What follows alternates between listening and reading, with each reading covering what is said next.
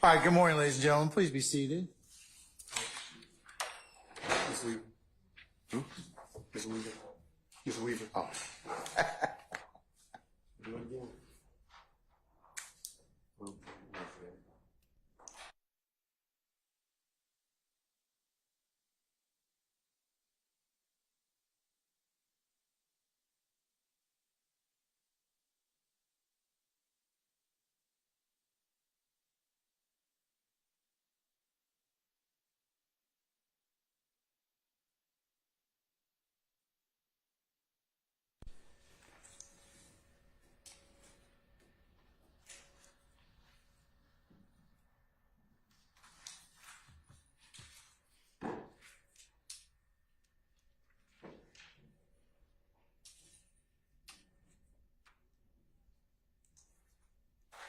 Christina, can you check?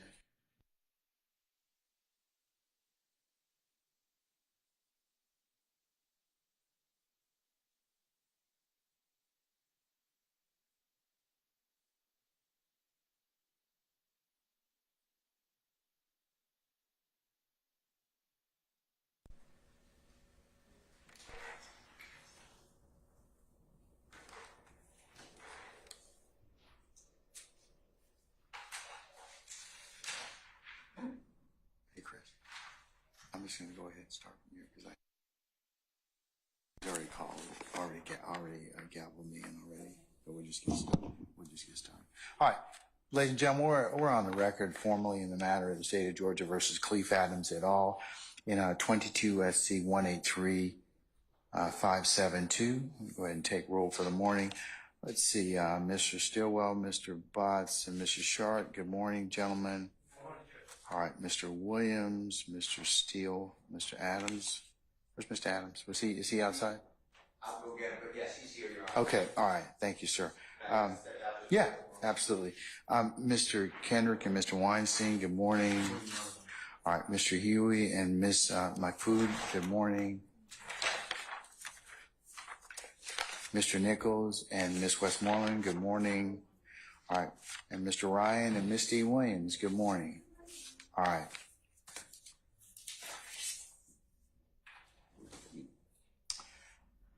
Okay, Mr. Yahelski, Miss Love, Miss Knight, Miss Love, Mr. Atkins, and Mr. Brown, good morning. Good morning. Miss Hilton, is that you? Okay, all right. Okay, so Sergeant Brown, all our jurors here? Yes. Okay.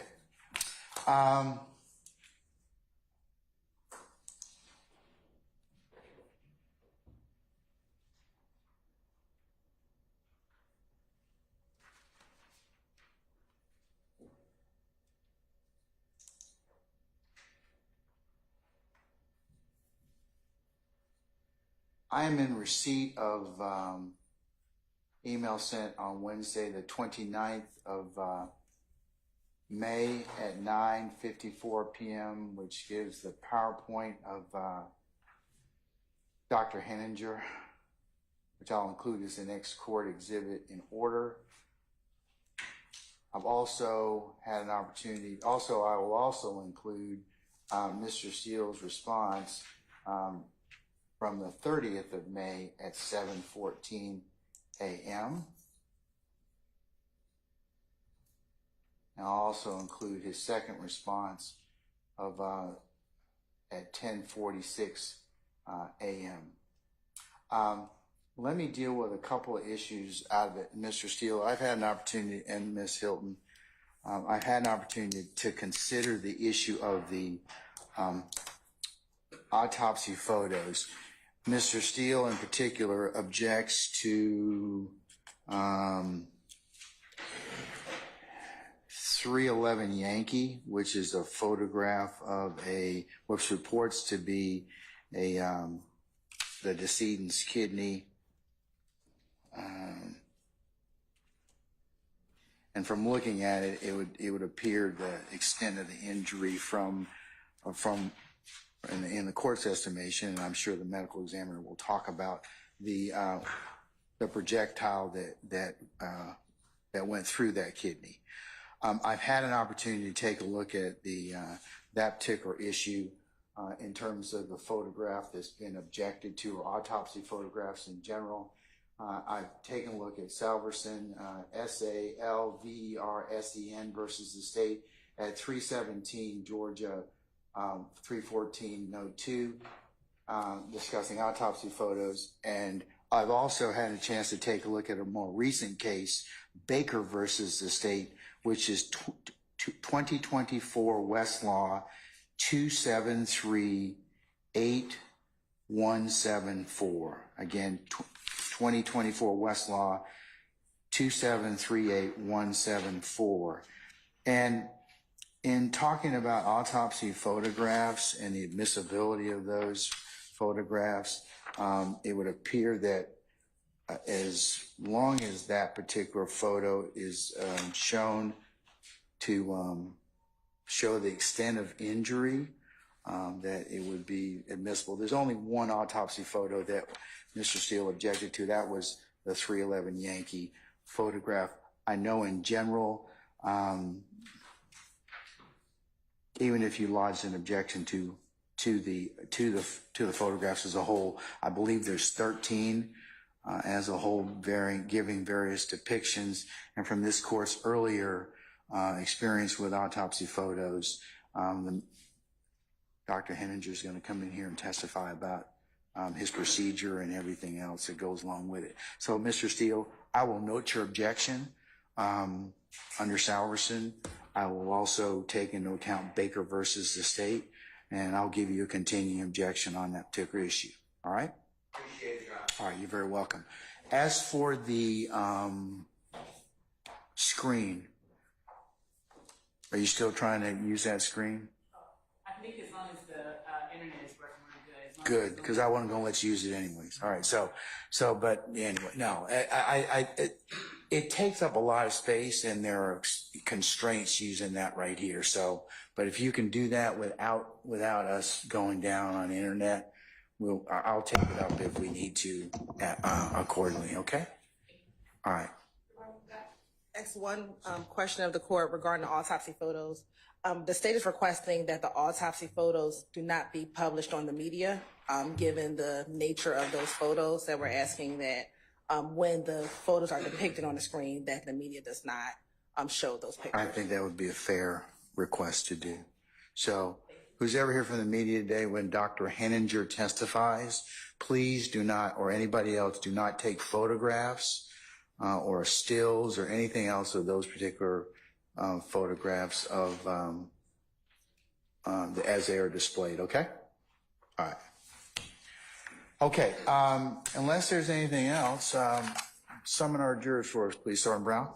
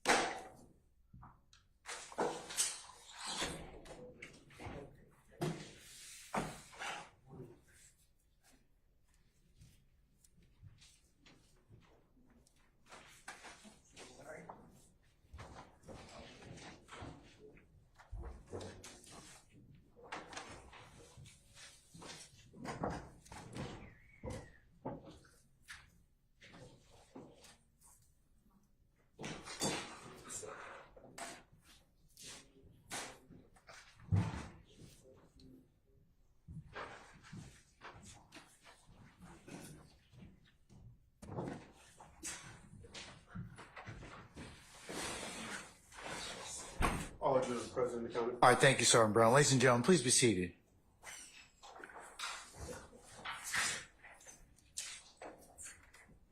Members of the jury, good morning. Good morning. Okay, all right. You sound kind of tepid. All right, so, but let's see if we can get some excitement.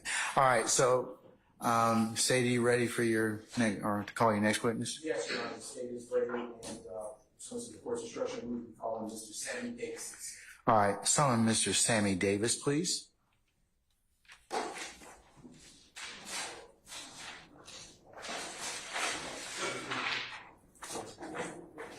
Mr. Davis, good morning, sir. Sir, if you could please approach the witness stand here. Once you get there, if you'd be so kind and turn and face Sergeant Brown and be sworn as a witness before you sit down, sir. Raise your right hand. Do you swear or affirm that the testimony and or statement you're about to give will be the truth, the whole truth, and nothing but the truth? Will. Have a seat. Give it justice to the microphone. State your first and last name with the spelling of both for the courts. All right. Sammy Davis, would be with S-A-M-M-Y, Davis, D-A-V-I-S. All right. Pull yourself up as close to the microphone as you can, Mr. Davis. All right. Wonderful. All right. All right, sir. Good morning, Mr. Davis. Good morning, sir. All right. Where are you from? I'm from Atlanta. Okay. And what part of Atlanta are you from? I'm really from the east side, but I was living on the west side for a substantial amount of years as well. Okay. So, I'm going to do something so that you can be heard clearly. All right. You can just take your time for Madam Court Reporter, as I'm trying to do today. All right. She would appreciate that. Okay. Where do you live today? I live on McDaniel Street. How old are you? I'm 59 years old, sir. You have any children? Yes, 42 and 43. And when you say 42, 43, is that their ages? Yes. What do you do for work? I detail cars and also park cars as well. Were you doing that type of work in 2015? Yes, sir. And how much were you charging to wash and park cars in 2015? $20 car. Still doing that price today? Yes, it all depends. It all depends what kind of car it is. The exotic car go up a little bit. I got you. Yeah. So where about would you wash cars at that time in 2015? I'll be right there in the parking lot right there by on McDaniel Street, right by the barber shop. Next time to the barber. Okay. And when you say the barbershop, what barbershops are you talking I'm talking about unlimited and A&M. I'm gonna approach you with some water. I hear you need to clear your throat. All right. I'll give you a second. You want to take a sip? I'm all right. All right. All right. I'm going to publish for your viewing State's Exhibit 293 Yankee.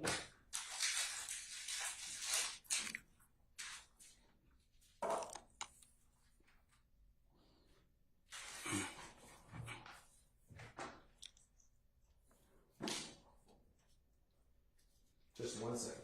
Right.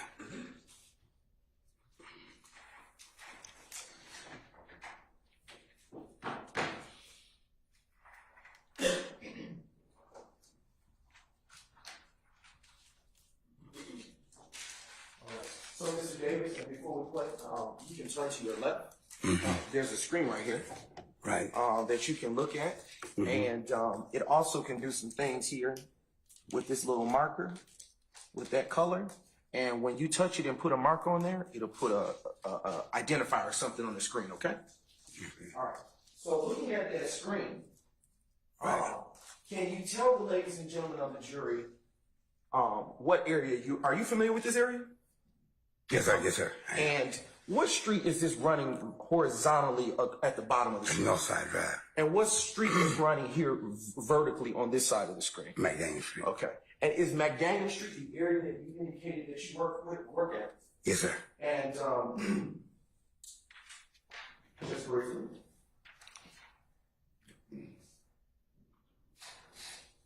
And in 2015, did you live in any apartments in Edmonton City? Yes, I stayed in Castleberry. Okay. And did you stay alone or with someone? My sister, Okay. What's her name? Sabrina. All right. She still live over there? Yes, sir. And do you still visit her from time to time? Yes, sir. Looking at this screen that's in front of you, if you would be as kind, are you familiar with the Texaco over there? Yes, sir. If you see the Texaco on the screen at this time, would you put an X there using your finger on the screen? Right here. Okay. All right. And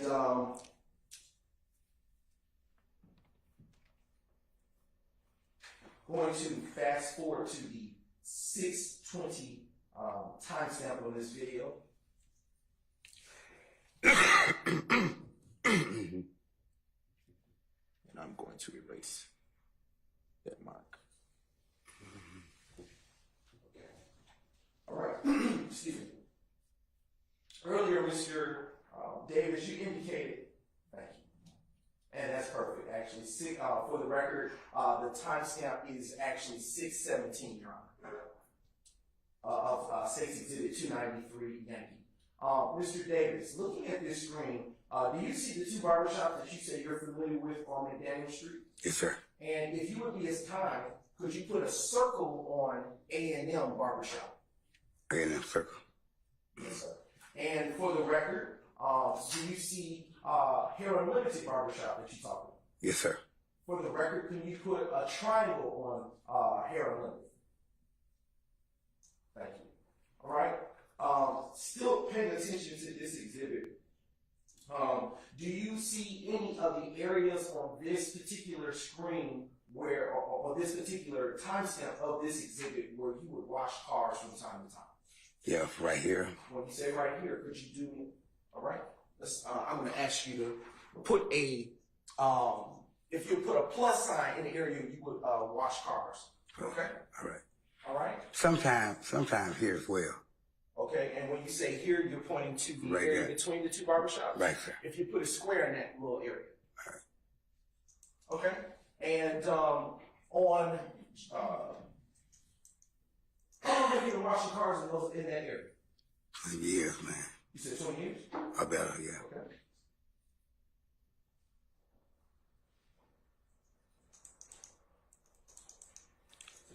Do you remember washing any cars on January 10, 2015? Yes. Okay. And I'm going to clear this screen for a second. Mm-hmm. All right.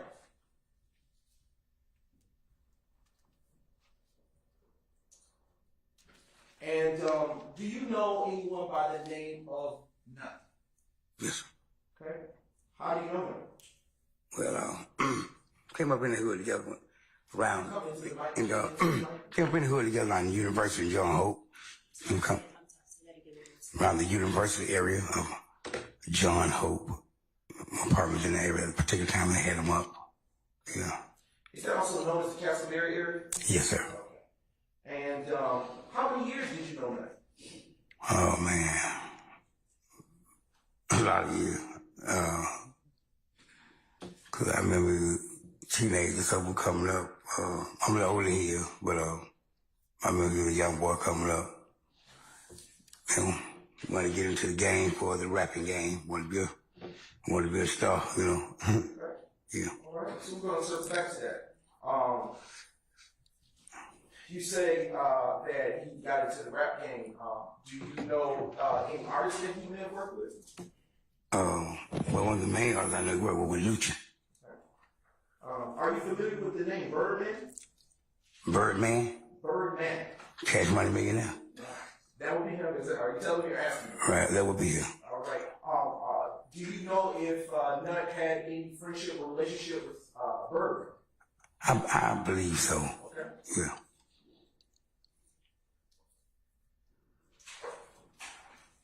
Have you ever personally observed? Have you ever personally observed Lucci with Nut? Yeah. Okay. Whereabout would you have noticed him? I know when we came to the barbershop together. When you say the barbershop, which one are you talking about? On Hair Unlimited. Okay, here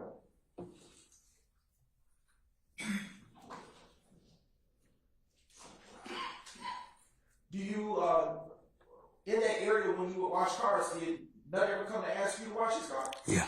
All right. Did you? Yeah. How often would you wash his car? All right, every other day. Every day, either every other day. All right.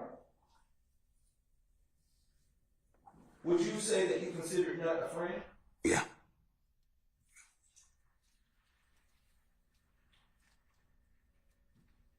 On the day of January 10th, yes, please.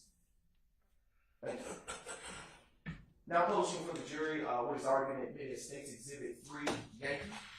And you can turn to the screen again to your left to look at what is being published, Mr. Davis. Right. Do you recognize the person in that photo? Yeah. Who was in that photo? That. I'm sorry? That. Okay. Yeah. And would Nut pay you for detailing his car? Yeah. And how often, excuse me, how much would he pay?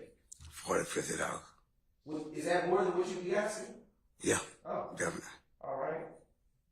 And would you wash it in the area? Let me ask you this: where would you normally detail this car? I would normally do the car right there in between AM and Hair Unlimited. Between the two barbershops. Understood. And do you recall if you may have? Do you recall if you seen him on January 10th, 2015? Yeah, someone. Did you on January 10th, 2015 at all wash his car that day? Yeah. All right. Do you know about what time he may have washed his car? I can't really recollect on the time. But it was still daylight. Oh, go ahead. Go ahead. I can't really recollect on the time, but it was still daylight. Okay. Was the sun all the way up, or was it starting to come down? It started to come down.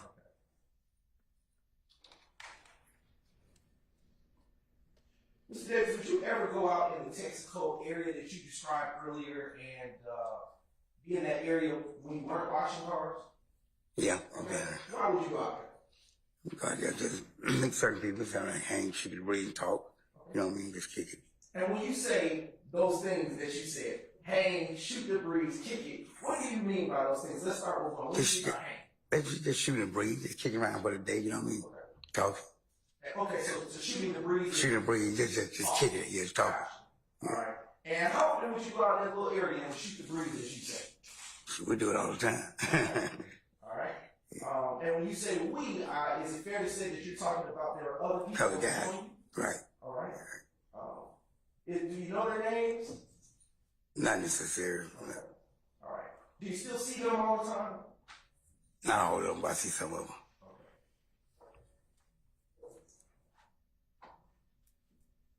On January 10, 2015, before you washed Nutt's car, were you hanging around and shooting the breeze with those gentlemen, those persons that you described? Mm-hmm.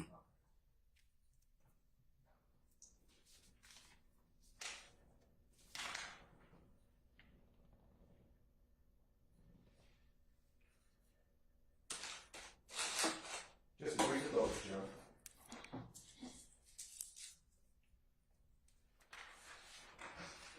If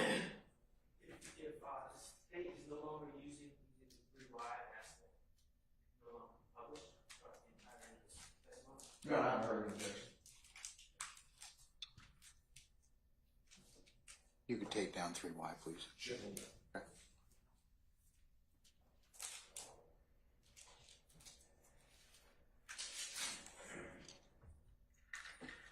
On the day of January 10th, 2015, was Nutt wearing the outfit that you saw in State's Exhibit 3Y that was just taken down? No, not that one. What do you recall him to have been wearing on that evening? Camouflage. Okay. What do you say, sir? Camouflage, y'all. So, Okay, yeah. all right. Okay.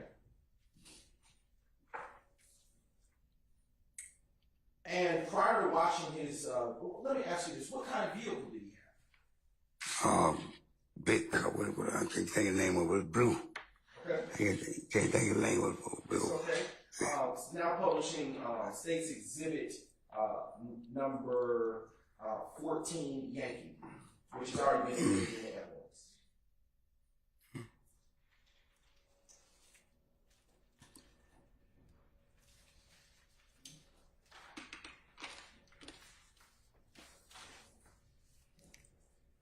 Do you see Nutt's vehicle in this picture? Right here. Yes, sir. And when you say right here, can you describe what you're pointing at? Blue, what is it? What kind of car is it, man? Is that a truck? It's a truck, though. So is it fair to say it's a blue truck? Right. Okay. All right.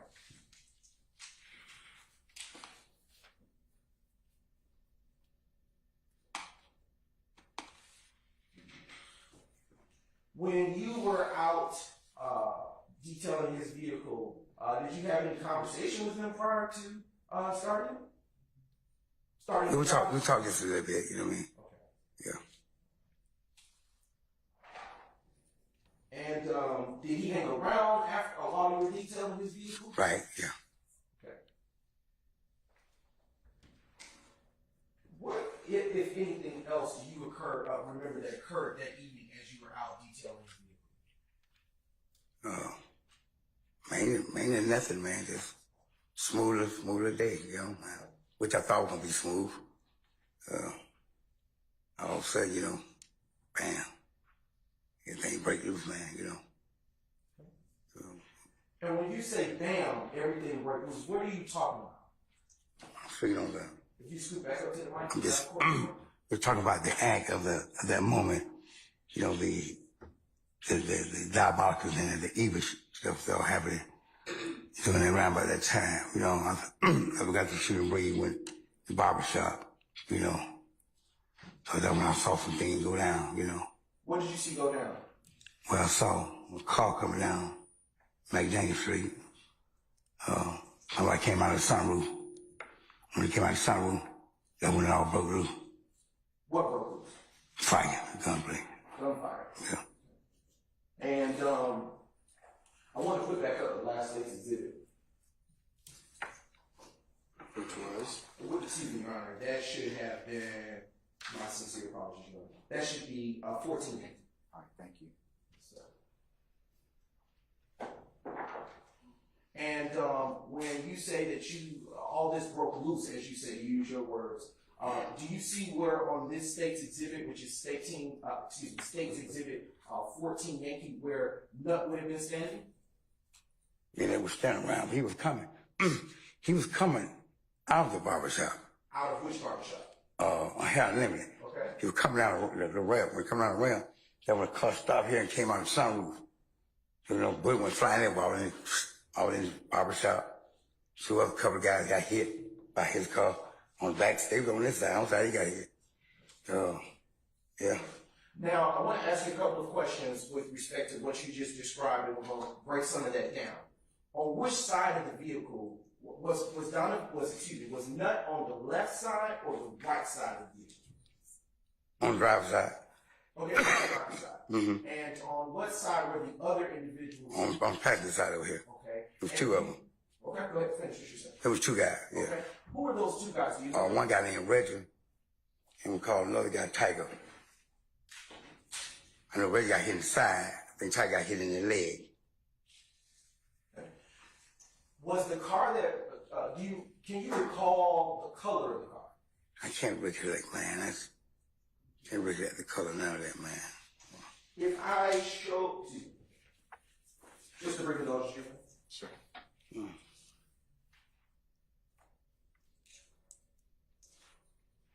Okay.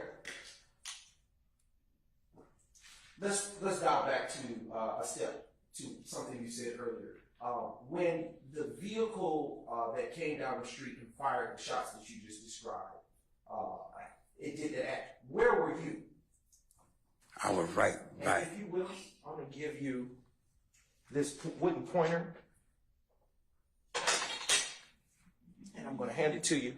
And if the court will allow, I'll ask Your Honor if he can step down just briefly to direct the jury with this pointer. He may step down and illustrate his testimony before the jury. I'm going to hand you this. All right. And I want you to be careful because there's a step here. And if you slide back. All right. Yes, sir. And you can come on down as the court has allowed. Okay. Yes, sir. Come on. Yes, sir. All right. And right here. Okay. Actually, it seems like you might need a step up. I want, with that pointer, can you please show the ladies and gentlemen of the jury where you were standing when Mr. Thomas was shot? I was standing right here by the back, the car back. I mean, not the car back, in Texas goes the back end when you clean. Okay. Back. All right. Right there. Next to it. Okay. And using the wooden pointer that you have, can you show the ladies and gentlemen of the jury where Mr. Thomas was standing? He's coming down. Okay. The barbershop, coming out of the barbershop down right here. Is it fair to say that he was at or near that fire hydrant that this wooden pointer is? Right. Okay. Right. And can you use that same wooden pointer now that you're up to point out where the other two individuals were that you say were shot that evening? On this side. Okay. All right. You may reclaim your seat. All right. But hold on to that wooden pointer. All right. We're going to use it again. All right. All right. I want to republish State's Exhibit 293 Yankee. And I want to move forward to the timestamp of 6 20.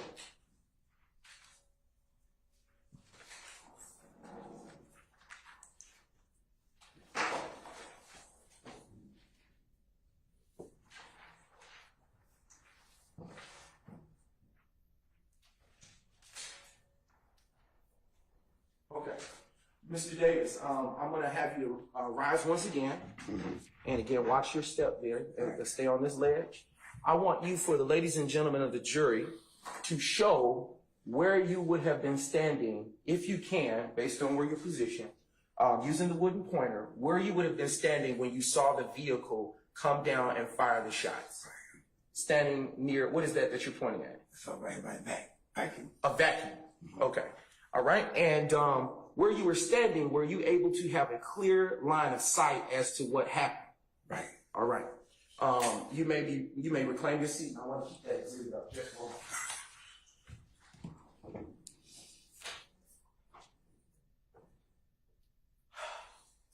Turning to the screen to your left. Do you see McDaniel Street? Yes. Okay.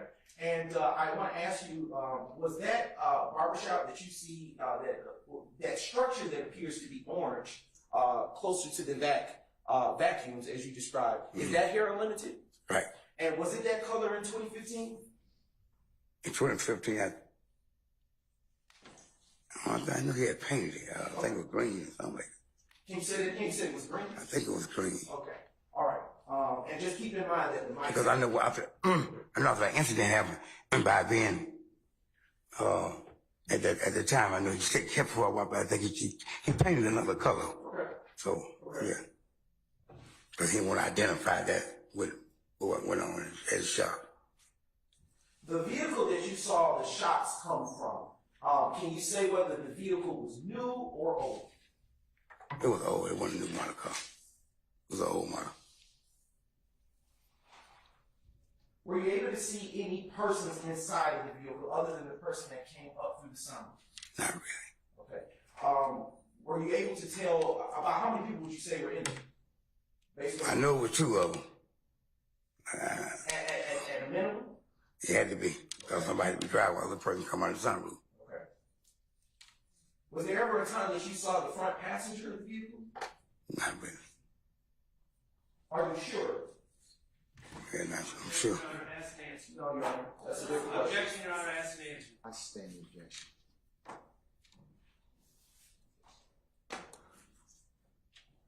This is the brief indulgence, Your Honor. I'm sorry.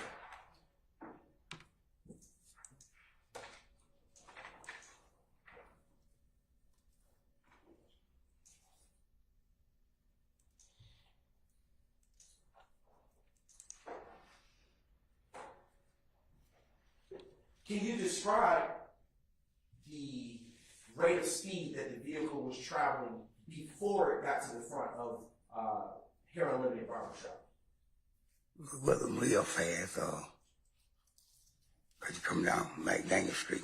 So, I mean, it was fast enough. It was like it was time. Okay. I'm going to take this back from you just for the time being and put it in front of you so you can be heard because it's kind of covering your mouth. Okay? Right. And during the shooting, did the vehicle stop? You had to stop right by the barber shop. Okay. And when you say the barbershop, are we still talking about Hair Unlimited? Right. Okay. And after was there a time that the shooting concluded? I just fired the shot and went on down McDaniel Street, hit a right on the other side drive. Okay. Excuse me, just a moment. Would you say this, how long would you say the shooting lasted? About a minute or so, because it kept about a good minute. You fired. When you say a minute, are you saying that as a way to say a few seconds or? Yeah, it was a little Wait. good. Mr. Davis, if there's an objection, just stop talking and let me rule on, okay? All right. I'm going to sustain the objection. That's the way you can rephrase it. Sure thing, Your Honor.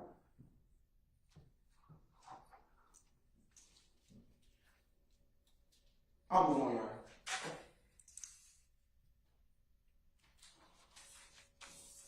What, if anything, did you do when those shots were being fired?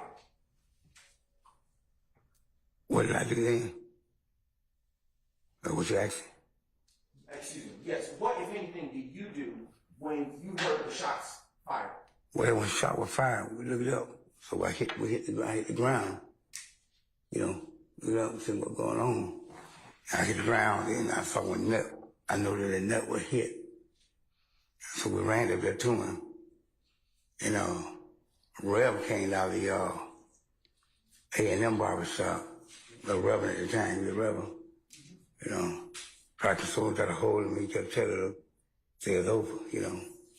Okay. Yeah. So who said it's over? Nothing. Okay. And when you say Rev, are you saying R-E-V? Yeah, Reverend, like a Reverend, yes, sir. Speaking of preacher. Yes, sir. At the time that you hit the ground, were there any other people that were still outside with you that hit the ground? Yeah, yes, sir. When you hit the ground, were you still able to see the vehicle that from where the shots came? Yeah. All right. And was there ever a time when it was on McDaniel Street that you lost sight of that vehicle? No. Were you able to see the vehicle from the start of the shots to the end of the shots? Yes, yeah. Okay. I see what hit to make that right on the outside drive. Okay.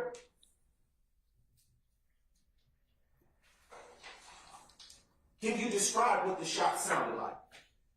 It was an assault rifle. Okay. And when you heard the shots, did it sound like it was more than one gun being fired? Yeah, it sounded like it. Right.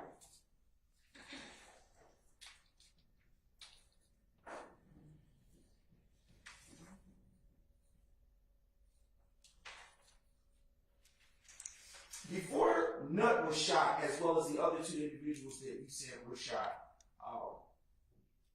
were you able to see what he was doing? I wasn't able to see what he was doing at the time.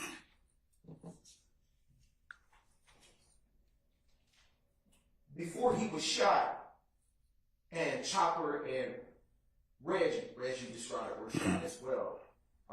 Were you still watching the car at that time? I was through with the car. I was finished. Okay. Had he already paid you? Right.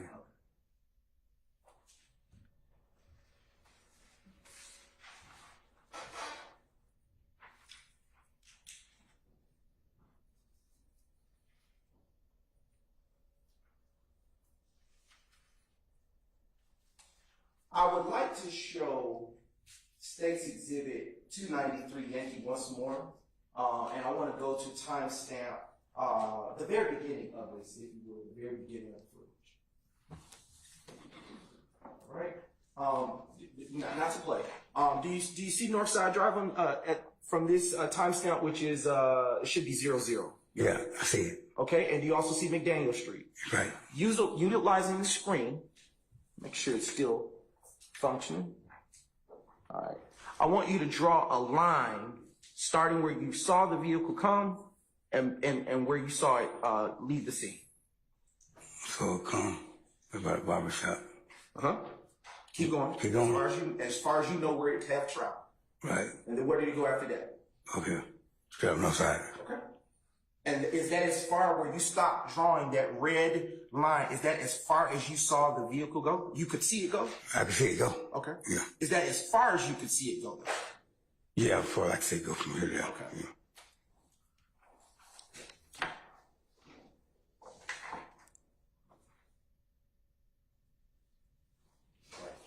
Did you ever get up from the ground after the shots were fired? Yeah. Okay. Let me ask you this. Did you ever see Nut fire a shot back? No. Okay. Did you ever see Reg fire a shot back? No. Did you ever see Chopper fire a shot back? No, sir. And is Reg and Chopper nicknames of the other two individuals that you knew at that time? Mm-hmm. That a yes, sir? Yes, sir. Okay, all right. After you got up off of the ground, did the other persons that you were shooting the breeze with that evening also get up off of the ground? Yes, sir. When they got home, where they went. Okay. Can you say that When they had gotten up, I don't know where they go. After you got up, where, if anywhere, did you go? Ran right into net. I ran right to him. Okay. Yeah. Now, when you ran to Nut, was Rev already there, or was he just in coming out? Rev was just coming out too. Okay. Mm-hmm. And out of what barbershop did Rev come out? A&M. Okay. Do you know if Rev was an employee there? He was an employee. Okay. Had you ever been in A&M to get your hair cut? Yes, sir. Okay. Who would cut your hair when you were going to A&M? Mr. George. Mr. George. Who is Mr. George? Oh man. I think Mr. George was in 1940 something, 30 something. Yeah. He had been in that long. Who was the owner in 2015 of A&M Barbershop? Mr. George. What was Mr. George's last name, if you know? I don't know the last name. Okay. When you got off of the ground and saw Rev come to nut, what if anything did you do when you got to nut? Well, I started talking to him. So I got there before Rev. So when I got there, then Rev came a couple of seconds after I came. Man, he just told me, he said it's over with. I said, what's it? He said we ain't gonna make it, you know. Okay. Yeah. Did you try to help Nut at any point? I mean, whatever help I could do, nothing I could really do, you know. Yeah, he said he was gone, you know. Did you get on the ground with Nut? Yeah. Okay. Did you touch him in any way? Right. What did you do when you touched him? They put my arms around him, you know.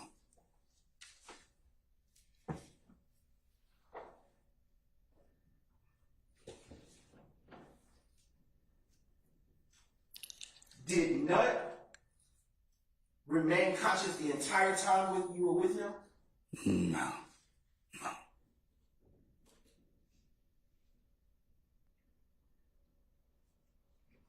Do you know if emergency services ever arrived to the crime scene?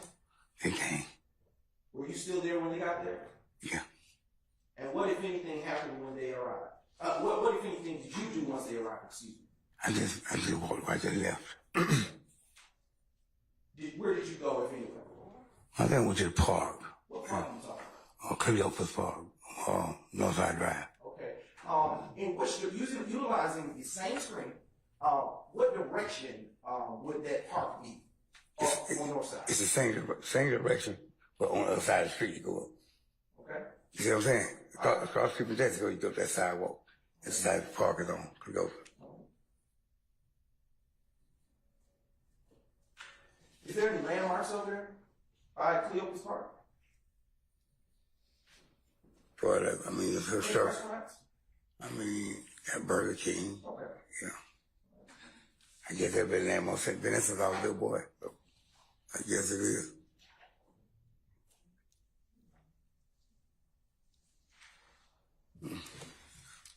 Just bring it on, Sean. Yes, sir.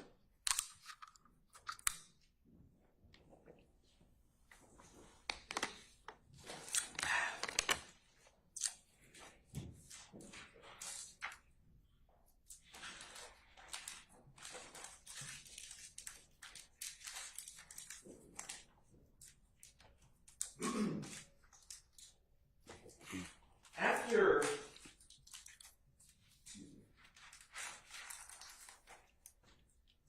did you ever go back over to that area of the McDaniel Northside Drive area to wash cars after that day?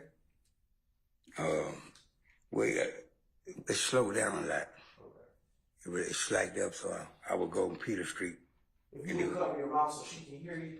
Yes. It slowed down over in that area, like when it went down, so I would go on Peter Street and still wash cars.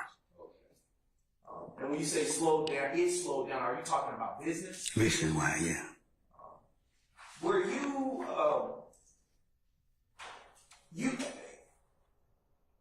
had anything like that happened in that area to your knowledge before while you were there?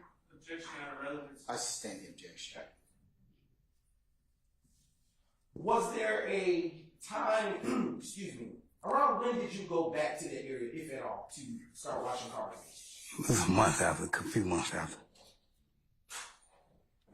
And like I said, things were slowing down, business started to slow down, really at both barbershops, because people didn't want to come over in that area, you know.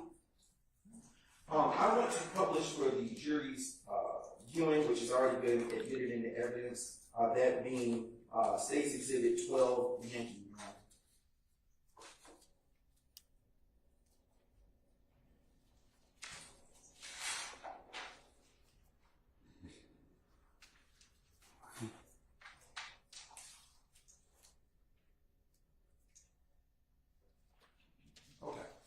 Mr. Davis, again, to your left is a screen showing the State's Exhibit 12Y. Utilizing this exhibit, can you tell the ladies and gentlemen of the jury if this was the area, in fact, where you washed the car, or did you wash it by vacuum? His car, this I washed it inside right here. Do you see any moisture or liquid on the ground? Mm-hmm. Is that from where you washed the vehicle? It could have been, I don't know. Okay. Did you do the inside and outside? Yes, sir. Okay, and is that your normal custom to do inside and outside? Yes, sir. And did did Nut have a nickname for you? It's short. You said Shorty? Yeah, short Sam. Yeah. Okay. And how did you get that nickname? He gave it to me. Okay. And why did he give you that nickname? Because I was short. Oh, sir.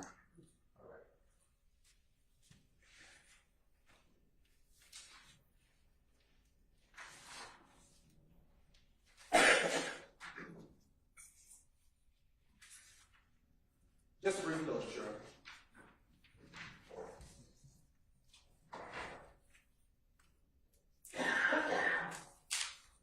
Okay. Do you remember ever speaking to law enforcement, specifically a Detective Thorpe, after this was all said and done? I don't remember it that fast, no. Do you recall speaking with law enforcement at all or being interviewed after this? Yeah. Okay. Do you know if a Detective Thorpe was in the room during those interviews? I don't know my name. Okay. All right. When you were interviewed by law enforcement, do you know if it was the same night or time later? No time later. Okay. About how much time later would you say it was? I don't know, weeks, months, something like that. A few weeks or a month. Is it fair to say it's years later? Probably, yeah. Okay. It's so long, man, you know. Where were you when you were interviewed by law enforcement years later? Or I think I was incarcerated, man.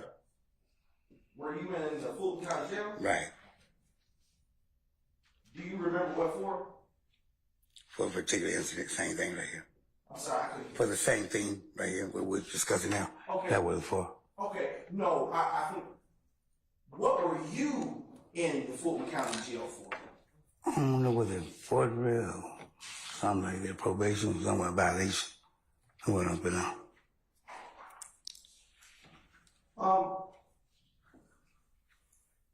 Did you speak to law enforcement willingly? Yes. Okay, all right. And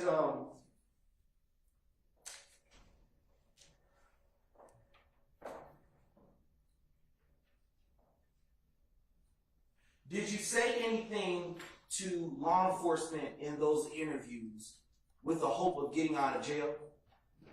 Objection. I stand the objection. Were you promised anything No, sir. by law enforcement? No, sir.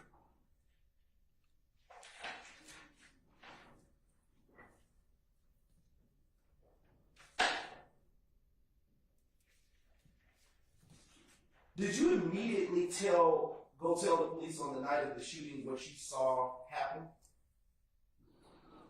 I think I did. I think I had to say something to police concerning that. Did your niece, do you have any nieces or nephews?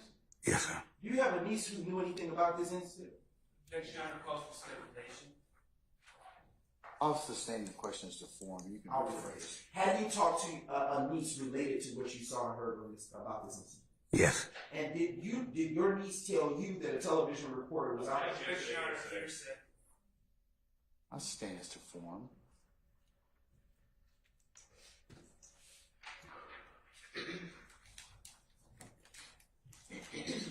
I have a few more questions for you, Mr. Davis. All right. And I am going to pivot back to State's Exhibit 293 Yankee.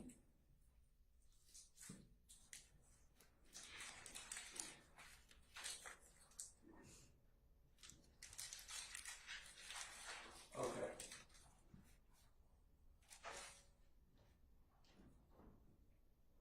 Okay. I am going to play for you State's Exhibit 293 Yankee, and I would ask for you to tell me to stop when you see the direction from which the vehicle that contained the shooters came from, okay? Mm-hmm. I'm gonna object to the ask and answer. Basis. I sustain the objection. All right.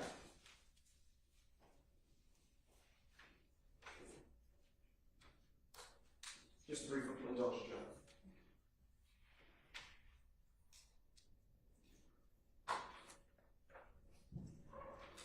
Just a brief.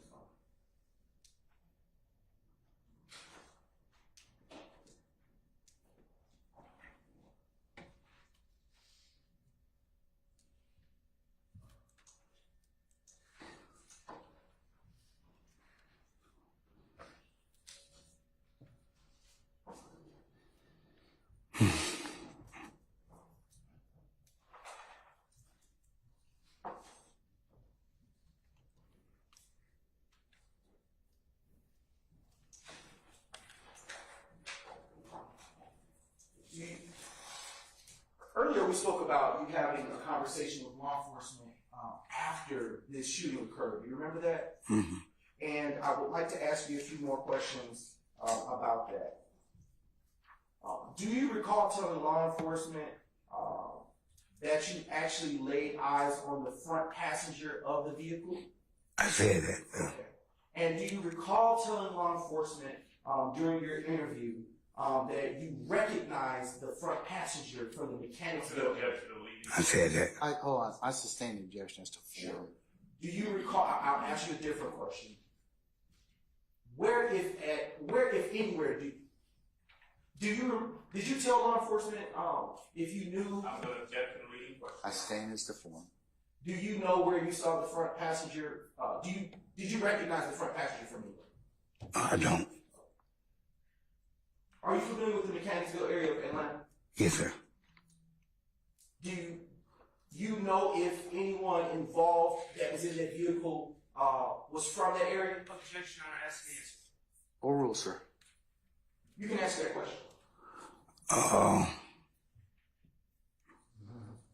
I know one guy from over there.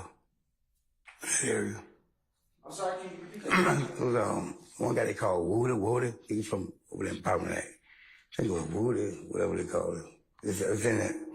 It's in it. Okay, Right. let me ask you a better question. Do you recall telling law enforcement that you knew? It's a different question now. I say it's still leading as to form, Mr. Brown. So figure out another way to ask the question. Your Honor, may we approach? Maybe who, what, when, where, why. Try that. May we approach, Your Honor? No. Maybe who, what, when, where, why. Ask the question. It's impeachment, Your Honor. Yes. Still.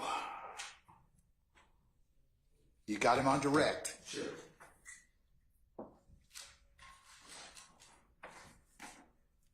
Who, if anyone, that you described in your interviews was from Mechanicsville? Woody. I got that name. It's Woody something.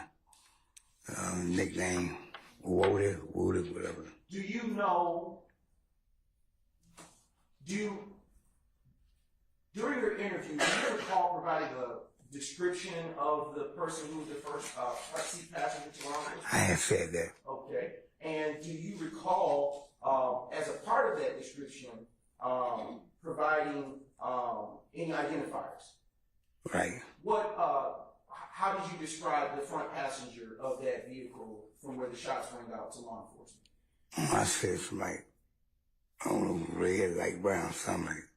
But at that time, I was going through so much, man, mentally. You know, I was just want anybody to get locked up, man, for doing it to my friends. So I wasn't in my right frame of mind at the particular time, man. Do you know what kind of? After the witness be allowed to finish his answer. All right. That's one of my right frame of mind at the particular. Hold on. Sir, did you complete your last response? Sir? Did you complete your last response? Yes, That's what you're going to say? No, that was it. All right. Okay. What hairstyle, if any, do you recall the front passenger of that vehicle from where the shots rang out had? I don't know, man. If I showed you a transcript of your interview from the day that you spoke with law enforcement. Would that refresh your recollection? Yes. All right. Just a brief, no problem. And I am going to approach defense counsel with a copy of the same. What exhibit are you, what are you gonna mark it as, sir? And just a brief indulgence, Your Honor.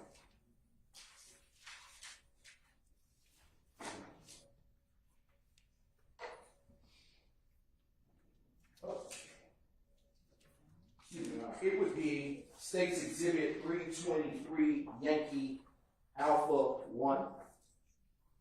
One more time, 323 Yankee Alpha 1. for identification.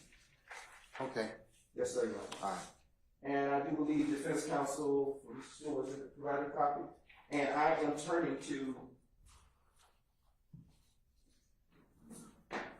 page 18. And I'm starting at line 21. Line 25. And I will stop, Your Honor, on page 19 at line 2.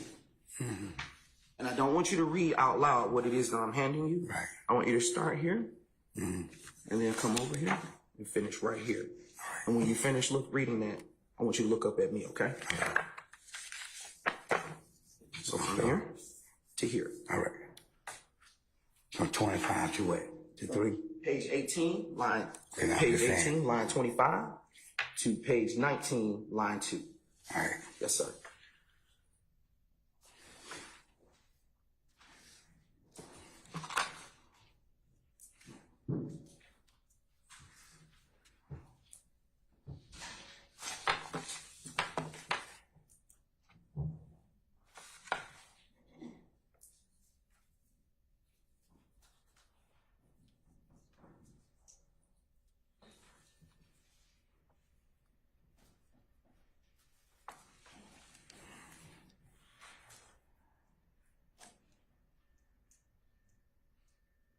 All right.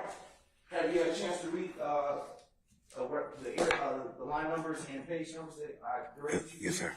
After reading those line numbers of page 18, 25, line 25, and page 19, lines 1 and 2, what do you recall having told law enforcement that the hairstyle of the front seat passenger was? It was dread.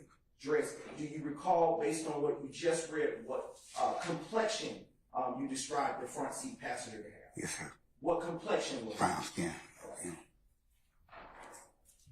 And I'm gonna just take this and close it because you can't read from it. Okay. All right. Brief indulgence.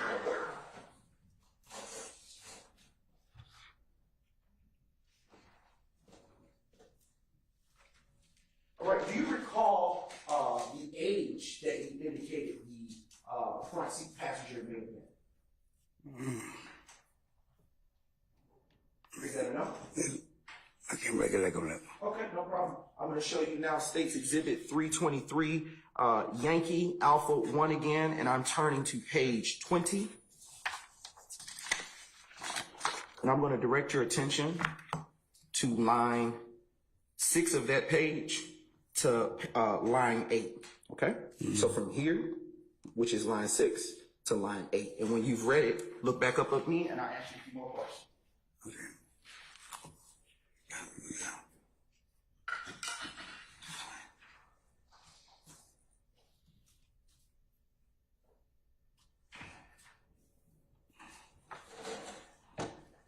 Okay, did you have a chance to fairly review that transcript? Okay, about how old did you tell law enforcement that the front seat passenger was? He's a young dude. Okay, looking at me. Right. Okay, you said he's a young dude? Right. About how old did you tell? About 20. Okay, all right. And do you recall about how tall you would have thought he was? Is that a no? Yes or no? Okay, I'm now approaching you again and directing your attention on State's Exhibit 323 Yankee Alpha 1, and I am showing you line 23 of page 20.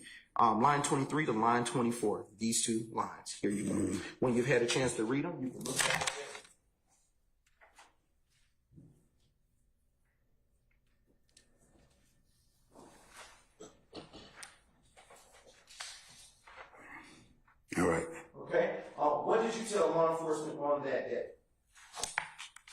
his height? By 5'8", 5'9". Okay, I want you to look back up at me. And so, do you recall if that front seat passenger had any facial hair? Looking at me. No. Okay. You don't recall? I'm now approaching you again to show you States Exhibit 323 Yankee Alpha 1, and I am directing your attention to page 21 of that same exhibit, lines 2 through 3.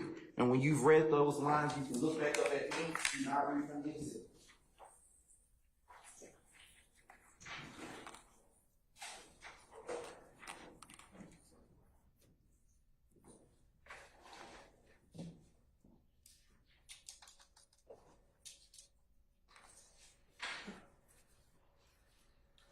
All right.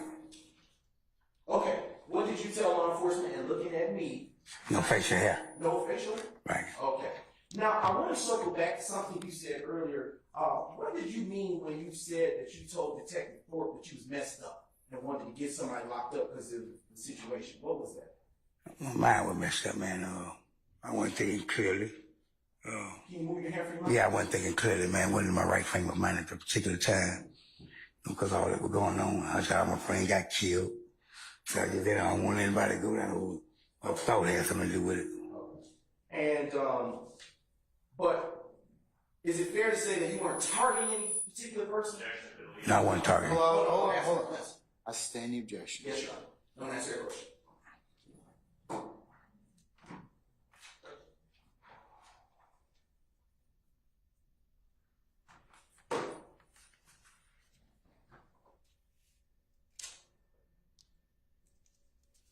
Brief indulgence, Your Honor. Were you targeting any particular person that day? No, not really.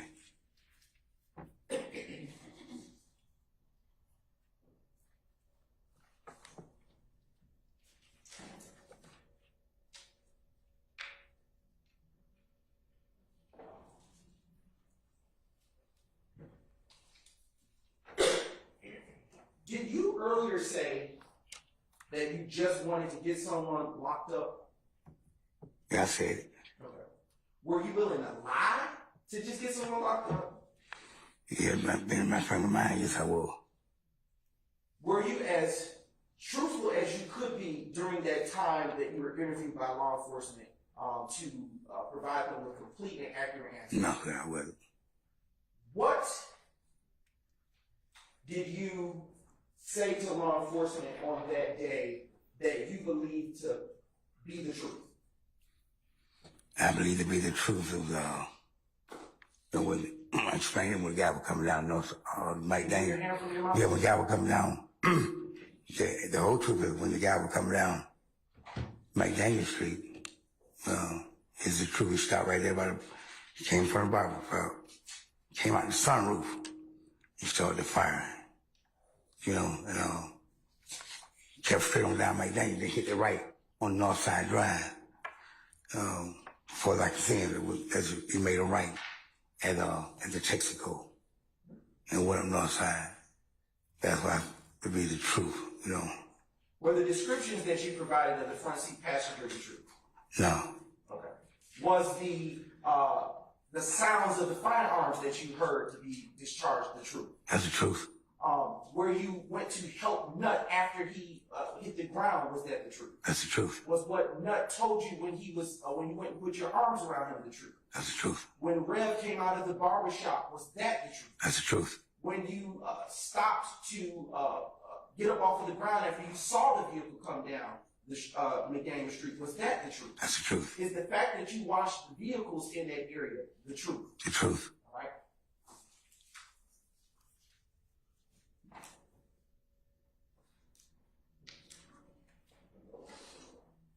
When you talked to the detectives, was I in the room? No, sir. Okay. When you talked to law enforcement, were these jurors in the room? No. Okay. Were any of the defendants on this case inside the room? Hold on. I stand the objection.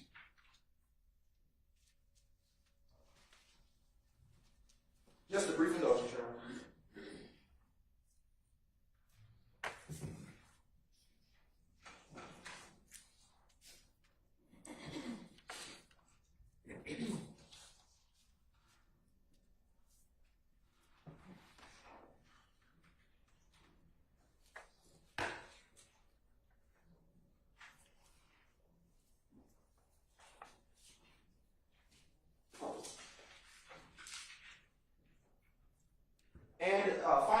Mr. Davis, is what you have told the jury, ladies and gentlemen of the jury today.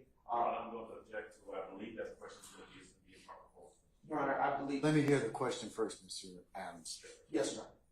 Is what you have told the ladies and gentlemen of the jury today, to the best of your recollection, accurate and true? Yes, I'm sir. going to object, Your Honor.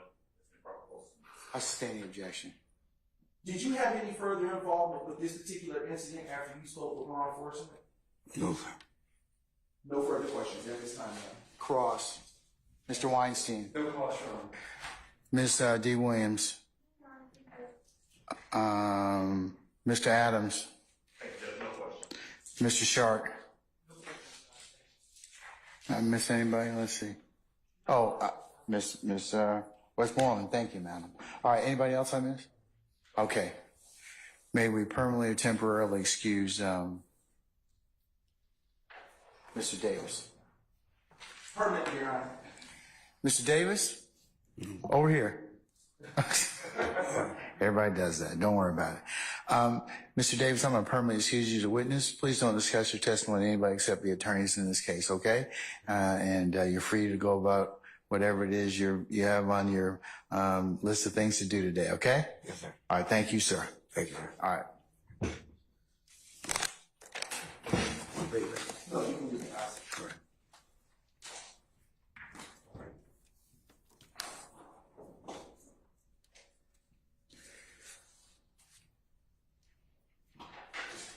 Ladies and gentlemen, you good? Okay. All right. Call your next witness. Sorry, Your Honor. We have a brief conflict. I didn't ask you. I asked them. That was not the code for you to get up and interrupt these proceedings. Taking one for the team, Your Honor. Okay, all right. We'll take 10 minutes, okay? All right, we'll be in recess 10 minutes. All rise.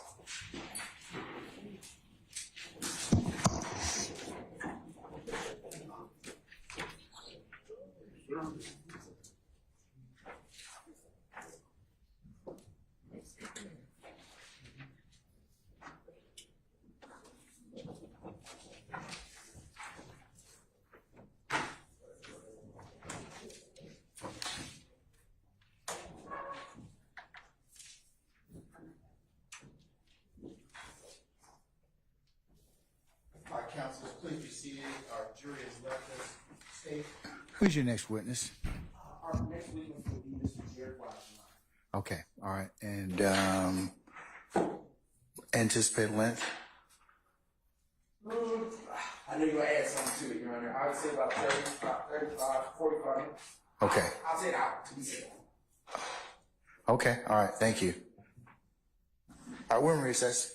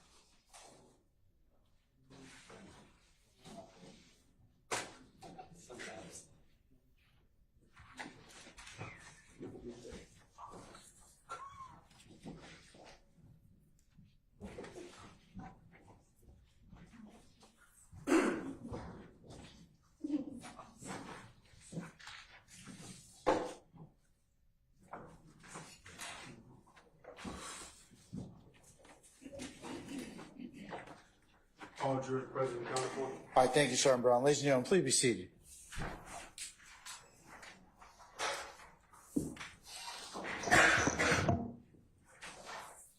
All right, State, call your next witness. Your Honor, at this time, the state now calls to the stand Mr. Derek Wise. All right, summon Mr. Wise, please.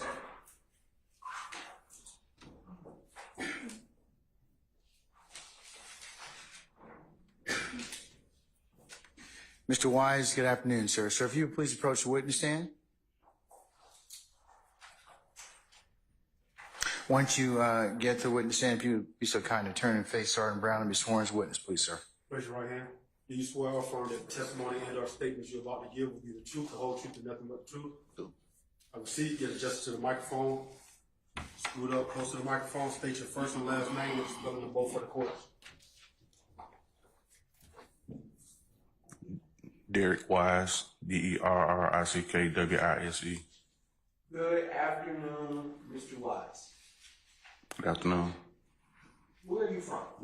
Atlanta, What part of Atlanta? West Side.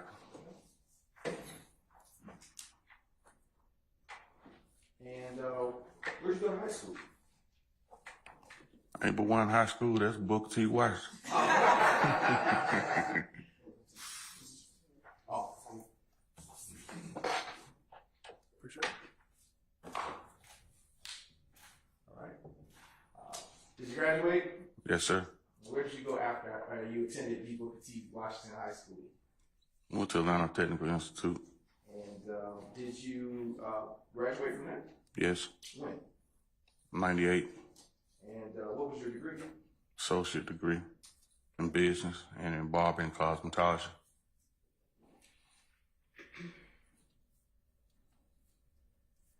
Are you currently employed? Yes. What do you do? I'm a barber full time. And where do you work? A&M Barbershop, And where is that barbershop located? 338 McDaniel, Atlanta, Georgia.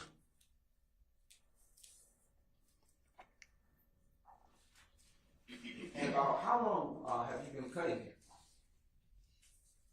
Probably 30 years. Non-stop? Non-stop. And how long have you been cutting at A&M Barbershop? 26 years. How did you get your job at A&M Barbershop?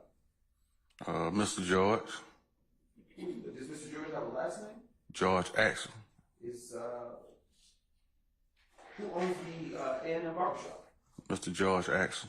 Is he still with us today? No, he's deceased. Okay. And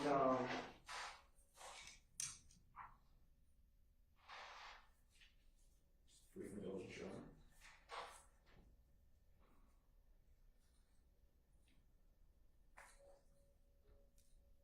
Now showing you State's Exhibit 6 Yankee.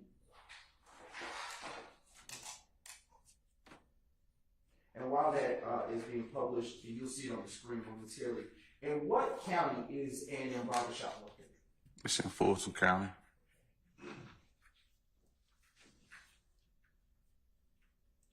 Okay, to your left, there's a screen. And if you would be as kind to now show you what this screen can do. It's a smart screen. You can press these and you can draw anywhere on it and it'll put a mark on the screen, okay? Can you please put an X next to A&M Barbershop if you see it?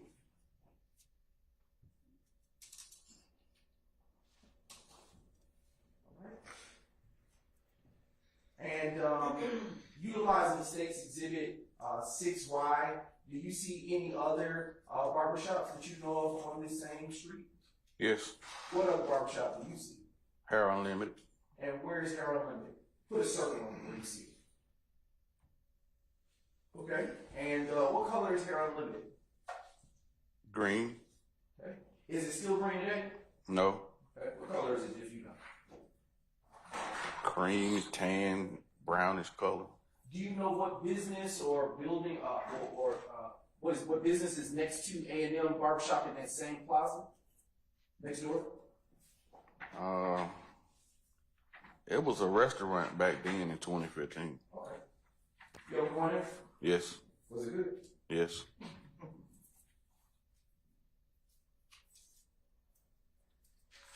And what are your hours at A&M Barbershop? Now and then, Well, both. What was it in 2015, that is? probably from 8 to 8. Now, 9 to 6:30, something like that. Is that Monday through Friday? Monday or through- work all day? Oh, Monday through Saturday, closed on Sunday. Always been closed on Sunday and holidays. is there anything special about A&M Barbershop, Mr. Orton? Yes. Tell the jury, please. Mr. George Axel, I think he was the oldest barber. He was the number 2 barber in Georgia. It's the oldest barbershop in Atlanta. It's just like the country club. And when you say it's like the country club, what do you mean? I mean, it's like everybody come there from all walks, all through the years. We're right in the AUC Center, so anybody has came through A&M Barbershop. Are there, excuse me, are there any buildings or structures on the opposite side of where A&M Barbershop is located? Yes, Okay, what do you know that area to be located with? What buildings or structures do you know? like across the street, Yes, sir. some apartments. Okay. And earlier you said that Mr. George was the number 2 barber in Atlanta. What did you mean by that? I mean, he was the oldest barber. Okay. He was the first barber ever to get his barber license. Okay. He was number 2. Wow. Was he respected for that reason? Mr. George respected for a lot of stuff. Okay. The whole community. Did he cut hair in that barbershop as well, or did he just have it as a business that he ran? Both. All right, and if you would turn around from the and face, the jury. I'm sorry, you keep looking at the screen. When you said AUC earlier, what do you know the AUC to be? Atlanta University Center. Is that where Morehouse College is located? Spelman, Morehouse, Clark. Okay. All right. Do you know Morris Brown to be over there as well? Morris Brown. Now.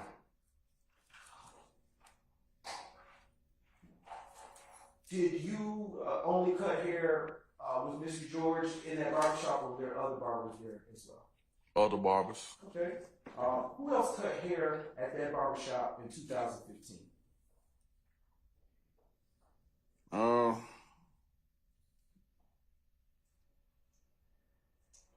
Me, Reverend Foster, Mr. George, Twan, Carlos, haircut.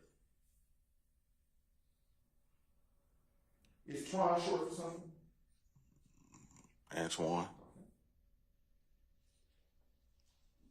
And do you have a particular chair that you cut hair from inside that barbershop? Yes. Where's your chair? Number 1 chair, the first chair. And when you say number 1 chair, is that closer or further from the front window that we're looking at on the screen of A&M Barbershop? As soon as you come in, the first chair.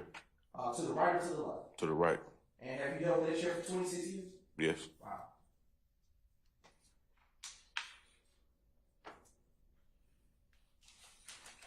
Do you know in 2015 the location of the other barbers in terms of where they cut hair in that, the order, I should say, from where you sat, where they all cut hair? Yes. Okay, can you tell the ladies and gentlemen of the jury what that order was? I'm in chair number 1. Twan is in chair number 2. Mr. George in chair number 3. Carlos in chair number 4. Reverend Foster in chair number 5. And haircut in chair number 6. And you said number 6 is who? Haircut. Oh, is that a nickname? That's the name they gave him. Okay. Did you ever know Haircut's real name? Ray. Ray. Yes. All right. Do any of those those persons still cut hair at the barbershop today? Yes. Who still cuts hair at the barbershop today? Me, Twan, and Carlos. Are the other chairs empty? Yes. Okay. Is Mr. George's chair occupied? No, it's like a memorial. Is that barbershop a historic landmark? Yes, it is. Who owns it today now that Mr. George has transitioned? The Action family. Kids. How many children did Mr. George have? 6.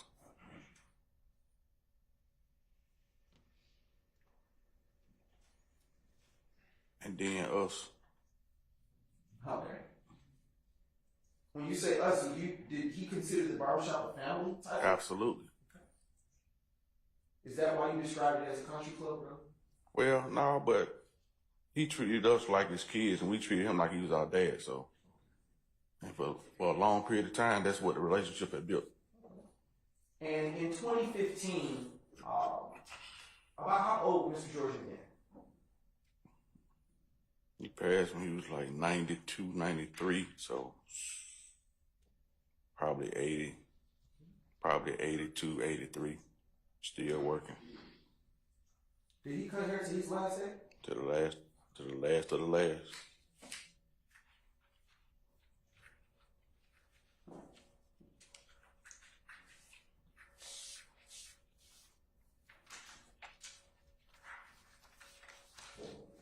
Is the order in which that you described the barbershop, well, let me ask you this, present day, how is the order of those that remain that cut hair in the barbershop? What chairs do they occupy?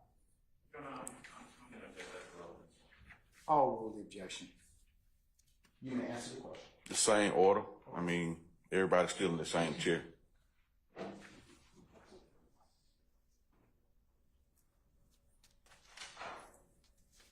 Do you recall working on January 10th, 2015? Yes, At what time did you go into work that day? probably 8:30, 9 o'clock. And what other barbers, if any, were working that day?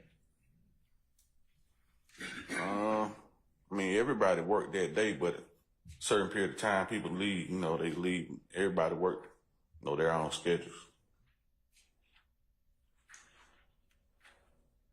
And were there a lot of patrons in the shop that day? Yes. And I'm now showing you a picture, an exhibit 3 Yankee. Oh, let me clear the screen for you. I forgot. And you can do that with either the box after you draw the trash bin. On the screen.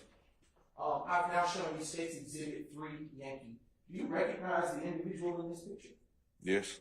And how do you recognize the individual in this picture? One of our customers. And do you know his name? Nut. And how long had you known Nut? Not that long. I mean, he come in and get his hair cut. Him and whoever else he got with him. Was it frequent that he would bring people with him? Yeah, pretty much often. Did they pay for their own haircuts? Well, they might have paid sometime for their own haircuts, but the majority of the time when he came in, he used to just pay for everybody's haircut in there. He tipped good too. I got you. When he came into the barbershop on January 10th, did he get his haircut that day? Yes. Who cut his hair? Mr. George. And was that his only barber? Mr. George? No, I've cut it before. Oh, okay. Yeah. All right. And was Mr. George the main barber? Yeah, pretty much, yeah. And do you recall around or about what time he came into the shop that day to get his haircut? It's getting dark. On that day? Yeah, that Did day. he bring anyone with him? Yes. And did he pay for any haircuts that day? Yes. About how many people do you think he paid for haircuts?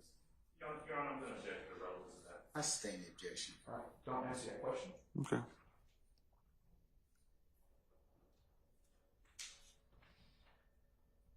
Can you describe Nuts' mood or demeanor that day that he came into the shop?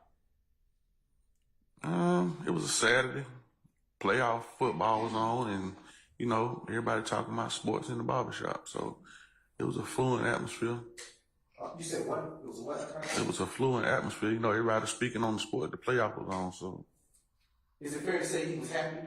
Yeah.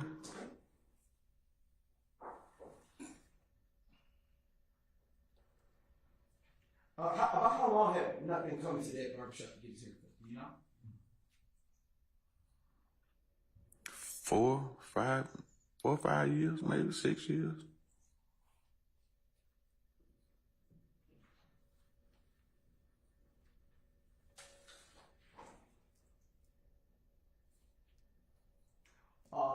Excuse me. After Mr. Thomas, after Nut, excuse me, got his haircut, what, if anything, did he do in the shop, to your knowledge? He paid for everybody's haircut that was in there. Is that it? He talked about sports a little more. Okay. Was there ever a time that he left outside that barbershop? Yes. Do you know where, if at all, that he went? It was about 7-ish. We were getting ready to close, so all the barbers, you know, pretty much cutting hair that was cutting. And Mr. George got through cutting Nut hair, and he got out the chair. So Mr. George, you know, he always do his little check before we get ready to close, go around and make sure things good. So he went outside to close the gate of the parking lot. He was like, who car's in the gate? So Nut car was parked inside the gate. So he pulled out the gate because we were getting ready to close, you know, not like instantly, but we were getting ready. So he pulled down to the next parking lot. I am going to now show you State's Exhibit 293 Yankee, and I'm going to go to the 6 minute and 20 seconds timestamp placement. And while that is being queued up, I want to ask you just a few questions about some of the things that you said for clarification. When you said that Mr. George was doing his checks, what do you mean by that? I mean, like at the end of the day, a barber sweep around, you know, check his chair, check his supplies, check the bathroom. But like I said, by being Mr. George's shop, you know, he just checking his perimeter, going outside, you know, looking at his other businesses, make sure everything good. And did you all normally close around that time on that day, on that Saturday? I mean, at the end of the day, when Mr. George say, I think it's about time to get out of here, everybody know what it is, you know, wrap it up. All right. And were there still patrons, plenty of patrons inside the barbershop? Yeah, but like I said, everybody was working to finish up what was in there. And I am going to ask if we could go back just a few seconds further, maybe to the 6 minute mark on State's Exhibit 293. Yes. Do you see, thank you. And for the record, Your Honor, to be sure, this is the 5 minute and 56 second timestamp on State's Exhibit 23 Yankee. My apologies for not clarifying. Mr. Wise, utilizing the same tool that I showed you on the side, it still should be going. Can you circle the lot that you knew to be adjacent that Mr. George was going to close, the gate that you described? So you should circle it. Yes, if you can circle it, or put an X, either one. All right, so you just placed a circle on State's Exhibit 293 Yankee. And is that lot to the left or to the right of A&M Barbershop? To the left. Okay, if I'm presuming that we're looking at this from this angle, directly at it, from facing the business, is that to the left or to the right? Oh, it's to the right. Okay. Yes. All right. And when that gate closed,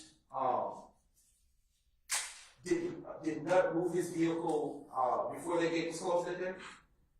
Yes. Okay. And can you, utilizing the same method that I showed you just a few seconds ago, can you place an X in the lot that he would have moved his truck outside of the gated area that you just placed a circle on the exhibit? Okay. All right. And is that area gated that you just placed the nets? No. Okay. Is the area that contains the gate that you placed the circle a part of the business that was owned by Mr. George? Say that again. I'll rephrase. Did Mr. George own or control the area where you placed the circle? Yes. Okay. Did Mr. George own or control the area where you placed the X? No. Okay.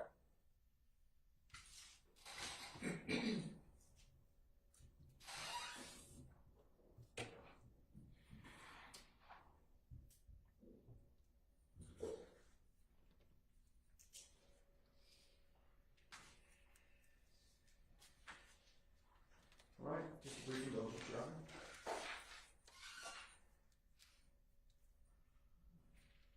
After Nutt moved his vehicle, did he ever return inside of A&M Barbershop?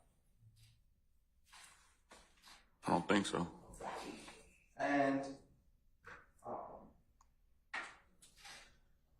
what, if anything, took place, to your knowledge, after Nutt moved his vehicle from the gated lot to the open parking space nearby, adjacent to A&M Barbershop? Once he moved his car, I cut a gentleman that was with him, and I got through with him. He got out the chair and he went out the door. But I don't know if it was somebody else that was with him getting a haircut at Hair Unlimited. See, a lot of time by the barbershop being so close and we friendly with each other, some patients go there, some people go, everybody know each other. So he got out my chair, he went out the door. And after that, it was all over with. I want to put a pin and come back to when you say it's all over with. You spoke earlier about Hair Unlimited Barbershop. Yes.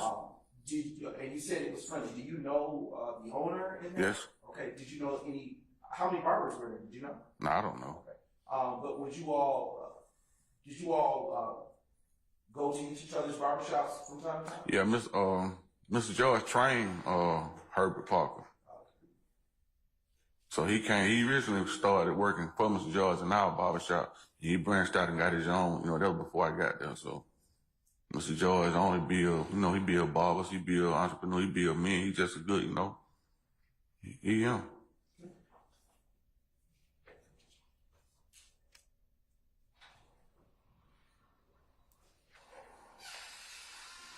You stated, that after he moved his vehicle, that it was all over. Can you describe and explain for the jurors today what it is that you mean by that?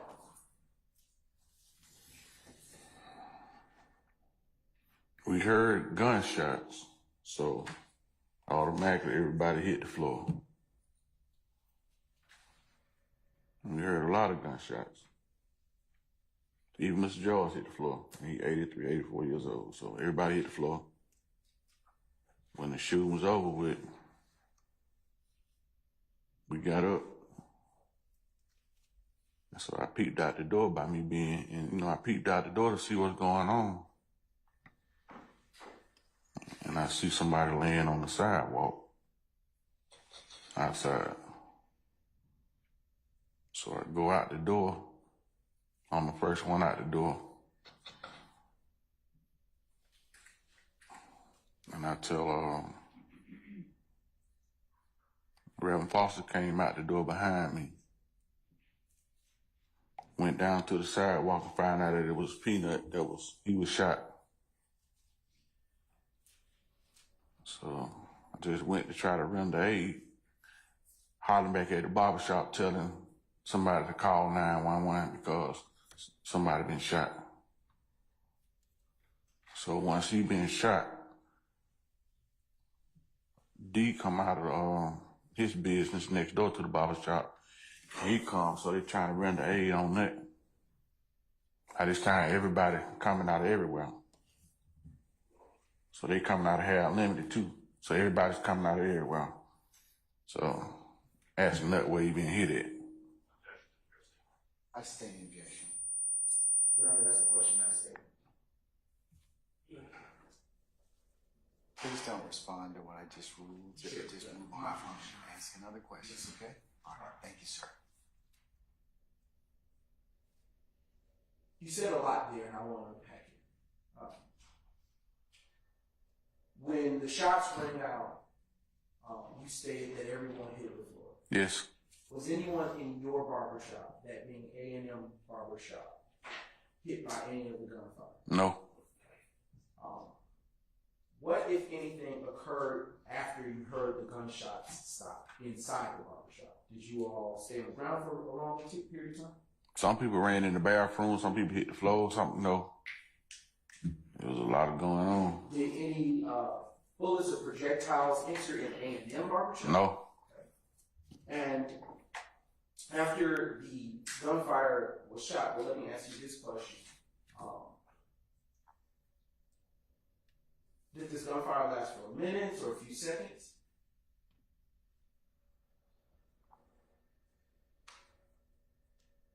In between minutes and seconds. No, it wasn't short and it wasn't long, but it happened. It was rapid. Do you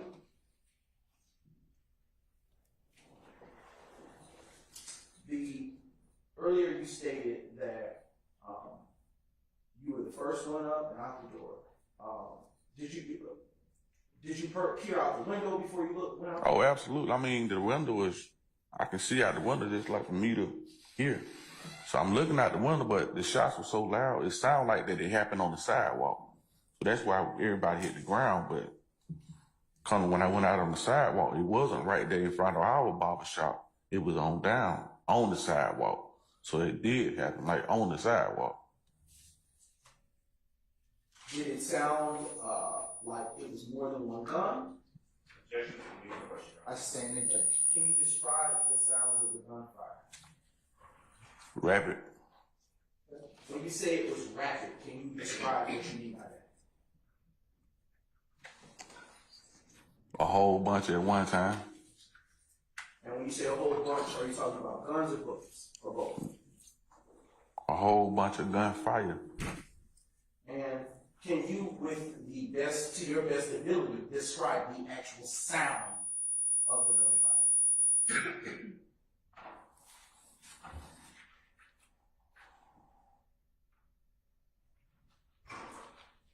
Da da da da da da. Boom boom boom da da da da. I mean,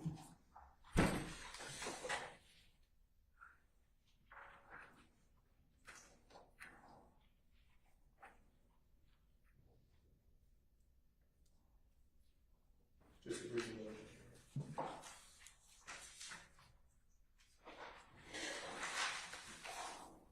When you got off of the ground and went outside,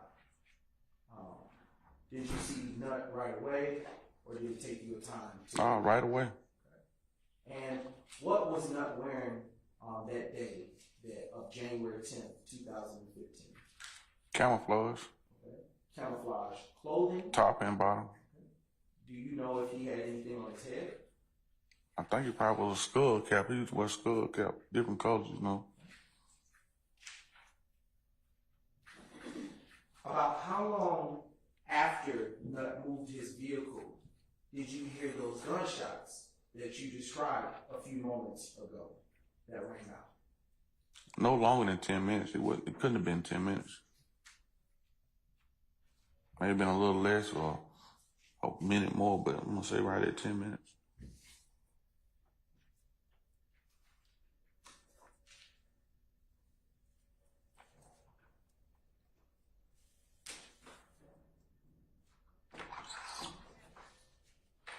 Are gunshots something you hear regularly on that Daniel Street block that you work at?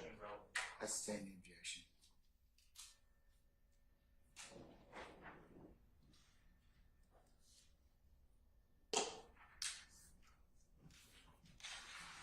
All right. Earlier you described that there were a few persons that, you said there were a lot of people that came to the area where after the gunshots had finished. Do you recall that part of your testimony? Yes. Amongst the people that had come to the area where that gunfire had been initiated, did you see anyone that you know by the name of Sammy? Yeah, Sammy's always around. Okay. And how did you know Sammy? I used to cut Sammy, Sammy brother-in-law hair, cut Sammy hair, cut all whole Sammy family hair. I mean, this community, we cut everybody hair. So I've been knowing Sammy, plus Sammy the Bulldog too. He's a Georgia Bulldog? No, Washington High. Okay. All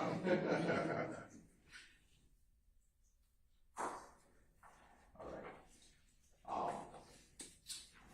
When you came to the area, well, let me ask you a few more questions about Mr. Sam. Where was he when you came outside? Well, I didn't see Sammy directly. Okay. I just seen the people that was on the ground. What do you know, Sammy? Do you know what kind of work Sammy did in that little area? Sammy's a detailer. Okay. Park cars. That's what he do. Wash cars and You have a detail park your car? yeah, Sammy wash them cars, not park, but wash cars all the time. You wash them cars. We have several guys that, you know, wash cars, so.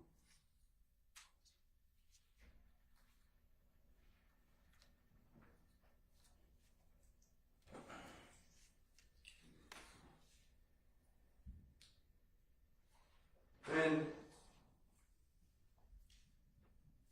you left the shop to go to the gunfire, let me ask you a better question. Did the gunfire sound like it was coming from down the street or right next to your shop? At the beginning? Yes, sir. At the beginning, it sounded like it was right outside the door. Okay. Is there a time after you say the beginning that it got a little more distant? Yes. Okay. Is it fair to say that it sounded like it was traveling down the Yes. Yes. Okay.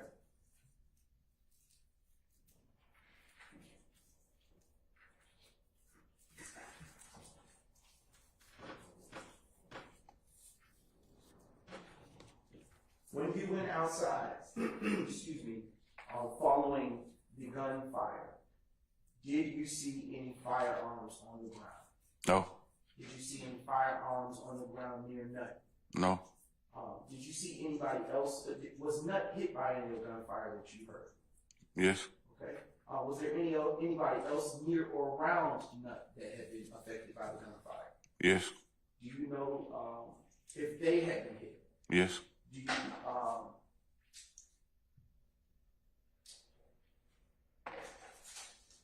when you went to where Nut was on the ground, do you know any landmarks or any things that may have been near the vicinity where he was located? He was laying on the sidewalk. Okay. I am now publishing for you State's Exhibit 14 Yankee.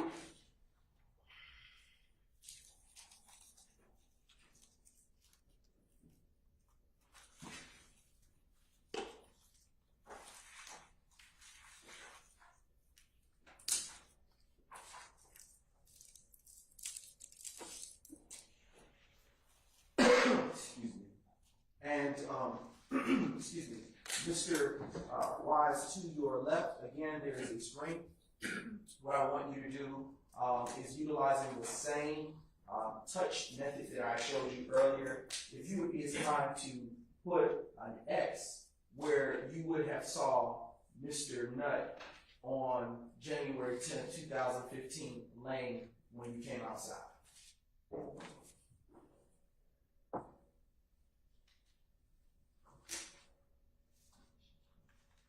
Did it touch? Oh, it didn't show up. Let me assist. Now it should. Okay. Just a brief motion.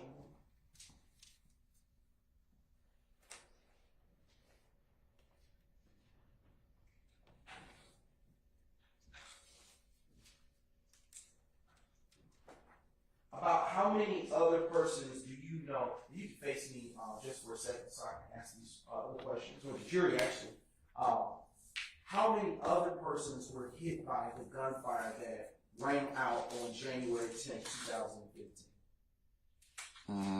That I could see at least two more. Do you know if they had any relationships in that? I mean, if they were standing by and they got to know him, you can't be around somebody you don't know. And utilizing this exhibit one more time, which is again State's Exhibit 14 Yankee, I would ask that you would put a circle and a triangle in the places that you would have seen them located when you came out and observed Mr. Nutt on the ground.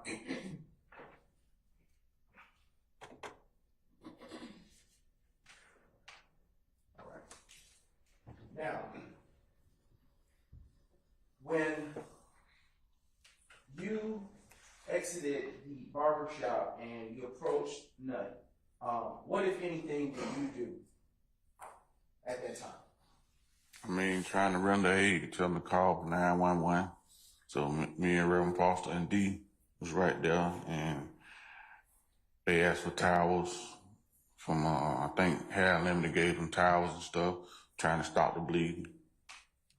Who was D? I don't know his real name. He owned the restaurant that's next door to the barber shop. Okay. And when you say the restaurant, I'm gonna show you a different exhibit. When you said the barber shop, which one are you talking about? Next door to A&M. Okay. You're talking about, are you speaking about Hair Unlimited that is on the screen in the green? No. Okay. It's a restaurant next door to A&M. Okay.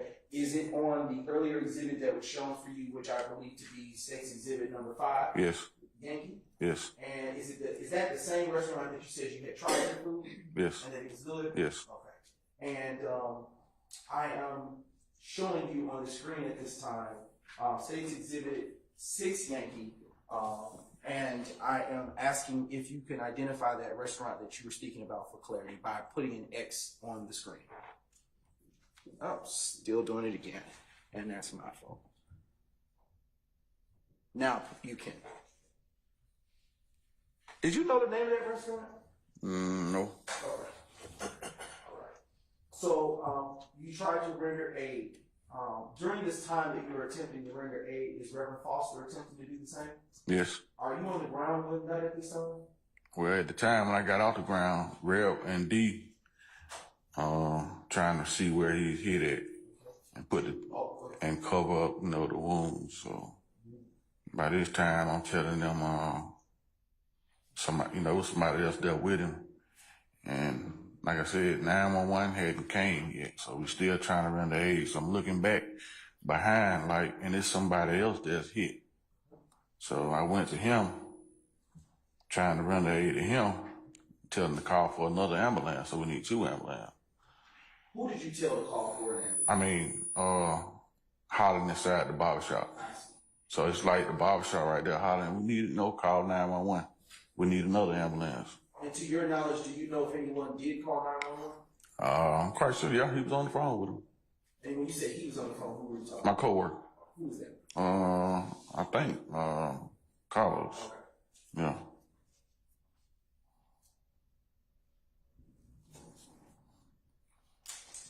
Now, I want to go back to a few things that you said. When you were rendering aid to Nutt, were you the only person rendering aid? No. Okay. At what point, at the point that you got up from Nutt and saw the other individuals that were hit by the gunfire, did Reverend Foster continue to render aid Yes. to Nutt? Reverend Foster and D. Okay. And at that point, well, prior to you getting up, do you recall, if anything, Nutt saying anything to you? Objection to your statement. Your Honor, it is. May we approach? I will speak the objection. All right, come on up.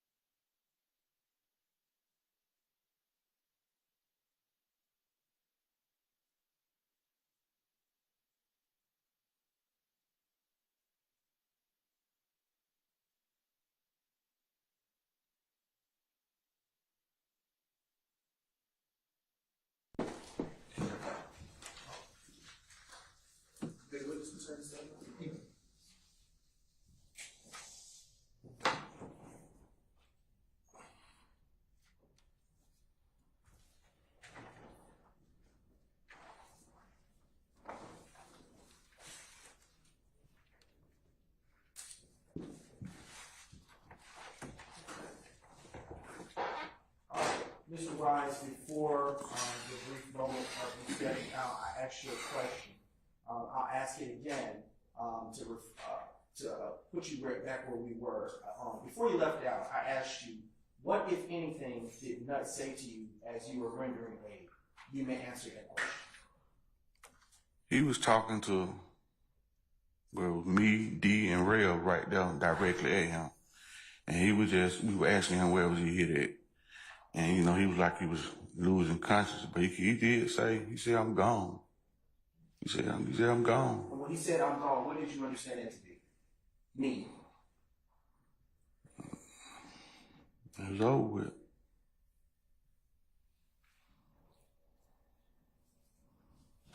But so that's when Reverend Foster, we was telling him to fight for his life. Right. That would be a person's situation. I'm over the objection. We was just telling him to fight for his life. Fight. Reverend Foster directly at him was telling him to fight. Because like I said, he's the pastor, you know. He was just telling him, you can, fight. You got something to live for, fight. Did you see where Nut was wounded? Yes. Where was he wounded?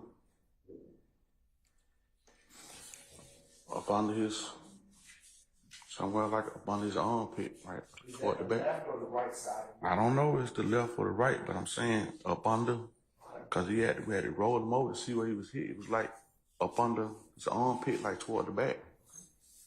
And that was just one of the places, but I don't know overall how many where he was hit at, but that was just the main one that I know that they tried to apply pressure to because that was the biggest one.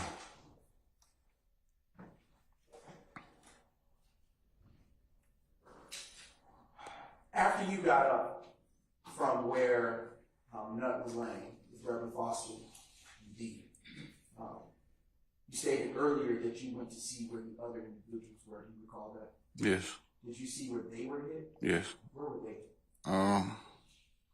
One of them was hit like in the stomach, and the other one was hit like in the leg.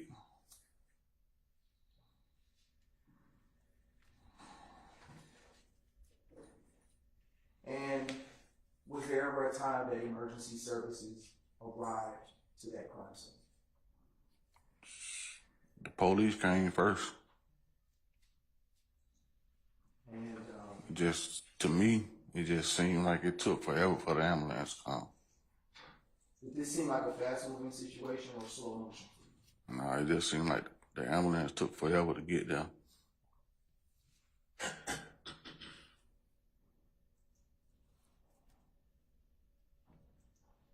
When the ambulance finally arrived, were you still in the area where Nut was laying on the ground? Well, by this time, like I said, the police the first one there, so they moving everybody back. And then, you know, trying to see which part is the crime scene, but I think they put up the yellow tape trying to keep people out of the crime scene. But when the ambulance did come, the first one came and they got Nut, they put him on the gurney. And then the police already was telling them that it was some more people that were shot. So they already had to call for some more paramedics. But I did, like I said, I seen it from the time we're trying to see it through, from the time they told us to go inside, because by this time, everybody was there, the police, the ambulance, and it was a fully involved crime scene. So they told everybody to go back inside their business so they can work the crime scene. And at the time that you were told to go back inside the business so they could work the crime scene, did you in fact go back into your Yes. business? And when you re-entered A&M Barbershop, is that correct? Yes. When you re-entered A&M Barbershop, what was happening inside, if anything? I mean, it was chaos. Just couldn't believe what had happened. At the time that you re-entered into A&M Barbershop, did anyone else inside there know that Nut had been hit? Everybody knew. I mean, everybody came out. So it's like, like when something happened, It's just like anywhere. Police come, everybody trying to see what's going on. What was the demeanor of the people that were inside?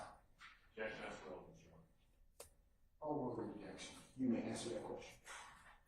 Everybody was stunned and shocked that, that we just got through serving these customers and then this happened.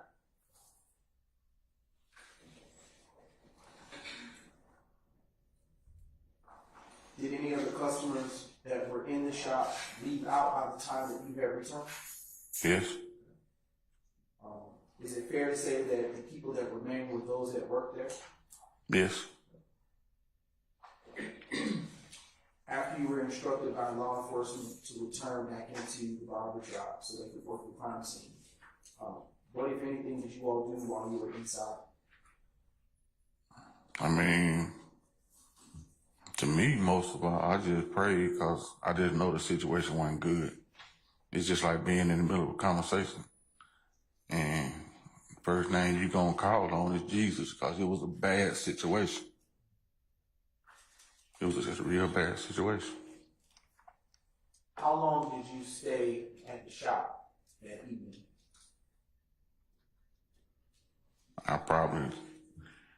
They let me get it, probably about 12. They let me leave out because, it was kind of wrapping up, but I might have eased out about 12-ish. When you say you eased out, did that mean you didn't ask them for permission? No, it's like that they work in the crime scene and they might release this end before they do the North Side Drive end because the whole street was a crime scene.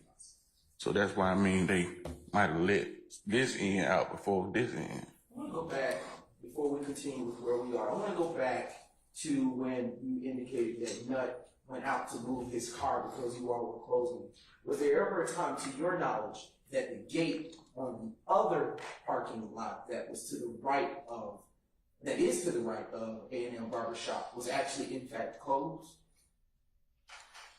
To the right, there's no gate to the right. The only gate is to the left. Well, if I am facing with my back to A&M Okay, so to the left, yeah. did that gate ever close? Yes, Okay.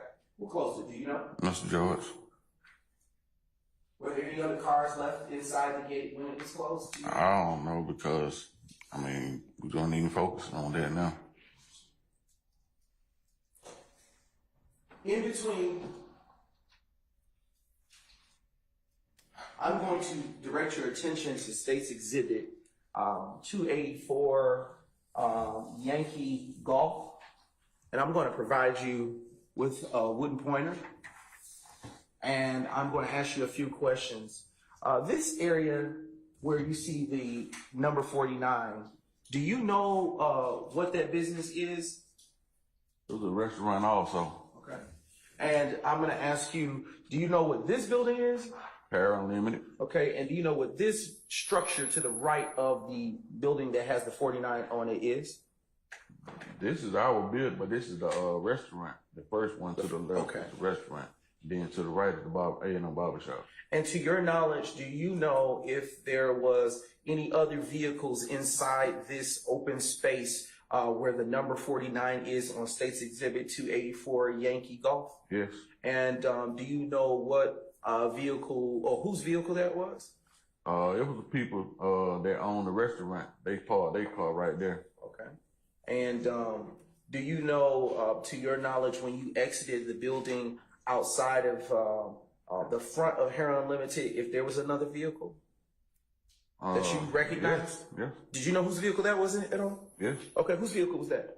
Mr. Parker, he parked right there, and then Mr. Sam, they parked. They always park right in front of the barbershop, 1, 2. Okay.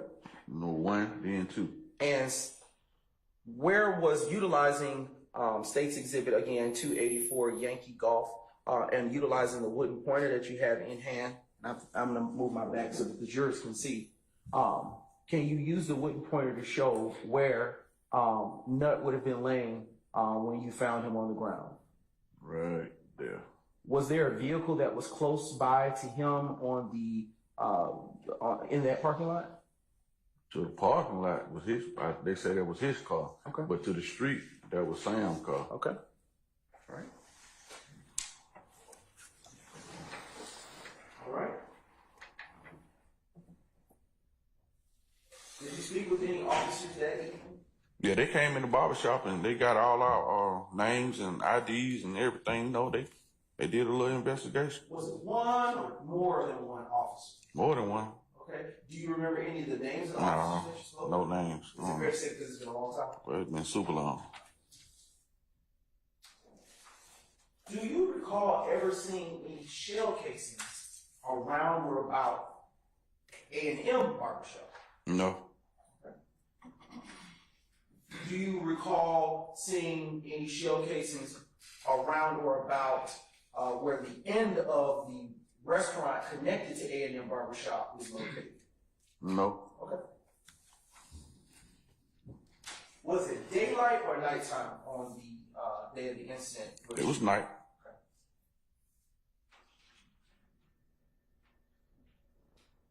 And where did you go after you left the barbershop that night? Home. And I'm now going to show you State's Exhibit 292 Yankee Alpha.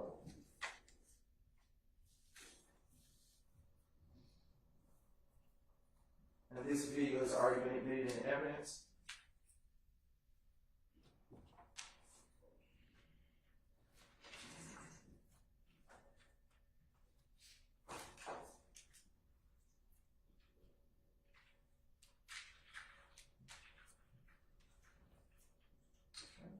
And I am going to ask Ms. Knight to play the video, and if you would be as kind, when or if you see any persons that you can recognize, would you please say as much when that happens, or if it should happen. Okay.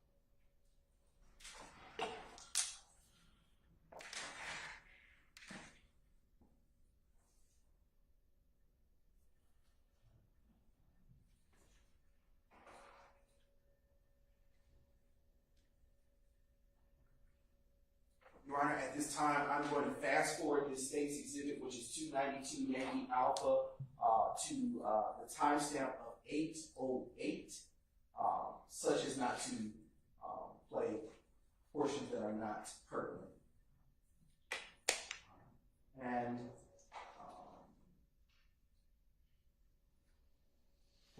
See the camouflage. if 8:08, yes.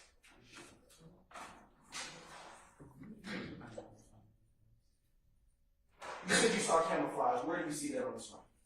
That on camouflage. Okay, if you would be as kind with the state's marking tool on this smart board, would you be as kind to circle where you see none in camouflage on this exhibit, please? But you got to go back because it went on and then it stopped. If you could go back to about 5 minutes and 59 seconds, I believe it was. This night.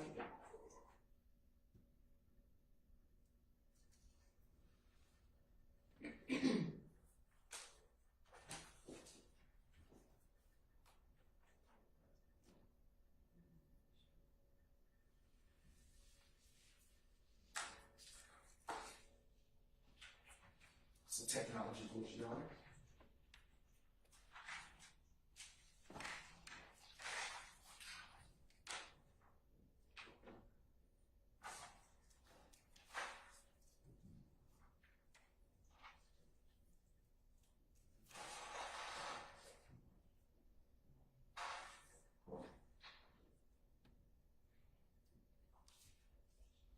And you said put a circle around. Yes, if you be as kind to place a circle, it should still be able to do it. Okay. No, it's not actually because the screen was canceled out. So if you can do it now, you can put a circle around where you see a nut. Do you see anybody else in this frame of this of this segment of the State's Exhibit 292 Yankee Alpha at timestamp 6:01 that you recognize?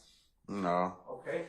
I'm going to actually clear the screen from the circle that you placed on the smart board, and I'm going to ask Ms. Knight to play States Exhibit 292 Yankee Alpha from 808 timestamp.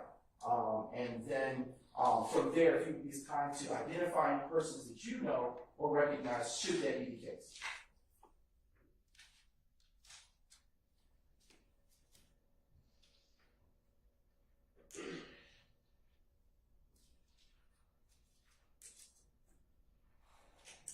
I still just see Nut with the camouflage. Okay.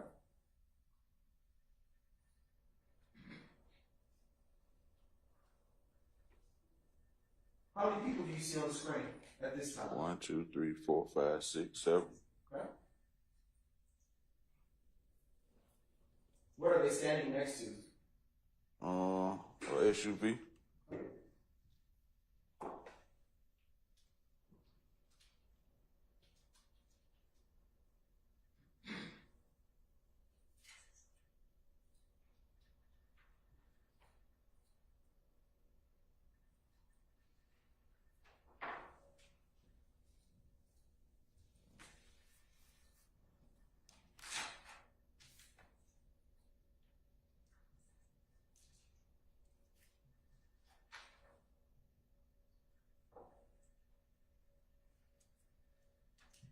If you may pause, Ms. Knight.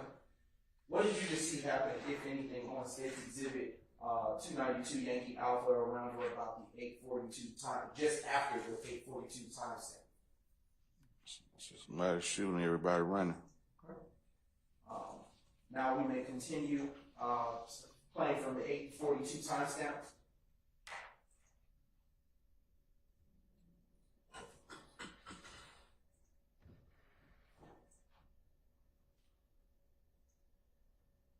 The vehicle on the closest to the passenger side of the SUV that you described, is that the vehicle that you were speaking about belonged to the restaurant owner? Yes.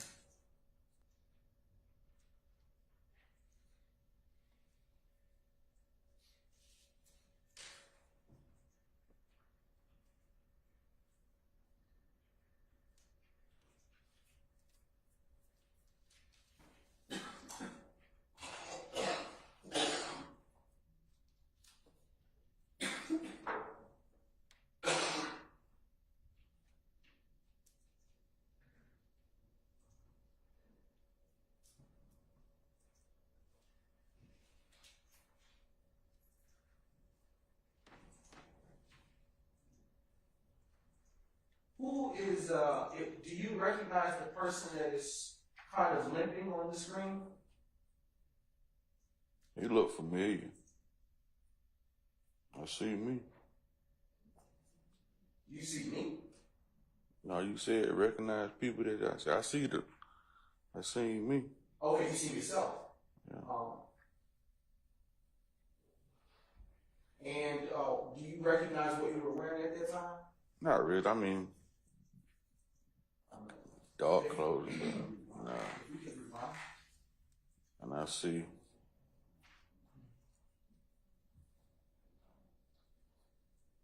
When you see yourself again, say so. It's not possible.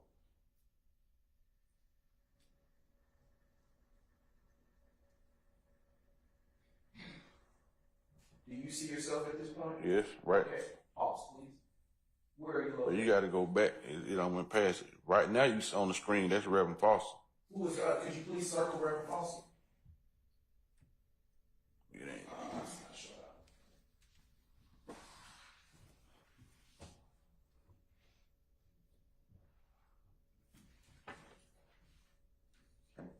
Is the person you just circled Reverend Foster? Yes.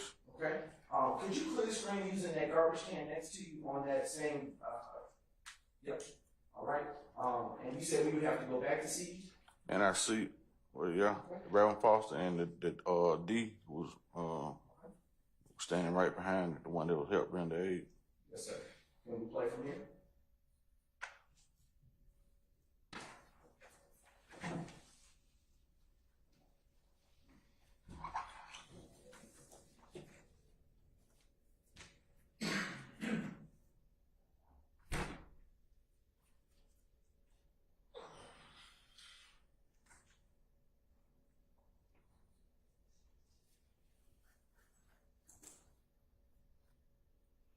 Just a brief moment to technology run.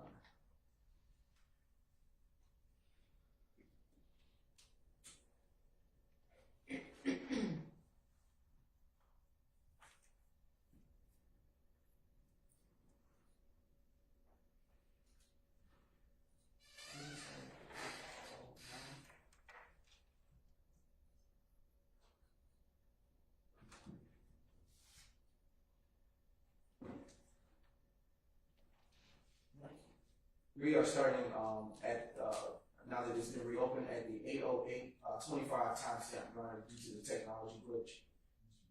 Yes, sir. Before we go ahead. Sure, yeah. All right. More than that. All right, ladies and gentlemen, I'm going to go ahead and so you don't starve any further, okay? Break for lunch, and we'll go ahead and come back after lunch. So why don't we take an hour and just come back at 2:30?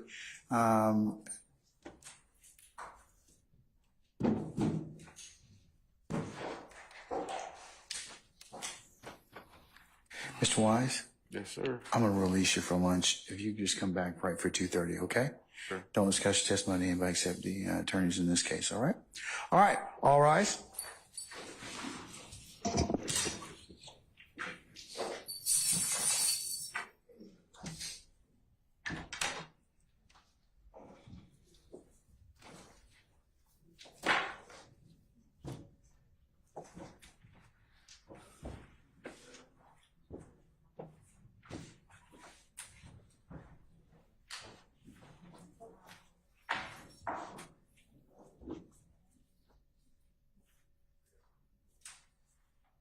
All right, ladies and gentlemen, our jury has left us. We'll be in recess now, okay?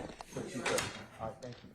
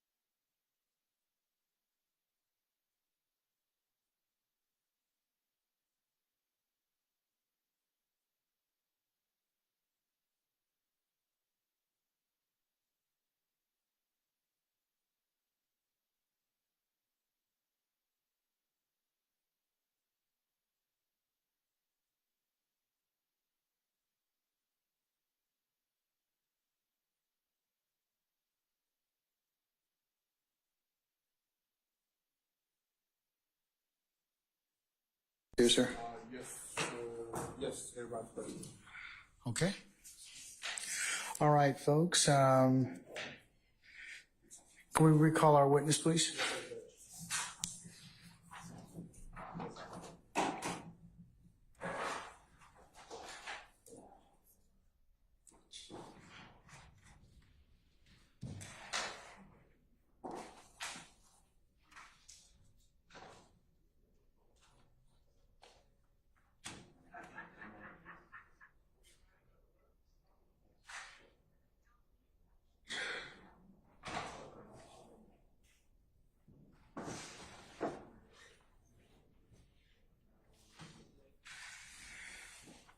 All right, Sergeant Ingham, summon our jurors, please, sir.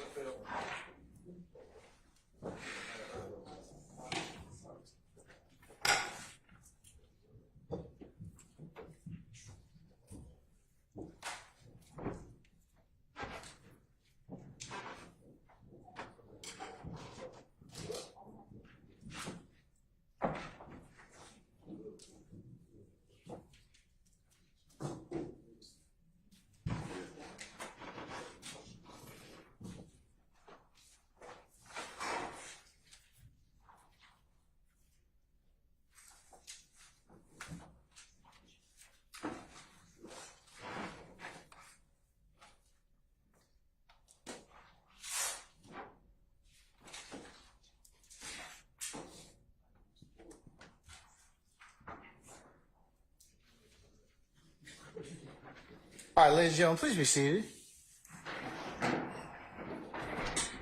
All jurors present, counsel. All right, thank you, Sergeant Ingram. All right, Mr. Brown, you may continue, sir. Mr. Barber, just a few questions related to some of the things that we were talking about earlier. Do you remember talking about, before we broke, a little bit about the gate that is adjacent to the barbershop? Yes. And I want to ask you, around what time did Mr. George usually close that gate on work days? We pretty much close at 8, but if it's slow around 7 or whatever, he'll get ready, make preparation to close it. And around what time did he close it on January 10, 2015? It could have been close to 7 or a little bit out. Okay. And would the time that around the time that Nutt moved his vehicle would have been around or about that time just before the gate was closed? Yes. To be sure, what would you say it was about for him to move his car, time-wise? How long it took him to move his car? About what time you think he moved in relation to when Mr. George closed that gate? I don't know the exact time, but like I said, anywhere between 7-ish. Okay. Just a few more questions. About how long would you say that it takes for you to cut guys' hair at the barber shop? Excuse me, let me rephrase that question. About how long did it take you to cut the customer's hair that you had in your chair after you cut Nutt's hair?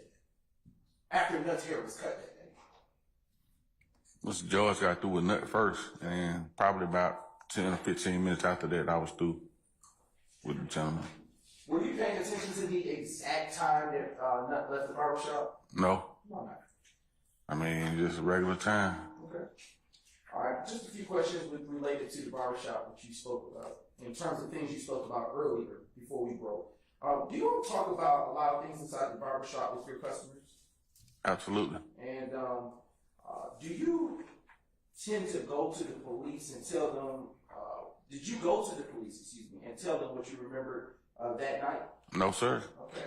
Why not? I mean, that's not my duty to go to the police, but if they come and, like, when that situation happened, they got all our IDs and all our identities, and they interviewed us right on the spot. Did you even want to testify here today? Your Honor, the relevance of bias to show the absence. I'll rule the objection. You can answer that question. No. Okay. Why not? I mean, because I just felt like I didn't see anything, and I didn't participate in it until just me being a citizen, just trying to render aid. But I didn't want to stop my money to come down here, but when y'all subpoenaed me, I had to come. I understand. Is talking to the police something that is popular to do amongst your patrons? Objection. I was Mr. Short, Mr. Adams, Ms. Weaver. I sustain the objection. Why did you tell Reverend Parker to lock your door behind you? Reverend who? Why did you tell Reverend Foster? Okay, Reverend My Foster. apologies.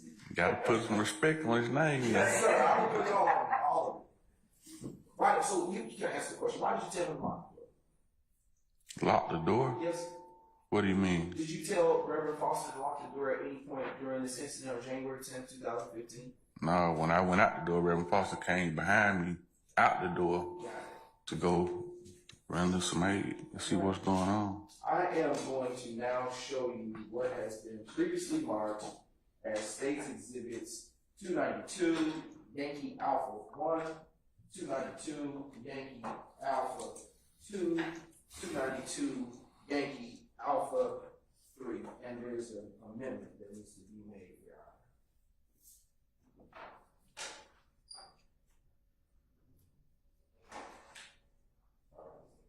And I approach the defense counsel that has been previously called out for the purposes of the record, that they may have an opportunity to view the same.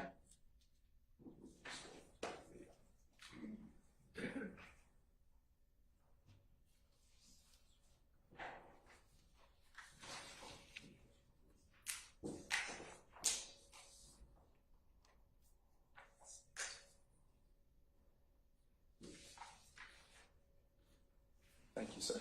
I'm now approaching the witness with 292 Yankee Alpha 1, 2, and 3. Mr. Wise, please take a moment to look at what I've handed you, and then once you have had the opportunity to do so, please look up at me so I know you have finished.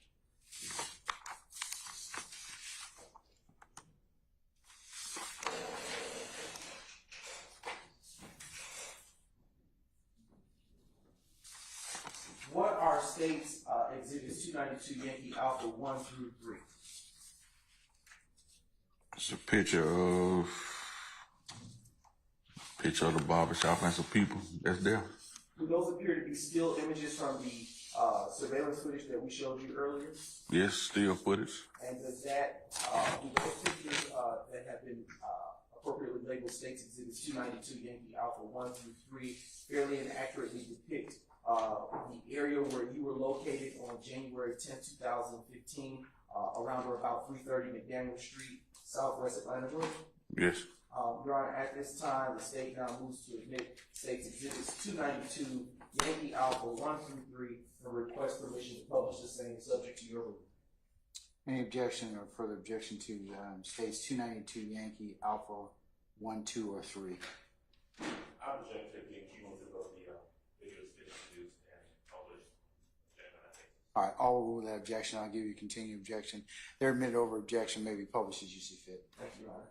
All right. Starting with State's Exhibit 292, Yankee Alpha 1, which you can view probably in a better way to the left of you on the screen, Mr. Wise. All right, and going to orient it in a second, Pierce. Okay. All right, no problem. Mr. Wise, can you tell me what you tell the ladies and gentlemen of the jury the time stamp that is at the top of this still image that has been labeled State's Exhibit 292 Yankee Alpha 1? 8:10, 46 seconds. Is that AM or PM associated with that time stamp? PM. Okay. And do you see any persons or that you can identify or recognize in this picture? Yes. Who do you see in this picture? I see me, Reverend Foster, and D. Okay, if you would be as kind to put an arrow by yourself. If you, let me do. Make sure it's compliant. This has a mind of its own. If you would be as kind to put an arrow by yourself. And are you wearing what appears to be like, what color are you wearing? I don't know. It's just can't tell exactly. What Okay. color it is. All right. Now published in State's Exhibit 292, Yankee Alpha 2. Who do you see in this picture? Reverend Foster and D. And me. Okay. Same picture, same people as. Where do you see yourself? Or who's leading this? Who's ahead on this walkway? This one is Reverend Foster. Okay. Who? Where? And if you would put a circle above the head of Reverend Foster, where you see? All right. And would you put a star above your head where you see yourself? And would you put a square above the head where you see D? Okay. All right. Now publishing State's Exhibit 292, Yankee Alpha 3. Okay. I'm going to clear the screen. And do you see yourself again?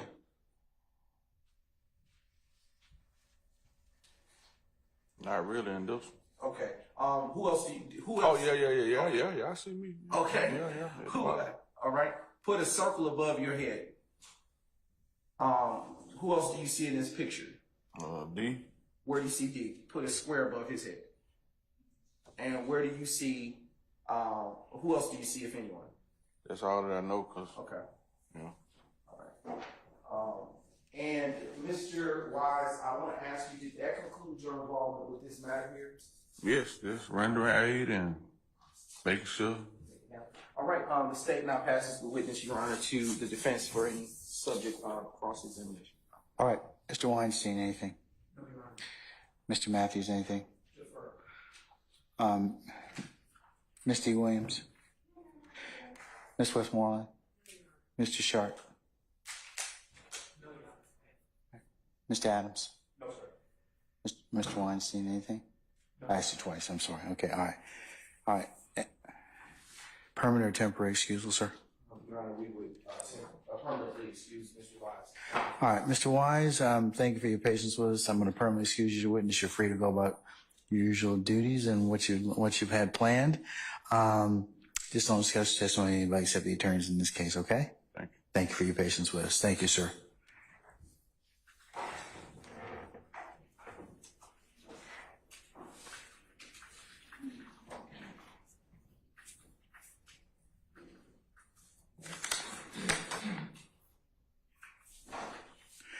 All right, State, call your next witness. Your Honor, state calls Mr. Reginald Hendricks to stand.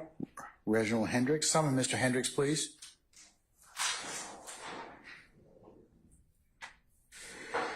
Mr. Hendricks, good afternoon, sir. Up here. Come on up. Sir, if you would please approach the witness stand, and once you get there, before you sit down, turn and face Deputy Ham to be sworn as a witness, sir. You swear to follow the testimony you're about to report the truth, the whole truth, nothing but the truth to everything. Yes, sir. You have to see it. Scoot close to the mic for me, please.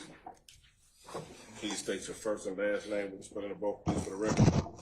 Reginald Hendricks. Good afternoon, Mr. Hendricks. How you doing? All right. Can you tell the jury where you're from? John Home, Atlanta, Georgia. Okay. What part of Atlanta is it John Hope? Castleberry. Castleberry? Yes. What are some other neighborhoods around Castleberry? Mechanicsville and Pittsburgh. Okay. Now, what was the street that you grew up on? Northside Drive. Okay. Is there a McDaniel Street near Northside Drive? Yes, sir. Where did you go to school in that area? I went on John Kerry. I went on Kennedy Middle School. Okay. And do you have any siblings? Yes. How many? 5. Are you the oldest, youngest, or The youngest. youngest? Now, do you still live near that area today? Yes, I'm close by. Growing up in that area, did you get to know a lot of the people that live in Castleberry near Northside Drive? Yes, sir. Do you know that area in terms of businesses and shops in that area? Yes, sir. Are you familiar, well, let me ask you this before that. Growing up, what did you do for a living? I sold drugs. Okay. What area or what part of the city did you sell drugs? On McDaniel Street. On McDaniel Street? Yes. What part of McDaniel Street? Right there by the Texaco. Okay. Now, how often would you be out at that Texaco on McDaniel Street back then? By 8 o'clock to around about 7 or 8 o'clock. So, is that 8 in the morning till 7 or 8 at night?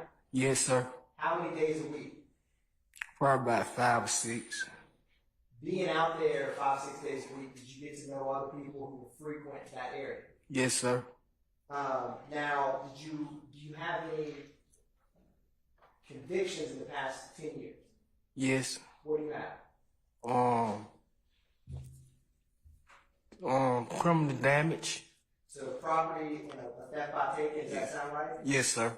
Is that from 2023, does that sound correct? Yes, sir. And do you have a 2018 possession of marijuana with intent to distribute? Yes, sir. Now, how many years would you say that you sold drugs or spent time at Texaco?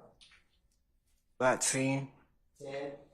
Orienting back to January 10th, 2015, was that a time that you frequented that area a lot? Yes. Did you ever know the owner of that Texaco gas station? Yes, sir. You remember his name? Gary. Did you ever know any of the barbershops near that Texaco? Yes, sir. And I'm going to publish case exhibit, which already admitted is 90 Yankee.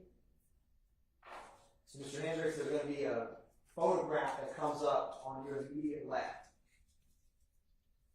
And you tell me if you recognize that location. That McDaniel Street. Is that the Texaco you were just discussing? Yes, sir. Now, what barbershops are nearby that Texaco? Mr. George and Noah Barbershop. And which barbershop did you go to, if either of those? Mr. George. How long did you go to Mr. George's barbershop? Since I was a little boy. Now, who would cut your hair at Mr. George's barbershop? Mr. George. Why did you go to Mr. George? He always on cutting my hair since I was a little boy. Did you get familiar, get to know people that also went to Mr. George's barbershop? Yes, sir. Would you ever spend any time other than Texaco in between the Texaco and the barbershops in the parking lot or sidewalk? Yes, sir. Did you get familiar with people who would hang out in those locations? It wasn't nothing but the regular people from the neighborhood. If someone who wasn't a regular person from the neighborhood was over that way, would they stick out or not stick out? They won't stick out like that. Cause really everybody from the neighborhood gonna be right there. So if you had someone who was from outside the neighborhood, would you recognize that? Yeah, you'll recognize them quick. Everybody get to looking like who that is or whatever. Are you familiar with Cleveland Avenue in Atlanta, Mr. Hendricks? Yes, sir. Are you familiar with any street gangs from that part of the city? Yes, sir. Which ones? Rock Crew. Any others? YSL. Did you know any Rock Crew or YSL members in your time in the streets? Yes. Who? Little boy. Buck Buck? Yeah. How did you end up knowing him? He from University. A lot of when they tore down on University, we went there. Did you know anyone else other than Buck Buck? Wilbur Lee. That's his brother. Okay. Now, would people from Cleveland Avenue or anyone in Rock Crew or YSL ever hang out at the Texaco? No, sir. Would they ever hang out at the barber shop, Mr. George's, or Hair Unlimited, 330 McDaniel Street? No, sir. On January 10th, 2015, would people from YSL Rock Crew ever hang out at either of those 3 locations? No, sir.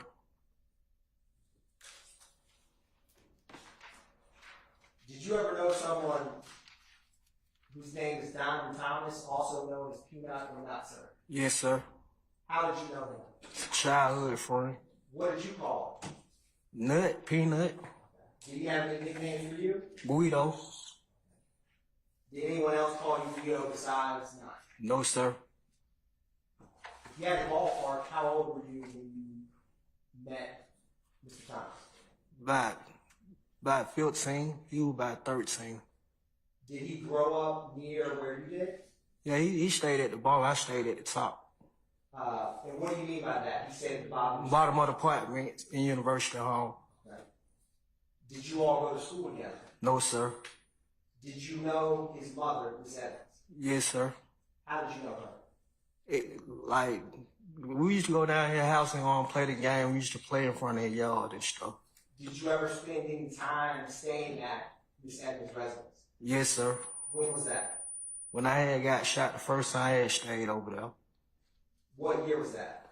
Like 2012 or 13. And No, it was about 2010 when I first got shot. and real briefly, what kind of situation was that? What happened? I had somebody tried to rob with Wait, a. wait, there's an objection. Your Honor, it's relevant to explain. You just mentioned being shot, so that's Okay, all right. Overrule the objection.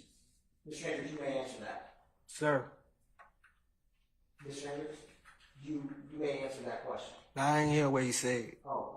He said basically he overruled the defense counsel's objection. So when you were talking about being shot the first time, what was the circumstances of that brief? What happened? Oh, somebody tried to rob me. And after that, did you spend time in Miss Evans' house? Yeah, when I had got shot, I had left the house full. I went on straight over their house. And they let you stay there? Yes, sir. Did you know Mr. Donald Thomas Sr., Nut's father? Yes, sir. Now, where would Nut get his haircut? Mr. George. Now, how often would you see Mr. Thomas? Back in January of 2015. Every day. Every other day, he'll pull up. And is that similar in terms of 2014 or 2013? He was pulling up. Now, back then, do you know what kind of car Nut drove? He had a GTO, red GTO, then he painted, he wrecked it, then painted it black. Did he ever have a blue truck? Yes. Now, how often would Peanut go to that area of McDaniel Street where the barbershops are? Does it every day. That home to him. Now, would he take the same route to get there? Yes, sir. What was that route? Coming off Metropolitan, coming from like the west end, you go up under the bridge. Now, when Mr. Thomas Nut would get to the McDaniel Street area, how would people react to that? Would people know he's there or not? They'll put it like that. When he ain't around, it be dead. Like everybody know when he pull up, everybody get to pop him up from everywhere. Everybody just pop up. Did people recognize his car in the area? We did, like the homies did. Like Wait, one sec. Speculation? Mr. Sharp? Speculation. Okay, I got it. Okay. I'm going to sustain the objection. Mr. Hendricks, you just said that when Donovan Thomas arrived on the scene, everybody would come out. Do you remember that? yes, sir. How is it that everyone would come out when he arrived on the scene? How did they know he was there? Like when he pull up, Hold on, wait. Overruled.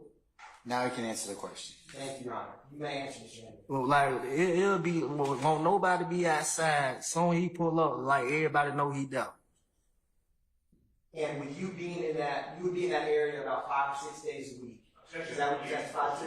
I sustain the question as to form. Mr. Hendricks, were you out in that area often when Mr. Thomas would? Yes. How would people, would there be other, would you be the only person outside, or would other people? A lot of people be out there too. How did they react when Donovan Thomas arrived to the location? We gonna smoke, you know, they gonna be outside smoking. We gonna get some blunts, go to the barbershop, get our haircut and stuff. Would people other than yourself recognize his car when you drove up to the location you went to frequently? I stand Like when hold on. You can't answer the question when I sustain it. Okay. All right.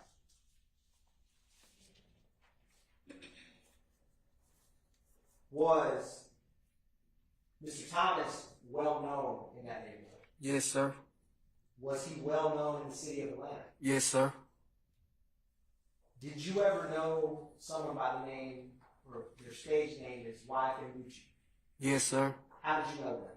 When Lucha first came on the scene, he pulled up on me and told me to listen to him. And when he said, told you to listen to him, does that mean his music that he made? Yes, sir. And I told him that his $1 million. And who did you tell that's his $1 million? Nut, I told that to Nut. After you heard YSL's music? Yes, sir.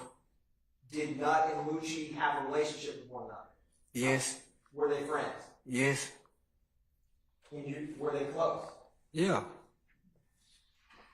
What part of the city is YSL and Lucci from? Summerhill. Do people in Summerhill and people in Castleberry know each other? Nah, I sustain the objection. How nah. close is Summerhill and Castleberry? That's about a 10-minute walk.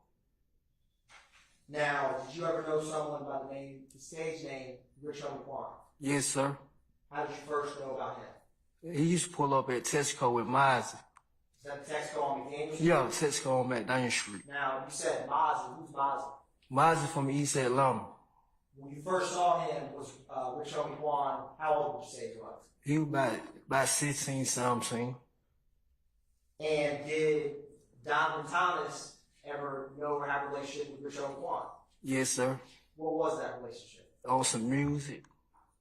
Did he have a music relationship with Wycliffe Lucci too? Yes, sir. Now, Mr. Hendricks, is Donovan Thomas alive today? No, sir. Where were you the day that he passed away? I was right there on McDaniel Street. Can you tell the jury how that day started for you? I was just leaving my rooming house, and I was going to get me a haircut. I supposed to be going to the movie that night, so it was about 50 people out there, everybody rushing in the barbershop Why were people rushing to the barbershop? to get a haircut. Did you, when you got to the barbershop, do you remember around what time you got there? Around about 6 or 7. And when there's a lot of people at the barbershop, how does it work when you're waiting for a haircut? You have to take a ticket, do they take your name, how does it work? You got to just wait on your turn. Now, did you wait inside or outside the barbershop? Outside. I'm going to publish what's already been admitted as 6 Yankee, Your Honor. Mr. Hendricks, in a couple seconds, photographs going to appear on that same screen.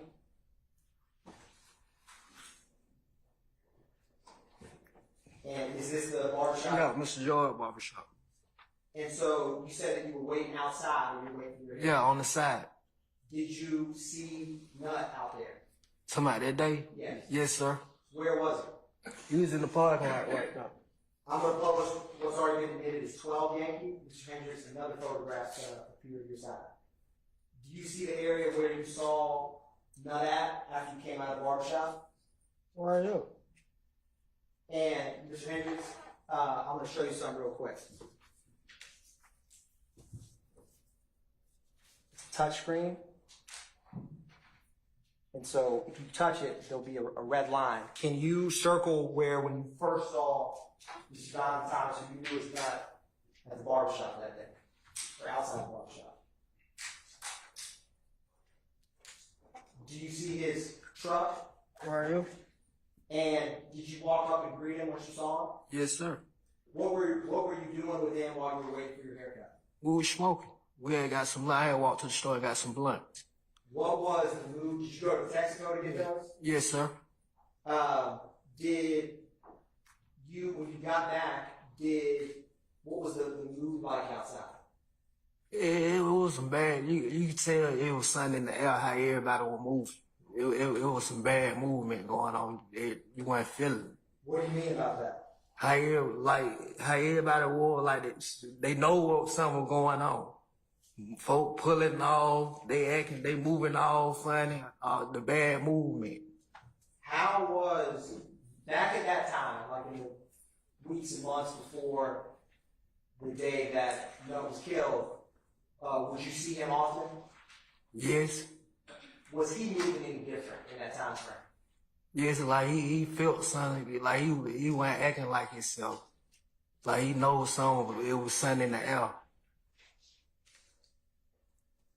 Now, I'm gonna publish, Mr. Hendricks, what's been marked as, and already admitted as 292 Yankee Golf. Another photograph is gonna come up on that screen. Now, I'm going to help clear this. I'm going to ask you if you see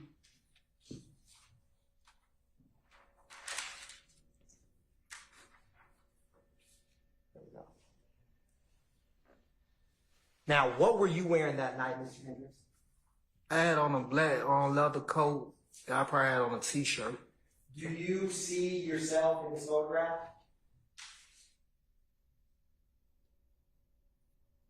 I can't really tell, but I was in the area. I know I was right there somewhere because he was right there. Do you see Donald Thomas in this? Right there. Can you draw a circle around him?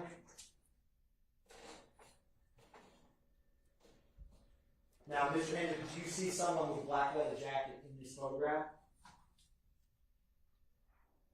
I can't really tell. Sorry. I'm gonna. Also, does Donald Thomas have anything on his head? Yeah, skull cap. Is that what he had that night? Yeah, he had a black skull cap, I think. Your Honor, I'm approaching the witness what's been already admitted as 215 Yankee Alpha. If any defense counsel wants to see it, okay. Now, Mr. Hendricks, I'm going to give you some gloves. I'm going to ask you to open this to see what's inside of it, and if you recognize it. I'm gonna put them on. If you don't mind, sir. You can.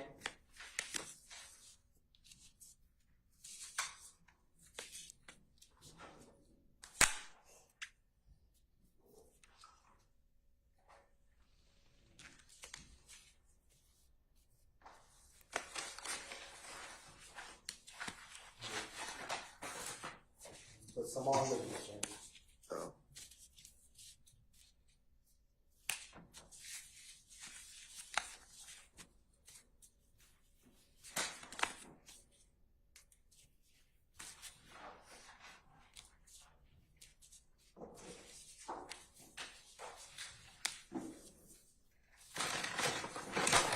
Now, Mr. Hendricks, I'm handing you what was inside of 215 Yankee Alpha. You let me know if you recognize that.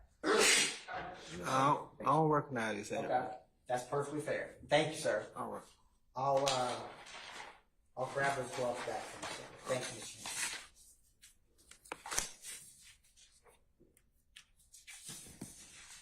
Now,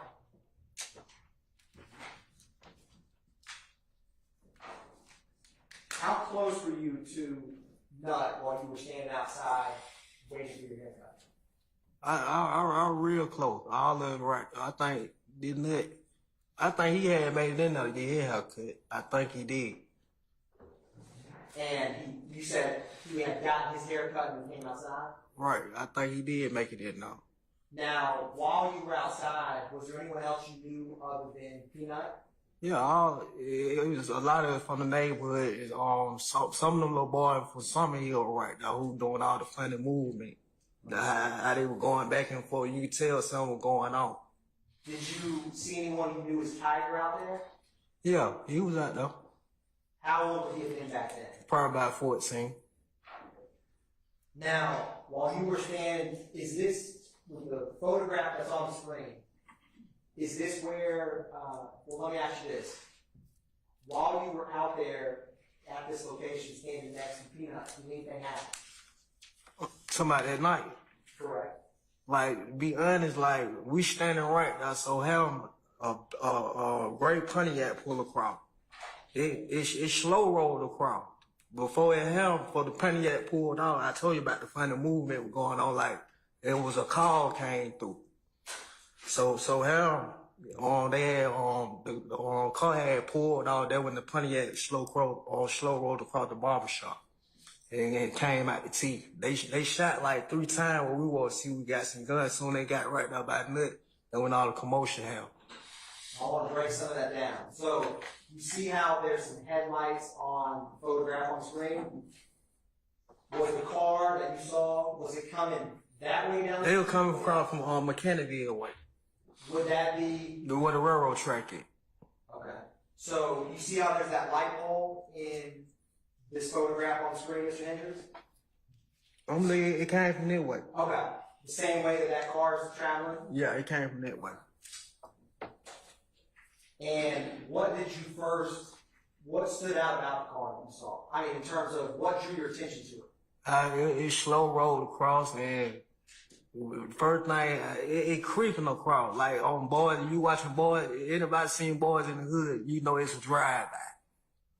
Were you able to get out anything before? I tried to get it out before I get ready to tell them drive-by. They was already out the one, out the T. And when you say out the T, what do you mean by that? On sunroof. What was the person out the sunroof doing? He had a chopper with the mask over his face. And did you see, what was that person that was with the chopper outside the sunroof doing? Were they looking around? What were they doing? Like, basically, like they were looking for their man. You know, you ride by, they say on the shooter, you ride by looking like, where he at? You hit right here just to make the crowd move, and you went straight at your target. Now, when that car got closer to where Peanut was standing, was there more or less shots? All the shots. And when you say a chopper, what do you mean by that? A Honda shot, machine gun.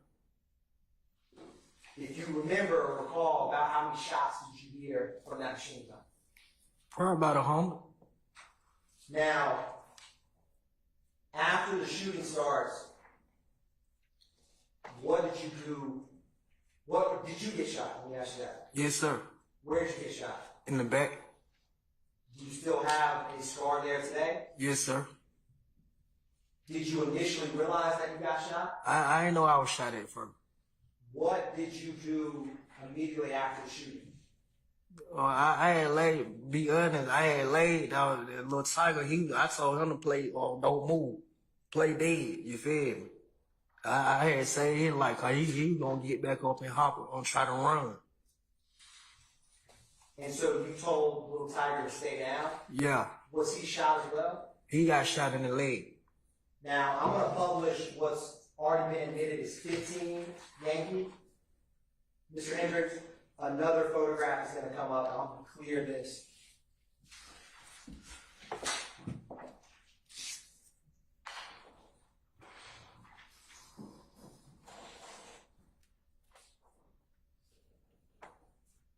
It's going to pop right back up. Let's see. Do you see the area where you and Tiger went to after the shooting in this photograph? We were right up by the car area. We were right up in that area somewhere. On the ground to the... To the right, Okay. on my right. Did you call out for any help?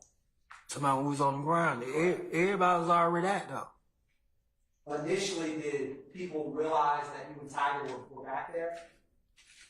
Yeah, eventually, yeah. It took a little minute, cause everybody was stuck, cause like when Nut got shot, I seen the blood spit up out his mouth and everything. Now, I'm gonna go back to 14 Yankee, Mr. Hendricks. There's gonna be another photograph gonna come up. Do you see what direction or where did Nut go after he was struck? He was right at the barbershop. He was going in Nord barbershop. He was back and he shooting, but he going back. He going to try to get in the barbershop. To try to get to safety? Right, try to get to safety. Can you use this marker and just draw a big circle to the area that Nut ran to after the shooting? Right here. Did he ever make it inside the barbershop? He shown he trying to open up, but somebody locked the door. Now, did any medical personnel ever come out to treat you that night? I went to Grady. Basically everybody met up at Grady. I seen when they rushed Nut through the hospital. I was awoke. I seen when they brought him through. You were already at Grady? Yeah, I seen when they were pushing him through. And did you get there via an ambulance? Yes, sir. How long were you, or did you have to stay there sometime? Yeah, I had stayed there probably like a week. Now, Mr. Hendricks, I'm also going to publish what's already been admitted as 223 Yankee. Another photograph's going to pop up on that same screen.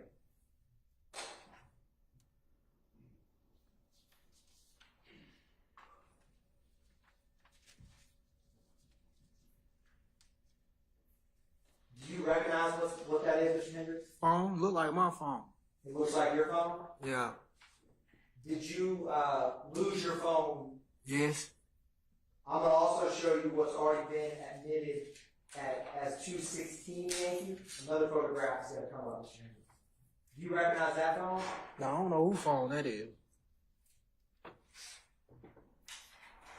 Now, after you got out of the hospital, did you still hang out or frequent the McDaniel area? No, I think I had went on my baby mama house.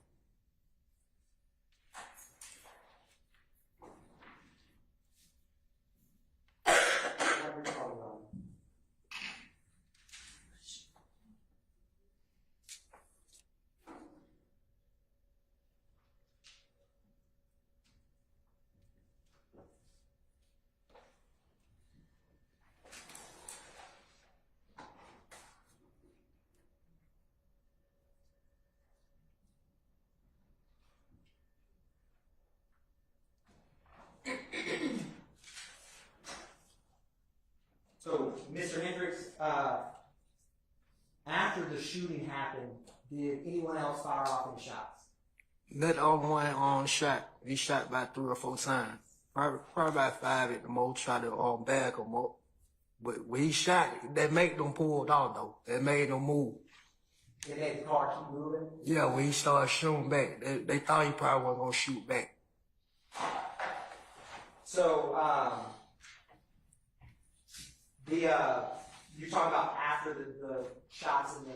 Right. So when they got to shooting, Nut shooting too, but when he started shooting back, that what made him speed off. Right. After they shot the automatic fire at him. Mr. Hendricks, Hold on. I'm going to overrule the objection. Go ahead. you can answer. Objection. Not in the. I sustain that one now. Mr. Hendricks, did you testify about what a chopper was? Yes. Did you say it was a machine gun? Yes. I apologize. I said automatic weapon is a.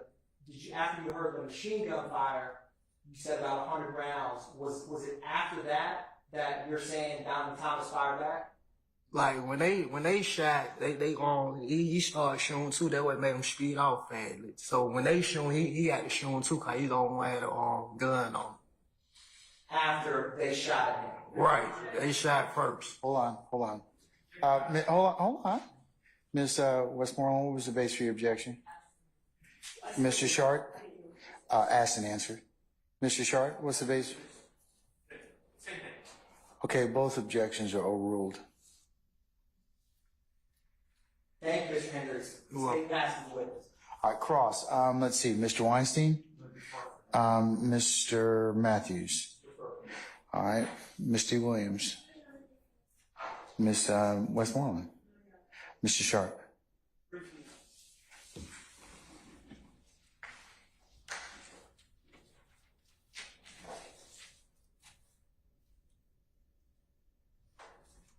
Good afternoon, Mr. Hendricks. My name is Max Sharp. Nice to meet you. Just want to make sure I understand.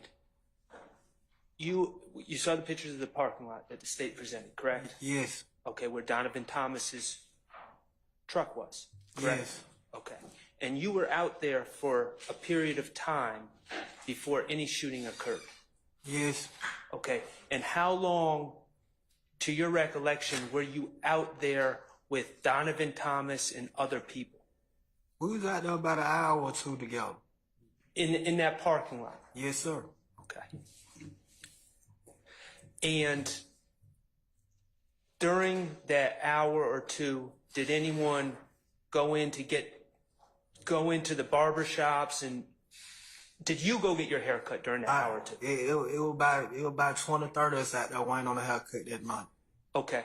To your recollection, that during that hour and two, did you go into either of the barber shops to get a haircut? I ain't make it in there. I told you about 20, 30 folks out there waiting on the haircut. You got folks on the outside, and you got the barbershop packed in the inside, too.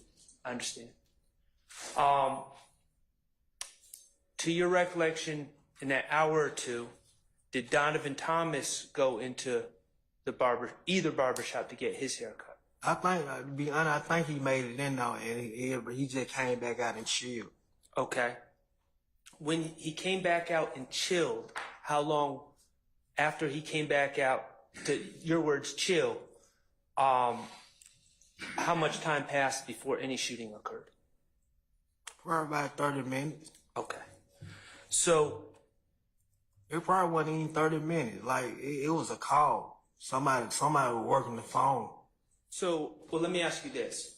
When the shooting occurred, Mr. Thomas was not walking out either of the barbershops when the shooting occurred. He was on the lot. He was on the lot. That's why I said it was a call. Somebody made a call.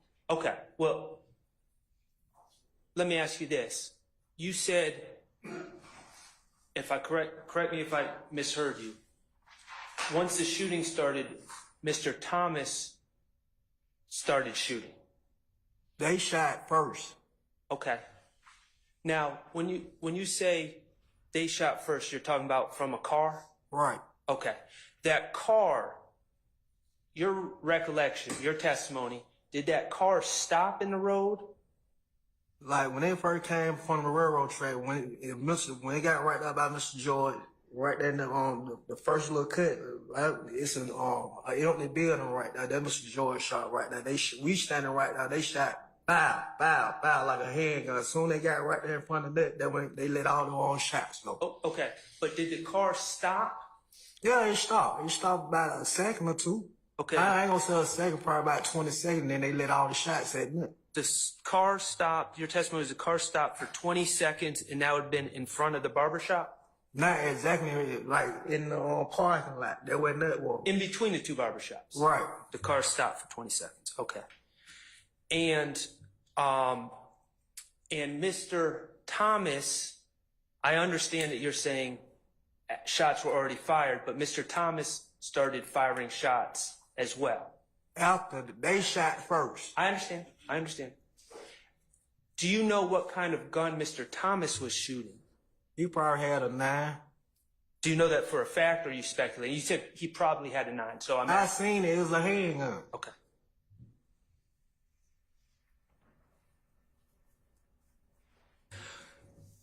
To your recollection, were any of the other individuals that were out in that parking lot with you and Mr. Thomas, did any of those other individuals shoot? No, sir. Okay. I don't have any further questions. Thank you. Mr. Adams. One moment, please, Judge. Yes, sir.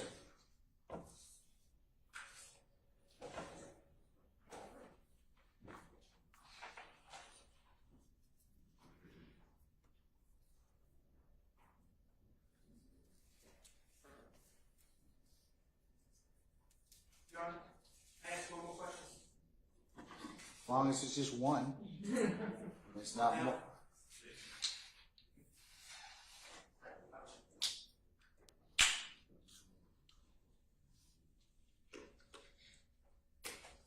Mr. Hendricks, I'm going to ask one more question. Do you know what happened to the gun that Mr. Thomas had? No, sir. Shooting? No, sir. Okay. Thank you. Thank you. I have no questions. All right. Anyone on this? Oh, Mr. Matthews, sorry. Go right ahead, sir.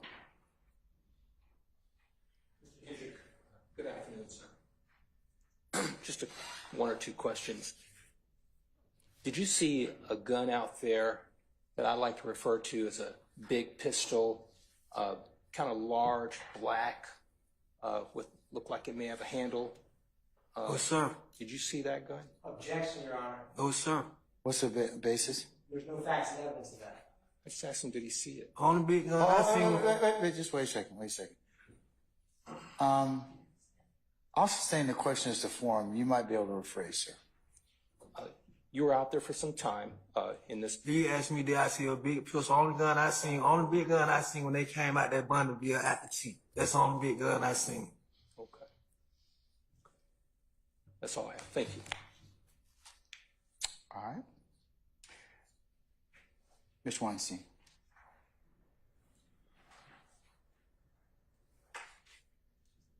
Good afternoon. How you doing? I'm doing well. My name is Doug Weinstein. I'm Mr. Kendrick's attorney. So you testified that the car stopped for about 20 seconds, correct? Yes, sir. What's your degree of certainty that it would stop for around 20 seconds? It paused. The car just stopped where it was going. They already know what they target was. I understand. How certain are you of that? I was standing right there. Okay.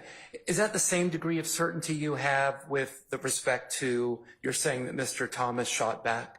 They shot first. I understand they shot first. Are you just as certain that Mr. Thomas shot back as you are that it paused for around 20 seconds? Just put it like this. When they shot him first, he got a chance to shoot his gun too. So when he's showing as he's spraying blood up. Because you're standing right there, correct?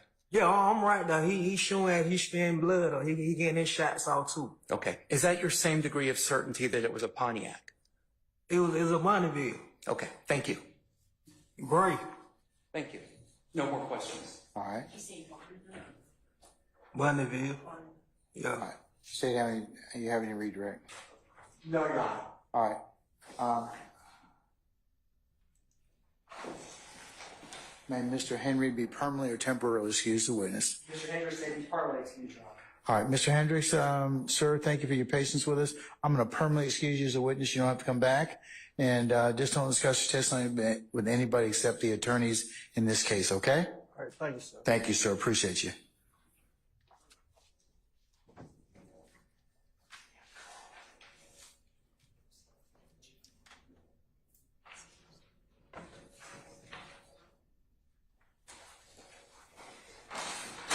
All right, call your next witness. All right, summon Dr. Henninger, please.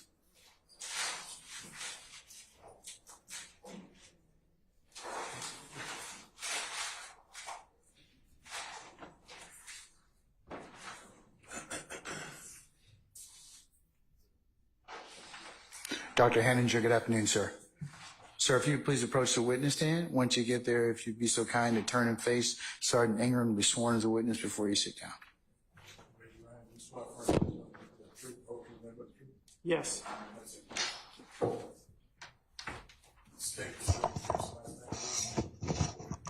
Okay. So my name is Dr. Michael Henninger, and it's spelled Michael and then Heninger. Good afternoon, Dr. Henninger. How are you? Fine. Are you currently employed? I am retired, and I have kind of part-time job doing a little bit of what I've always done. Okay.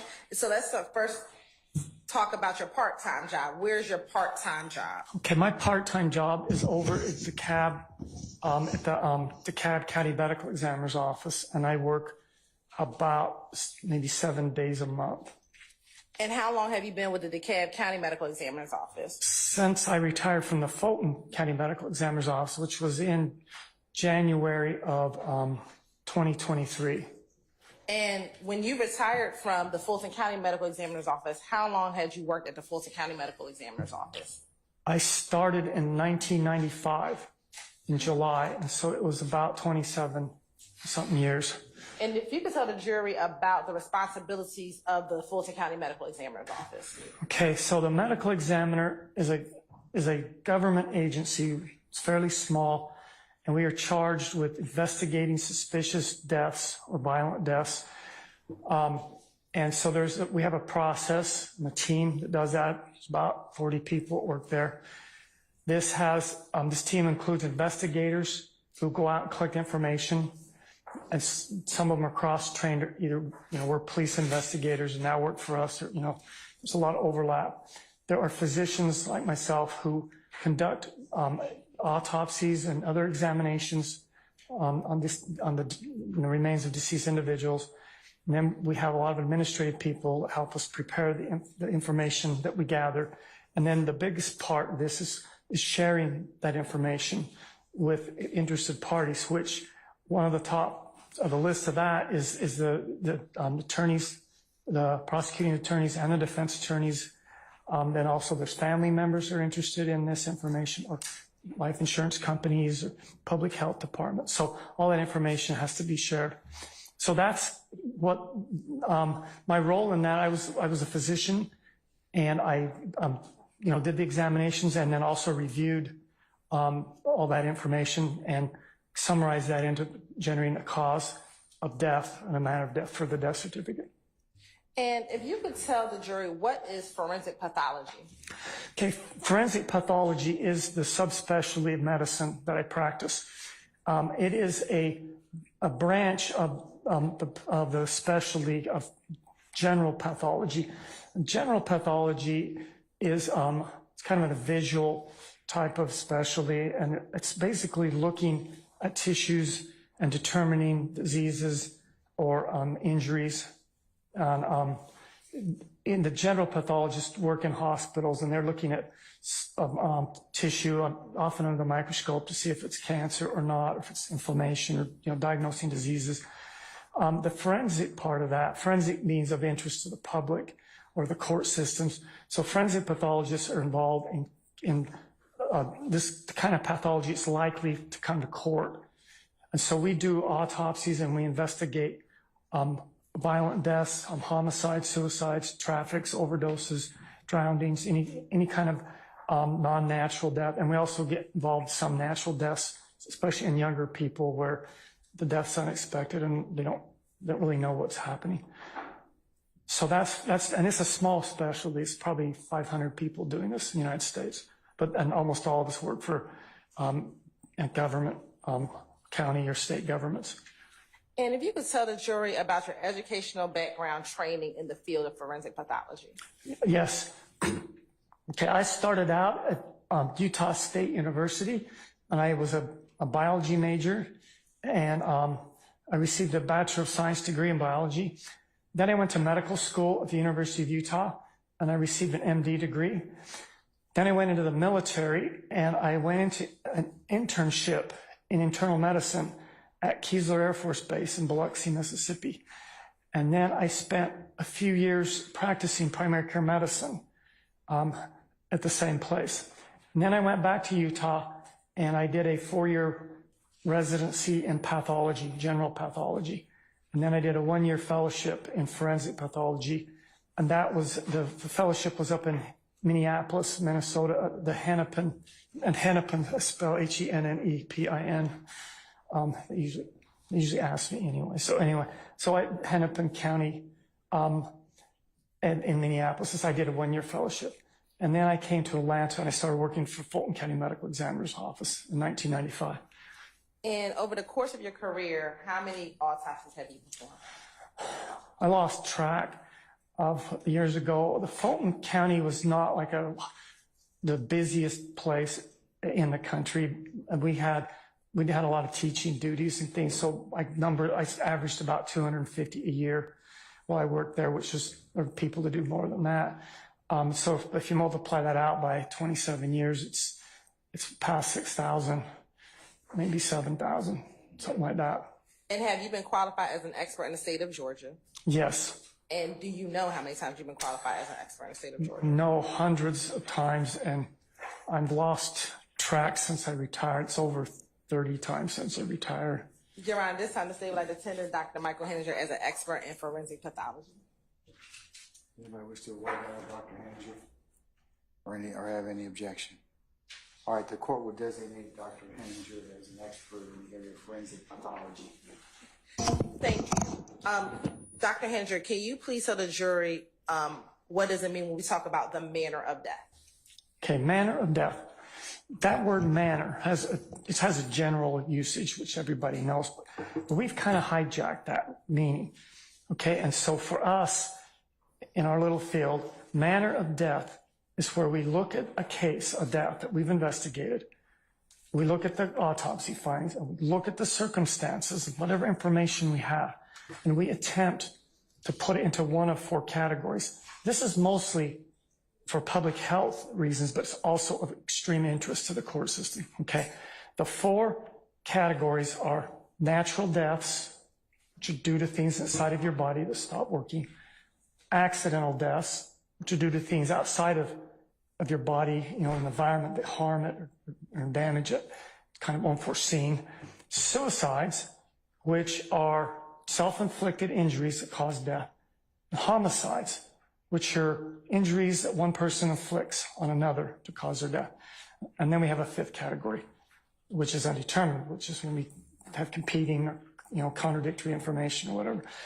Okay, so when we say what is the manner of death, we're saying one of those five things. And we put it in that category. And what about the term cause of death? What does that mean? Yeah, cause of death is more kind of what you would think. It's basically what derangement or what changes in the body cause it to stop functioning so that it could continue to function and persist and live. And so cause of death, it's useful to think of that as like chapters in medical textbooks or subchapters like heart attack or asthma or pneumonia.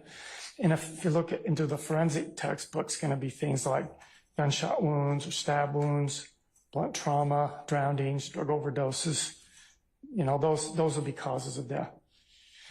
And in your position as the medical examiner, have you heard of the term soot and stippling? Yes, I have. If you can tell the jury what's stippling as it relates to what you do. Okay, so soot and stippling refer to findings that you see on a body when there's a gunshot wound, okay? And there's three themes that come out of a gun, maybe more, but when it's fired, obviously a bullet comes out, okay, and flames and, you know, things like that. But behind the bullet, there's still some of the powder that's not burned. And it comes out as little flecks about the size of the head of a pin, and they can travel for a few feet, and they can have pretty high velocity when they first leave the gun. If those little particles of unburnt powder strike the skin, they create these little injuries that look like pinpricks. So they're called stippling. And then after the powder's burned, it creates smoke and basically that can be deposit on the skin. That's kind of like, it's, you know, like the stuff you might see if you're around a campfire or something. And that's easy to come off. It doesn't stay there very easily, and it's hard to find. So the stippling is not. Stippling does not wash away. In fact, after a day or two, if the person survives, it starts to heal, and it's even easier to see. So those are two things. Now, the reason those are of interest to us is because this doesn't go very far away from the gun. And it depends on the gun and ammunition. But it may only be probably on average 3 or 4 feet, maybe a little bit more on certain guns. So if you don't have any of that material on a person, then you can say that the gun is further away than that. If you do have that, then you're pretty sure it's closer. And like everything, it's not perfect. There are times when you can be closer but not have the soot or stippling, like if there's intervening clothing or, you know, things like that. But it's a tool to try and figure out how close was the muzzle of the gun from the person. And it's not perfect. I can't say, 100 feet instead of 150 feet or 1 foot instead of 5 feet. I mean, it's not that accurate, but you can kind of put it in 2 boxes, you know, where close or further away. And then this is probably not as relevant, but if it's contact, that also has features that you can see because it's all concentrated right there. Same process, but it's in one spot instead of scattered. So those are the 3 categories. Thank you. And speaking about gunshot wounds, when you are categorizing gunshot wounds, can you tell the jury about the difference between a perforating gunshot wound and a penetrating gunshot wound? Okay, so this is another instance. We've taken two words that mean similar things and decided to define them as meaning two things, okay? So each gunshot wound consists of an entrance wound where the bullet goes in, a pathway where it goes through the tissue, and then an exit wound, or if the bullet doesn't leave the body, a bullet. Okay, so on the ones that have an entrance, pathway, and exit, okay, those are called perforating gunshot wounds. Those that have an entrance, pathway, and a bullet are called penetrating. Okay. And they're easily confused. And when you say they're easily confused, why? It's just easy to, I mix them up myself when I'll be talking. I realize I said that wrong. The two words are similar. So, but they're useful because they tell you where they're really useful. Is when you start looking at a case and you got a bunch of holes, and you don't know if they're entrances or exits. So you got to figure out the entrances and exits. So then that's where they get to be more useful. But once you get to the end of the case and you've got this all figured out, then they are what they are. When you perform autopsy, do you document your findings? Yes, I do. And how do you document your findings? Two ways. Number one, we have a photographer. We take pictures of many things, probably too many pictures in some cases. And then number two, the way I do this, I have a dictation device and that I talk into it as I'm doing the case. I just say what I can see as I'm going through it. And then that gets transcribed. And then I get a report that I have to then sort it out and put it in the format, make it make sense. So that autopsy report is also very important. The two complement each other. There's some things that are better described in a report, some things that are better preserved as photography, and they also confirm and bolster each other, the information. I want to direct your attention to Sunday, January 11th, 2015, at approximately 8:45 a.m. Did you have the occasion to perform an autopsy on a Donovan Thomas Jr.? Yes, I did. And do you recall how old he was? Could I refer to my report, which Permission to approach, Your Honor? You may. I assume it's already been shown to defense counsel? Yes, Your Honor. I'm showing what's been marked as State's Exhibit 322Y, which has been shown to defense counsel. If you take a moment and review that document. Okay. Is State's Exhibit 322Y a copy of your report? Yes, it is. And will looking at a copy of your report help you in your testimony today? Yes, it would. And does that appear to be a fair, accurate copy of your full report? Yes. Your Honor, this time the state would like to tender State's Exhibit 322Y into evidence for the record. Counsel, is any objection, not dealing with any issues that we'll take up later, but any other objections as to 322 Yankee? Okay. All right. 322 Yankee is admitted. How old was he? Okay, we were told he's 25 years old. Oh, excuse me, 26 years old. And how tall was he? He is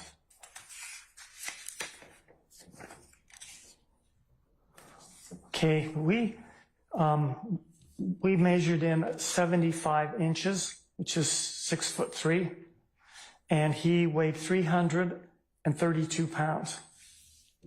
And did you document his autopsy in the same manner that you just discussed with photography? Yes, I did. You have permission to approach? You may.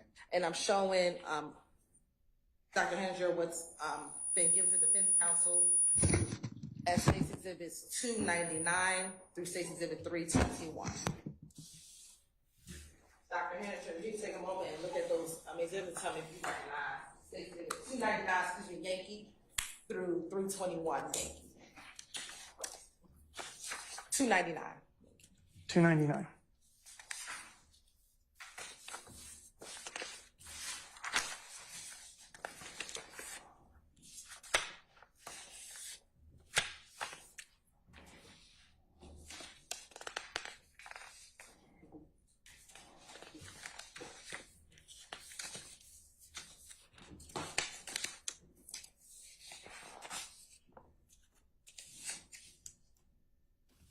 Okay.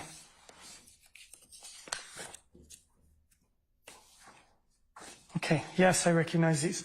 And how do you recognize 299 Yankee through 321 Yankee? Okay, so almost all of them are numbered with an accession number, just associated with this case. There are also pictures I looked at in preparation for this trial very recently. Not, this 215s, several years ago, but I've looked at these several times in just the last few days and weeks, and I recognize them. And do they appear to be fair and accurate depictions of the autopsy that you conducted on January 11, 2015? Yes. And we're looking at those pictures assist you in your testimony today about the injury sustained to Mr. Donovan Thomas Jr.? They would greatly assist me. You're right. This time to say what I the tender states exhibit 299 through 321 Yankee into evidence. Any further objection to states 299 Yankee through 321 Yankee? On behalf of Mr. Williams. Okay. All right, Mr. Sharp, do you have a specific objection? All right, so noted. It's discontinuing. All right. Madam? Once you finish, permission to approach. All right. They're admitted and may be published as you see fit. That's 299 Yankee through 321 Yankee. All right, did you wish to approach? Yes, please. All right.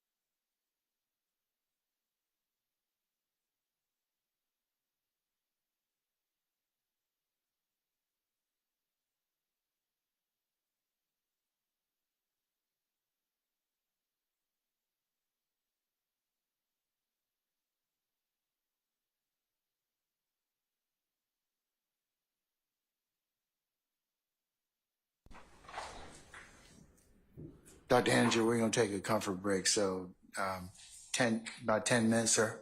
Okay? All right. Ladies and gentlemen, comfort break, 10 minutes. All right? All rise.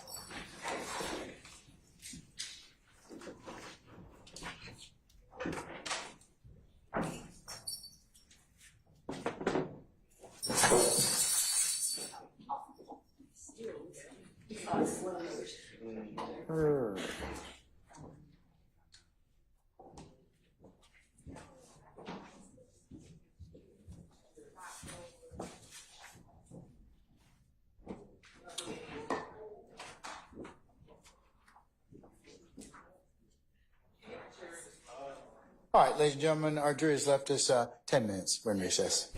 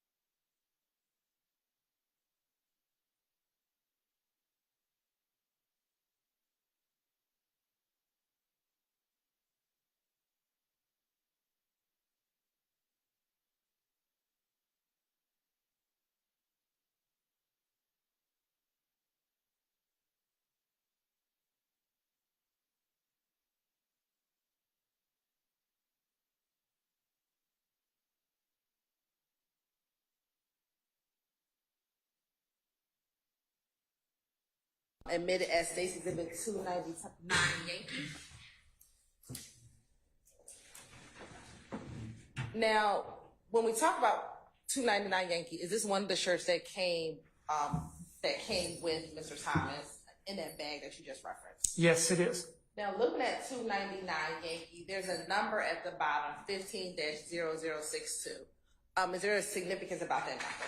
Okay, that's our accession number. So that's just for our office's use. The police and other people don't use this. But this is basically his unique number. So everything that we do with him, it's going to have that number on it, so we can keep it straight from other cases. And how do you come up with that number? Okay, so the 15 is from 2015. And on January 1st, the phone rings, first case of the year, it's 0001. And then 2 and 3 and 4. So by the 11th, this is the 62nd case that we've looked into. And so that's its number. It just goes through the year to the end of the year. Now, looking at State's Exhibit 299 Yankee, there is what appears to be a red arrow. What was that meant to indicate or show? Okay, there is if you look at that arrow, does this, let me see if, Bottom left.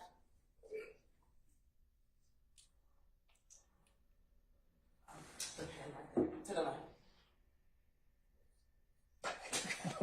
I've done this before, but I don't. Sure have. There. There you go. Okay. Okay, so this allows me to touch the screen. Okay, there's this arrow right here, this little red arrow. And then it's pointing to a little white hole. This is a hole in his shirt. And the shirt is black. Okay, so this is kind of whatever, except for this is a hole over one of the gunshot wounds. So the importance of this is for me to look at it and say, is there any soot or stippling on it? Of course, it's black, so it's really hard to see. And were you able to determine if there's any soot or stippling? I didn't see any on there, but it could be hidden pretty easily. All right. Now looking at what's been admitted, State's Exhibit 300 Yankee. Okay, let's see. There's a way to. So there should be a trash can. Right there. Okay, so now there's another. This is the same shirt.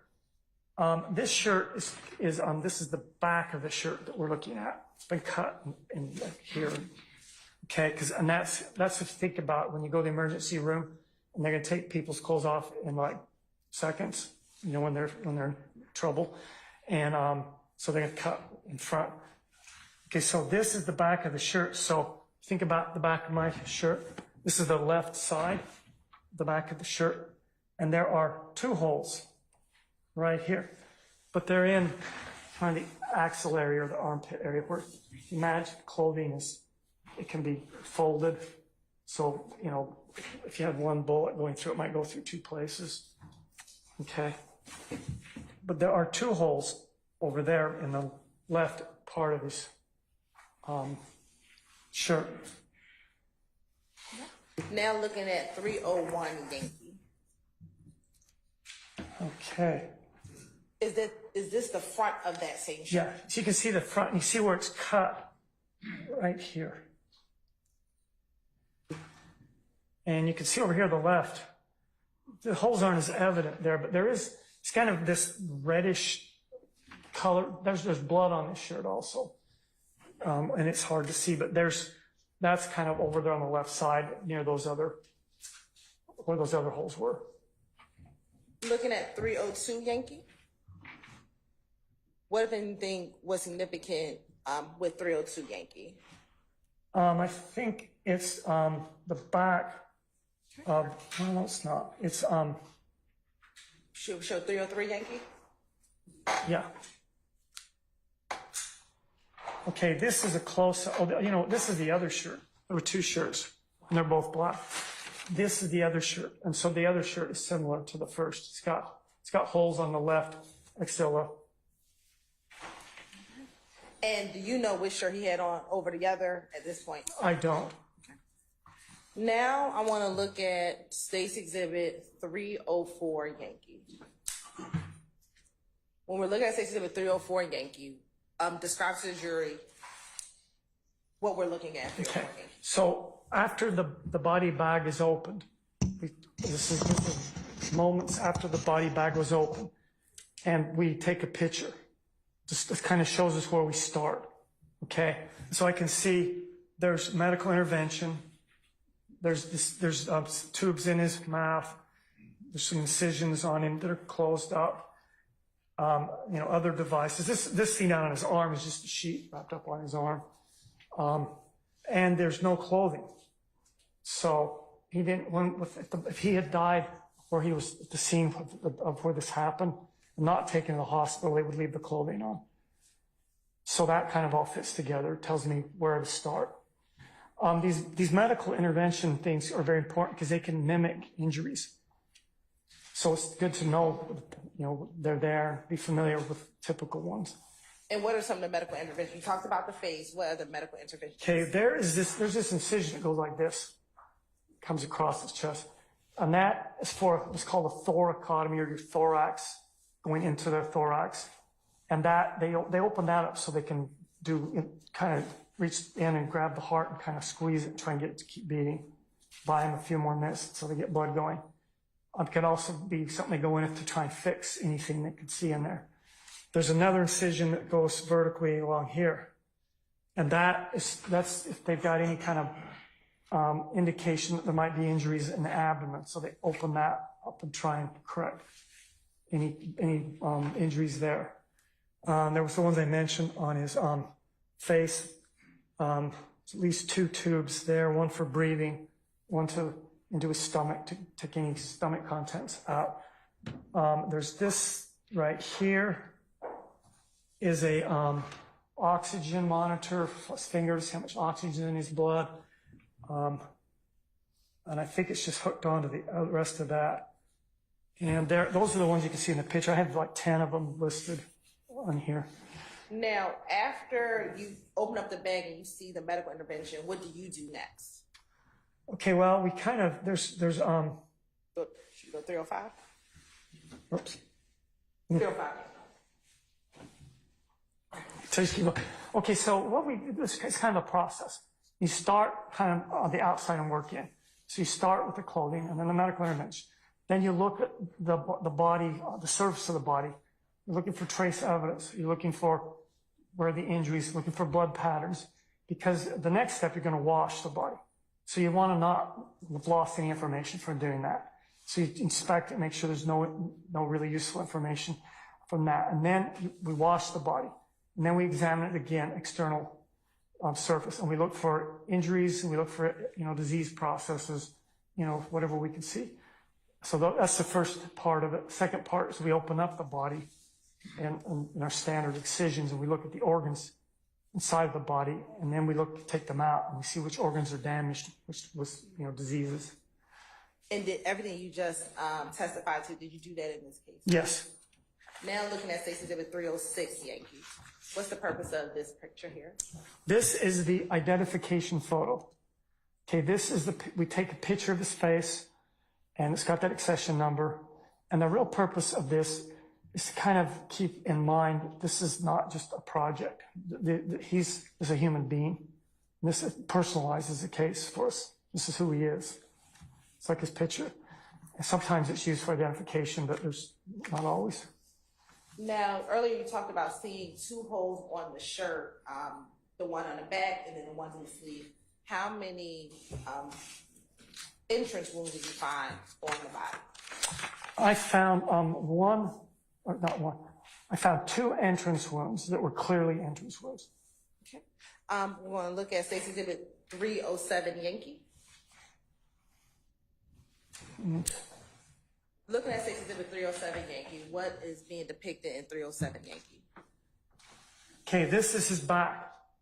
Okay, he's kind of rolled up on the table. And there's this little tag right here. This tag is got 2 inches, so it's 2 inches long. It's a ruler, and it's also got the accession number on it. Right above that tag is one of the entrance wounds. Okay, and you can see it's on kind of the left lumbar back here, this part of the back.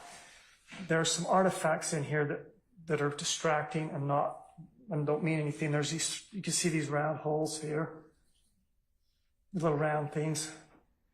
This is the table. It's a stainless steel table. It has holes for fluids to drain off the table and down the sink. And so those, when you lay if you lay a body on those holes, sometimes they make little red spots there. So they're not injuries. They're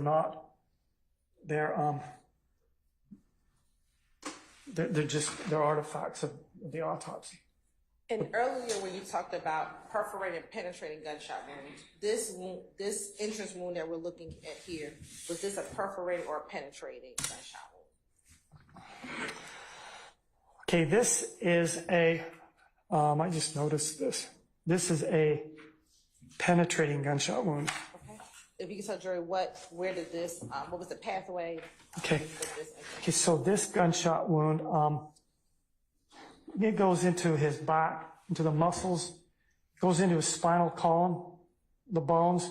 These bones are numbered from 1 to 5, and it goes through the first and second one. It goes through his right kidney. So his right kidney's on the other side. Okay.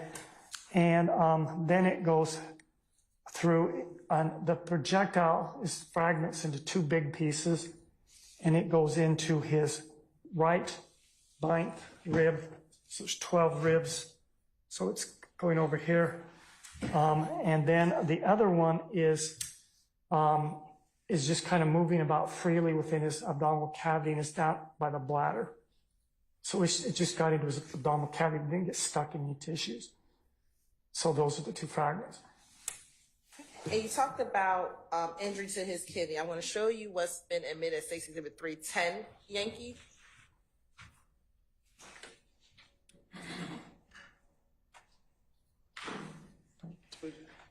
Go back one more. Okay, so I don't want to confuse you, so I start really simple here. This is just pictures of kidneys, kind of like sitting in a body, like this, okay? So they're kind of bean-shaped, and they're about this big, and they have blood vessels attached to them, and these tubes take the urine down to the bladder. So those are kidneys, okay? You want to look at the next one, 309, Yankee? Okay, now this picture, I looked around on the Google image to find this picture. It's the best one for this particular gunshot wound. It's a picture of his back. Now, it's in the front. We're looking at him from the front in this picture, okay? So, and it's kind of from the right side. So it's kind of like looking at him like this, okay? And you can see these kidneys, okay, right here and here, okay? And you can see this spinal column here. These vertebrae, if you count backwards on them, you can see where L1 and 2 are. They're in the same area. And so this gunshot wound, you can see how it goes through the right kidney. Oops, not what I've done. Kind of in reverse order. It went through the lumbar vertebrae, through this kidney. And I also had other things that went through.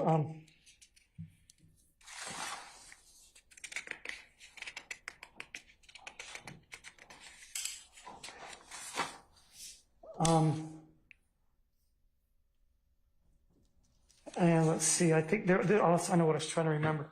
There is a suture, which is something a surgeon does. It's a little, where they take some thread, loop the hole, tie it.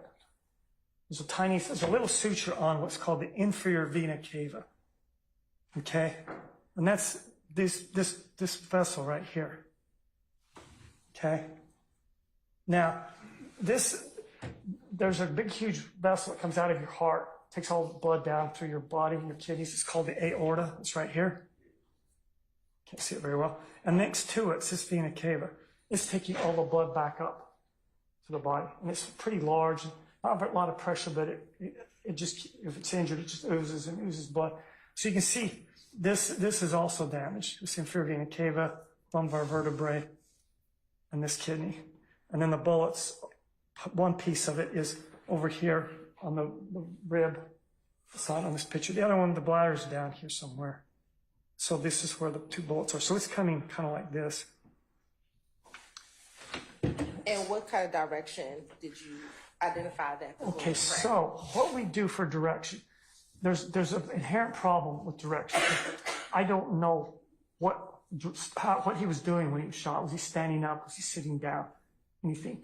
So what we do, solve this problem, we go back to medical school, we go back to anatomy, and we have this idea, it's called the anatomic position.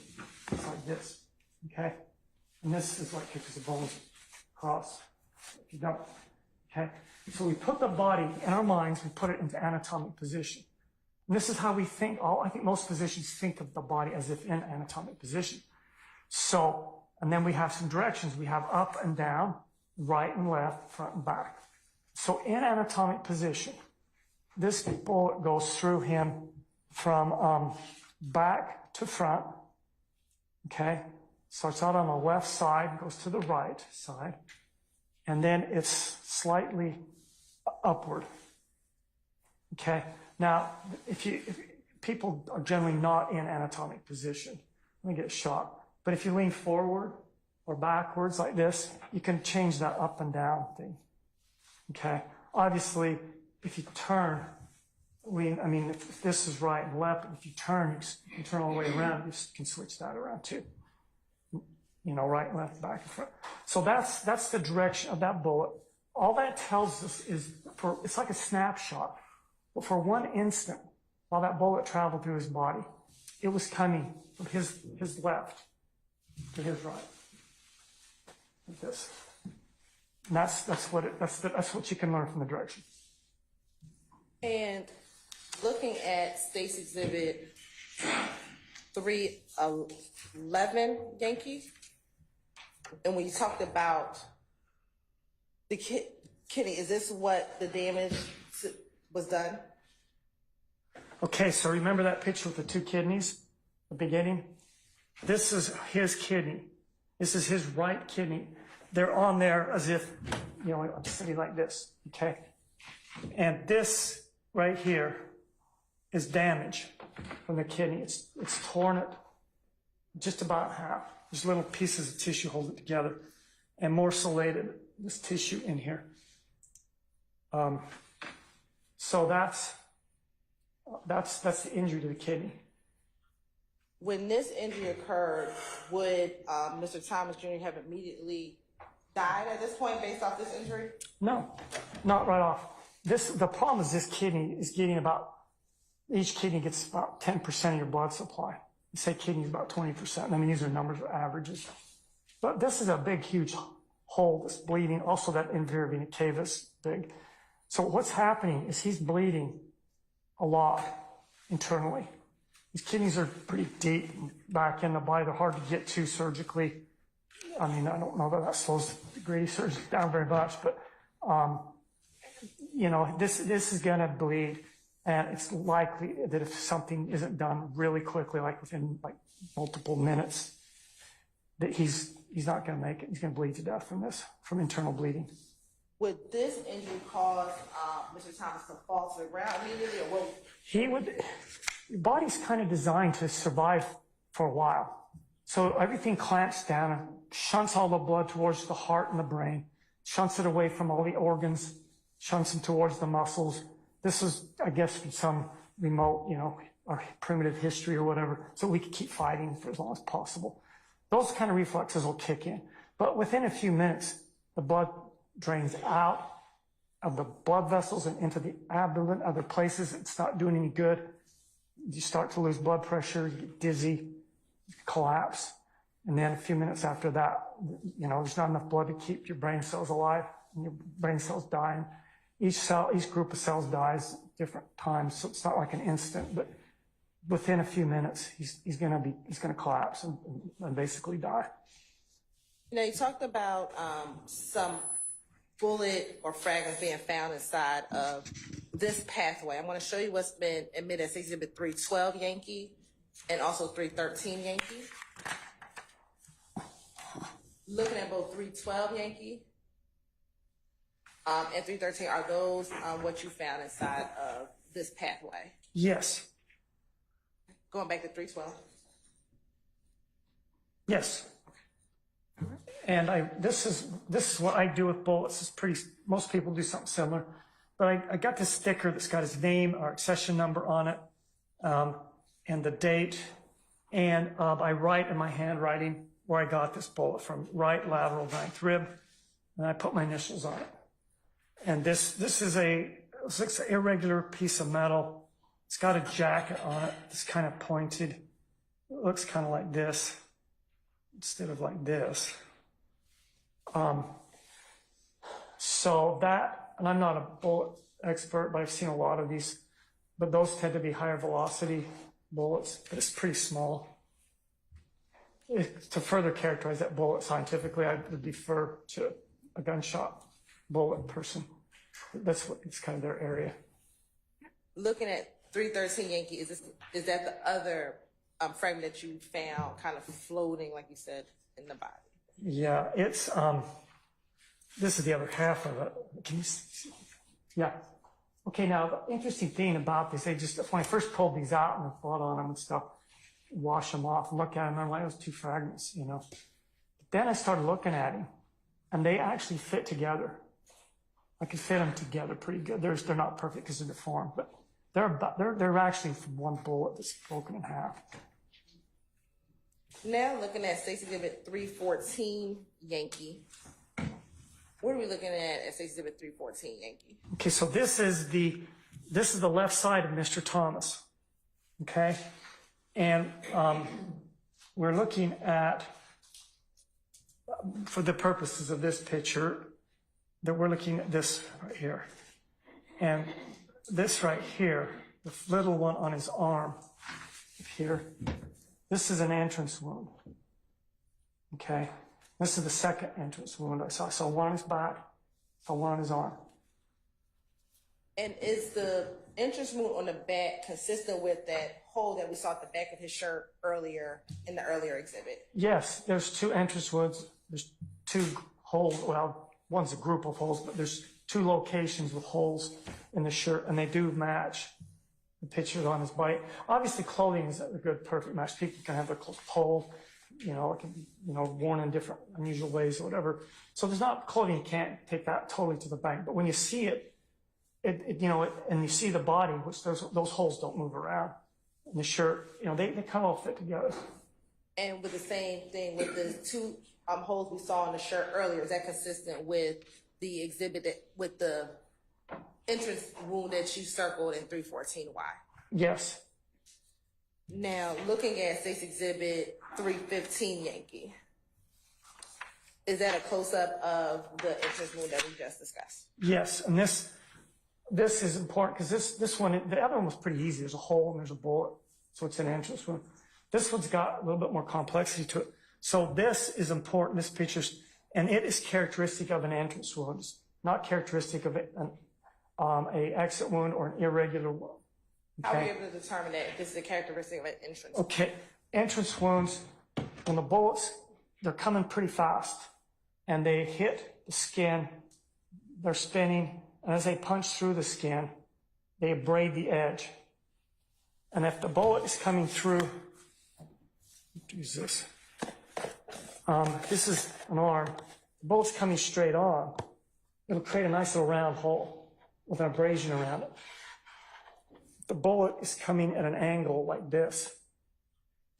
It'll create an abrasion, maybe a furrow, kind of deeper in the skin, and then it'll go through. Okay, but it'll still have this abrasion. Okay, this gunshot wound has got an abrasion here along this edge, real thin one there, a thicker, irregular one here. So this suggests a bullet is coming in at an angle, and it's an entrance wound.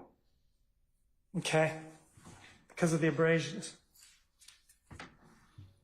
Now looking at State's Exhibit 316 Yankee. Okay, now this, where things get a little bit more complicated, but this bullet, the entrance wound is kind of hidden behind his arm over in here.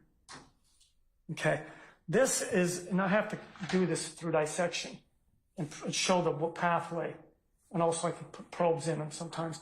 But this entrance wound connects to this hole here. So this is an exit wound. And how are you determine that's an exit wound? It doesn't have the abrasion, and it's kind of torn out. When they come out, bullets are often tumbling. They might be deformed if they hit anything hard. They tend to tear out, they tend to be irregular, and they don't have abrasions. So this is an exit to that. This right here is kind of a perplexing one. It's close to this incision, but there's a pathway that comes down like this inside the body, okay, that connects, kind of jumps through, they cut through it, and it connects to that, okay? And this right here, if you take the arm, I got it like this, take this arm, put it down next to each other, okay? This is where it's gonna fold. If you were to imagine this right here, folding it up like that. If his arm's down here like this, those two are touching. So this bullet, I think, went out and right back in through that. Okay? So this is a re-entry wound. I think it's all one gunshot wounds now. Entrance, exit, re-entry, projectile. Which leaves this bolt, this defect up here to deal with. Now, when a bullet is going at a high velocity and when it's damaging skin and tearing skin, you can see this made this huge hole. It's either tumbling. And Dr. Henry, I don't know if the circle came out. Which hole are you referring to? Listen, there's a lot of energy associated with that. And I think if that arm's kind of held against his body like that, I think this is kind of like collateral damage. There's like concussive waves of energy that tear things. And this is characteristic of higher velocity bullets where you get a lot of damage, particularly where they come out and, you know, tissue gets torn. So I think this is is due to the, just part of, it's just in the, you know, collateral damage basically. It's part of the injury, but there's no pathways through this. It's just a tear. And there's other, I guess you could try and think of other ways to get a tear, but it's kind of, seems like there's this what's going on right there within a couple of inches, probably all related. And from this entry, exit, and re-entry, what was the pathway of the bullet once it re-entered the body? Okay, this, usually when I see these, I'm thinking about internal organs. In this case, he's pretty big and thick. It didn't get inside of his ribs. It stayed out of his ribs. It stayed into his soft tissues all the way down through him. And this one was the one that was recovered down here in his abdomen. It's actually come down pretty steep. Okay, now, so it didn't get into his body, but again, this is a high velocity bullet. It has a lot of energy around it. There were bruises on his heart and his lungs. And some of those you could maybe blame on the trying to resuscitate him when they're trying to squeeze his heart. Maybe they squeezed it too hard or whatever, but they don't squeeze lungs. Okay. And so, some of this is from a gunshot wound. So he's got bruising of those organs. And looking at, you just said he had bruising on some of his organs. Would any of that bruising cause Mr. Thomas to maybe spit up any type of blood? He might. The lungs are very fragile. You can think of, they're like a sponge, okay? And if you start messing with the sponge, you know, if it's fragile, you can tear little walls of the bubbles of the sponge. If any of that gets injured, they can get blood inside the airway. And when you're breathing in that, you might breathe some of it out. It might be enough to spit out. It might not. I don't think it'd be very much. So I don't really know for sure. I think it's like a definite maybe. Maybe it could, maybe it couldn't. So there is injury to the lungs that could cause it, but on the other hand, it might be not that much. So I don't know. Now, looking at 6 Exhibit 317, Yankee. Okay, of course. What is this 317, Yankee? All right, so this is the other bullet was recovered on his left lateral abdomen. So it didn't ever get over to his right side. Although there was bruising on the liver, but some of the liver's on the left side too, whatever. And this bullet looks a lot like the other one. And it's got this kind of pointed look to it instead of like this look to it. So I think that's important. I'm not the one that decides what kind of bullet this is. They have people, I don't know, I don't know that much about bullets, and it's like, when you start studying this, there's like hundreds of different kinds of bullets, and you have to be pretty obsessed with bullets to be good at, say, this is this kind of bullet, this is that. So I defer that to the crime laboratory, that if if anybody wants to know what, where that bullet came from, what kind it is. I'm looking at 318 Yankee. Now, are those the 3 items that you recovered from Mr. Thompson's file? Yes, I like to do these kind of pictures, or in this case, maybe, just a little bit extra information, but sometimes you'll have like 15 or 20 of these. So it's nice to have them all in one place. You can kind of see in this view how these kind of fit together. And then this is the one. So this is the one from our first gunshot one in the back, or these two. And this is the second one. And when you recover from the body, what do you do with the projectiles? Okay, first thing, I wash them, get all the blood off of them. And then I put them on these little these are 2 by 2 inch gauze pads. We have these little stickers that we make we make like about 30 or 60 of these, multiple pages of them that all have these stickers on. And I put a sticker on each of them, and I label where they're from, put my initials on them, photograph this, and then individually.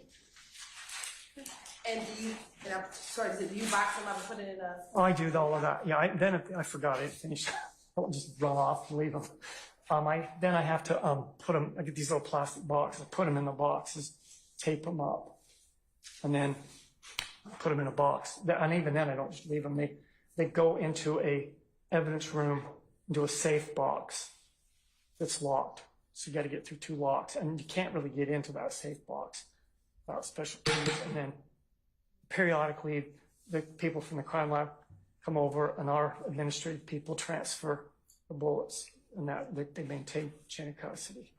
And when you say the crime lab, is that the GBI crime lab? Yeah, the GBI crime lab. I'm your permission to approach. You may, Mal. And I'm showing you, Dr. Hender, what is been marked as Exhibit 318 Yankee Alpha, 318 Yankee Bravo, and 318 Yankee Charlie. Do you recognize 318 Yankee Alpha, 318 Yankee Bravo, 318 Yankee Charlie? Yes, I do. And how do you recognize those exhibits? Okay, there's multiple things. I have a date written on them in my handwriting, 1/11/2015. Probably didn't do 2 cases with exactly 3 projectiles in the same day. Got my initials on it. I can see, if I look through these packages, I can see all of them. And they all have this Donovan Thomas. And if I look at the right angle, I can see the left, this is left lateral abdomen, and, behind bladder, or posterior to bladder. That means behind the bladder. And this right rib, I look at them carefully, I can see those labels on it. And then I can do this and see what they look like. So you actually just open it help you? Oh, that would help a lot. It's okay. And there's some gloves here for you? Do you want me to take them all the way out? Yes, please. Okay. No, I can do one glove. This is be tricky, but no, I'll be good. Let's see.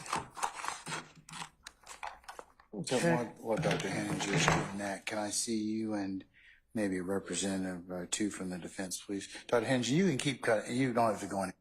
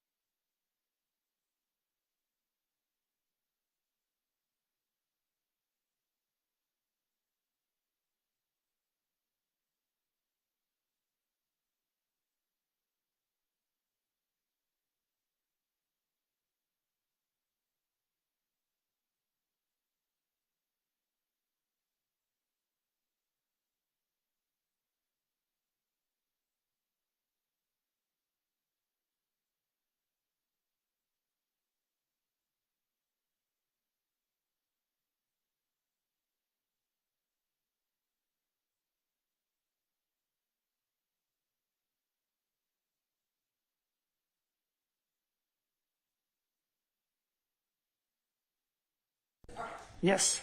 Okay, so before we show anything, so now looking at 318 Yankee Alpha, Yankee Bravo, and Yankee Charlie, those appear to be the same items that you collected back on January 11, 2015. Yes, they are. Your Honor, this time the state would like to admit first State's Exhibit 299 through 321 Yankee, and now 318 Yankee Alpha, 318 Yankee Bravo, and 318 Yankee Charlie. Any counsels, any further objection that otherwise wasn't noted earlier? Just the brief objections, Judge. Okay, I'll note that for the purposes of record, and I'm going to admit the aforementioned 299 through 321 and states 318 Yankee Alpha, Bravo, and Charlie over objection, and may be continue to be published. Thank you, Your Honor.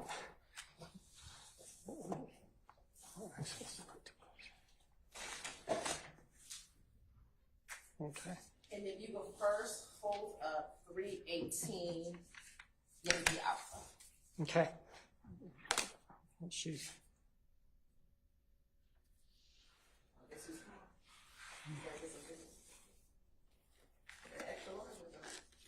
Okay.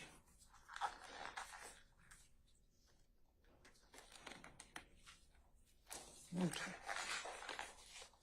Actually, also tear easily. I can do it with one glove. Is that okay? Yeah. Okay. So this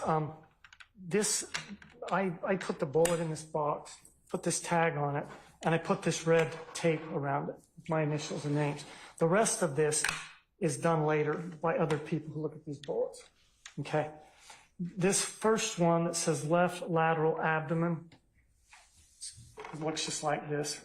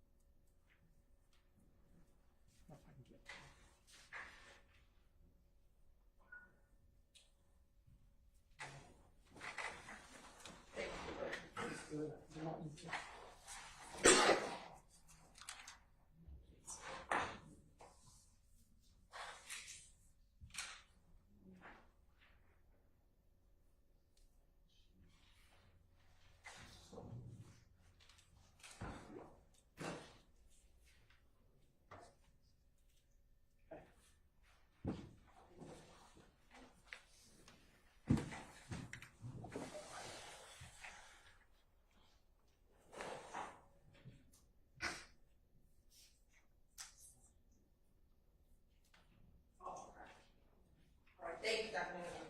Okay, if you could now, you could just publish, you could do it from your. Just from here. Yes. Okay. 318 Yankee Bravo. Okay, so the next one I got is the right lateral ninth rib. It's the same sticker, and it's the same bullet. Like that, if you can see it. Okay. And then Let's see better from this.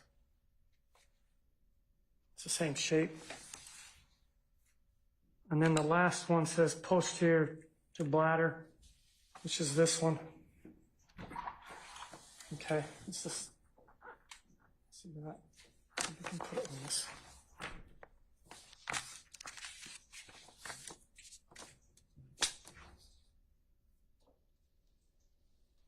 And with that 318 Yankee Charlie. Yes. Thank you, Dr. Now, looking at 319 Yankee, what, if anything, was depicted or of significance during your autopsy for 319 Yankee? Okay, this was, every case has something that you, on it that's, well, not every single case, but many cases have something on them that you've never seen before. Okay, and this one has got these three little lacerations, little tears in the skin on his scalp. And my first thought was, is there some medical intervention that I don't know about? That this is evidence of it got taken off. And I couldn't think of anything like that. And they don't go anywhere. They're tiny little abrasions on the top of his scalp. Okay? And I think there's a closer one. Yes, looking at 320 Yankee. And Dr. Hendry, if you can remove the markings, the Definitely. markings. Okay, does this go up, expand even higher magnification, or does it just go? Should be able to zoom in. Okay, yeah, okay, now. All right, so now they're really tiny, but now they're starting to look more like what I usually see, normal size lacerations. They're tiny lacerations. And they have an orientation. Okay? Okay? They have some abrasions around them, which would suggest that they're irregular. They're not smooth. And they're kind of coming, so this one particularly has got three little, when I start seeing patterns like this, you see what I mean, where it seems like the energy is starting in one place and kind of dispersing out, I'm thinking there's a direction here.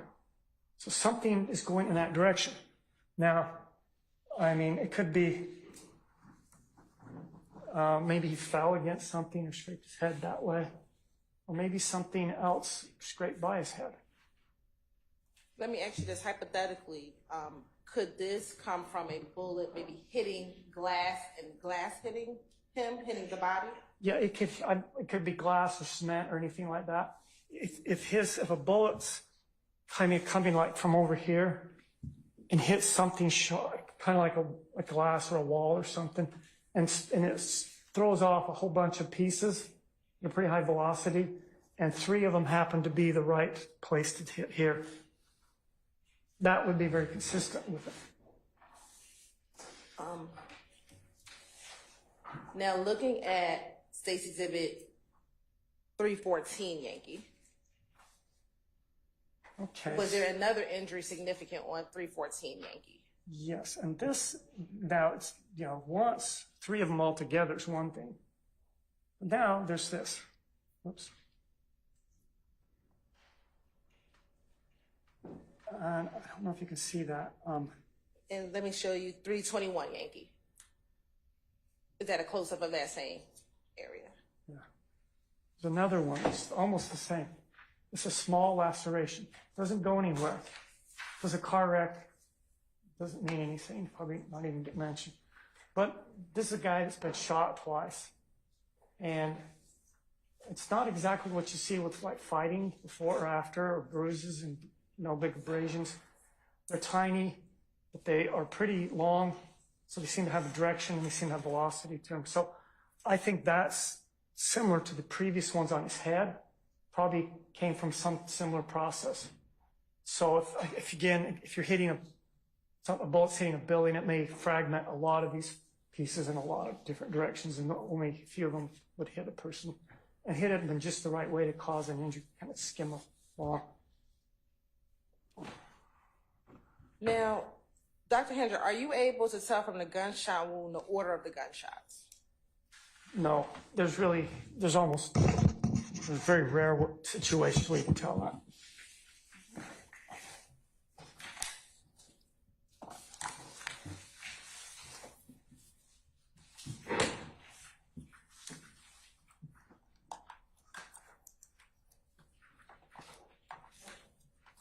After conducting the autopsy, did you determine what his cause of death was? Yes, What was his cause of death? gunshot wounds of the torso, And did you determine the manner of death? homicide. And after conducting the autopsy and testifying here today, did that conclude your involvement in the case? Yes. Thank you.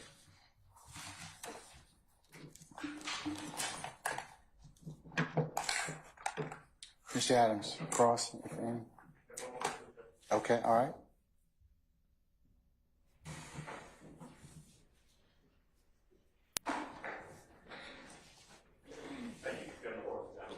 Okay, thank you, sir. Mr. Sharp? Ms. Westmoreland? Ms. D. Williams? Mr. Matthews Sr.? No question. Mr. Weinstein? No question. All right.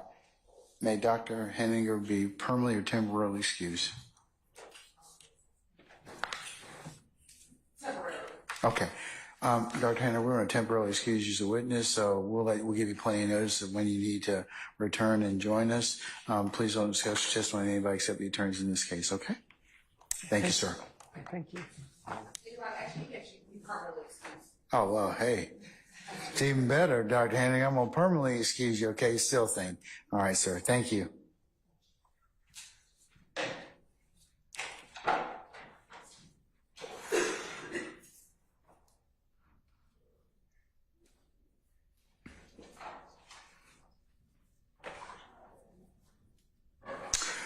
All right, ladies and gentlemen, the hour is 5:30. I believe that we are going to pause for the rest of the day.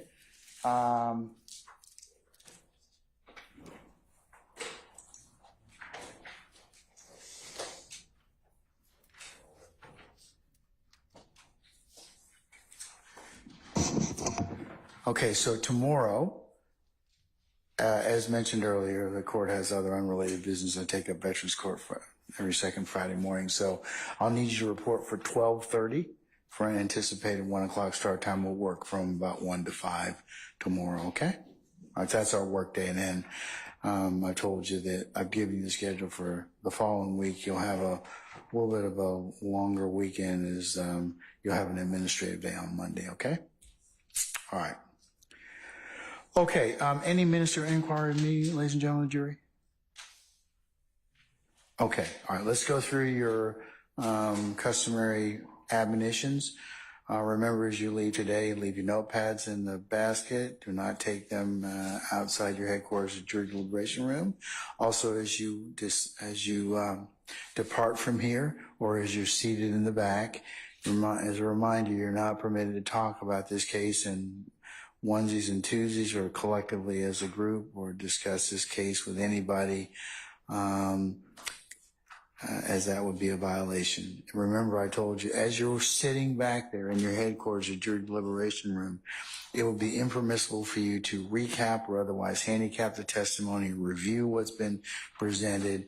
As remember, the court will give you at the appropriate time instructions on how you're to begin that deliberative process. But until such time, you are not permitted to discuss this case at all with each other, or as you sit back there waiting on us, okay?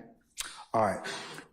Also, ladies and gentlemen, please don't listen to any news media accounts or any third-party accounts or recaps or otherwise any other person or persons comments on this particular case. Remember, you can only consider what's been lawfully presented within the four walls of this courtroom.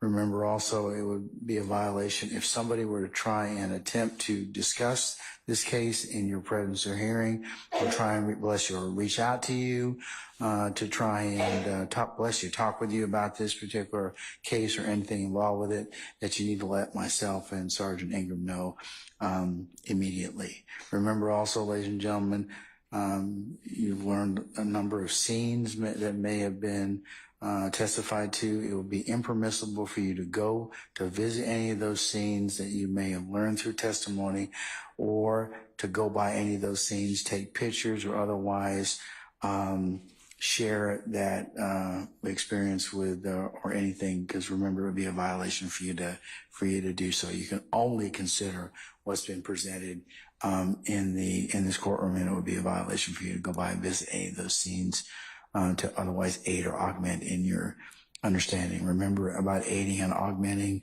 as I mentioned earlier, you can only consider what's been presented within this courtroom. You cannot consider any outside sources or understanding. All right?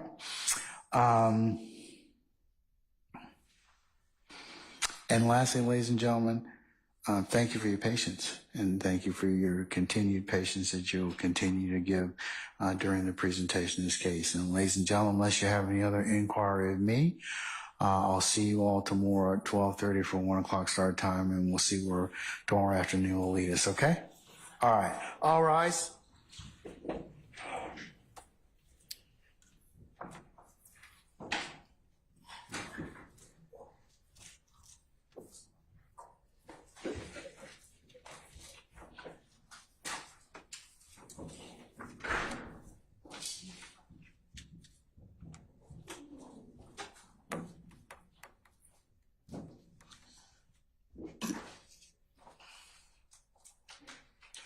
All right, ladies and gentlemen, please be seated. Our jury has left us.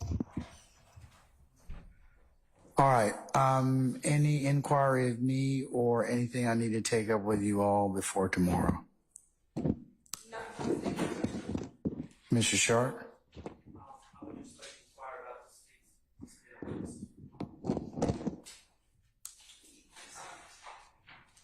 We should be following up with Mr. T. Donovan Thomas Sr.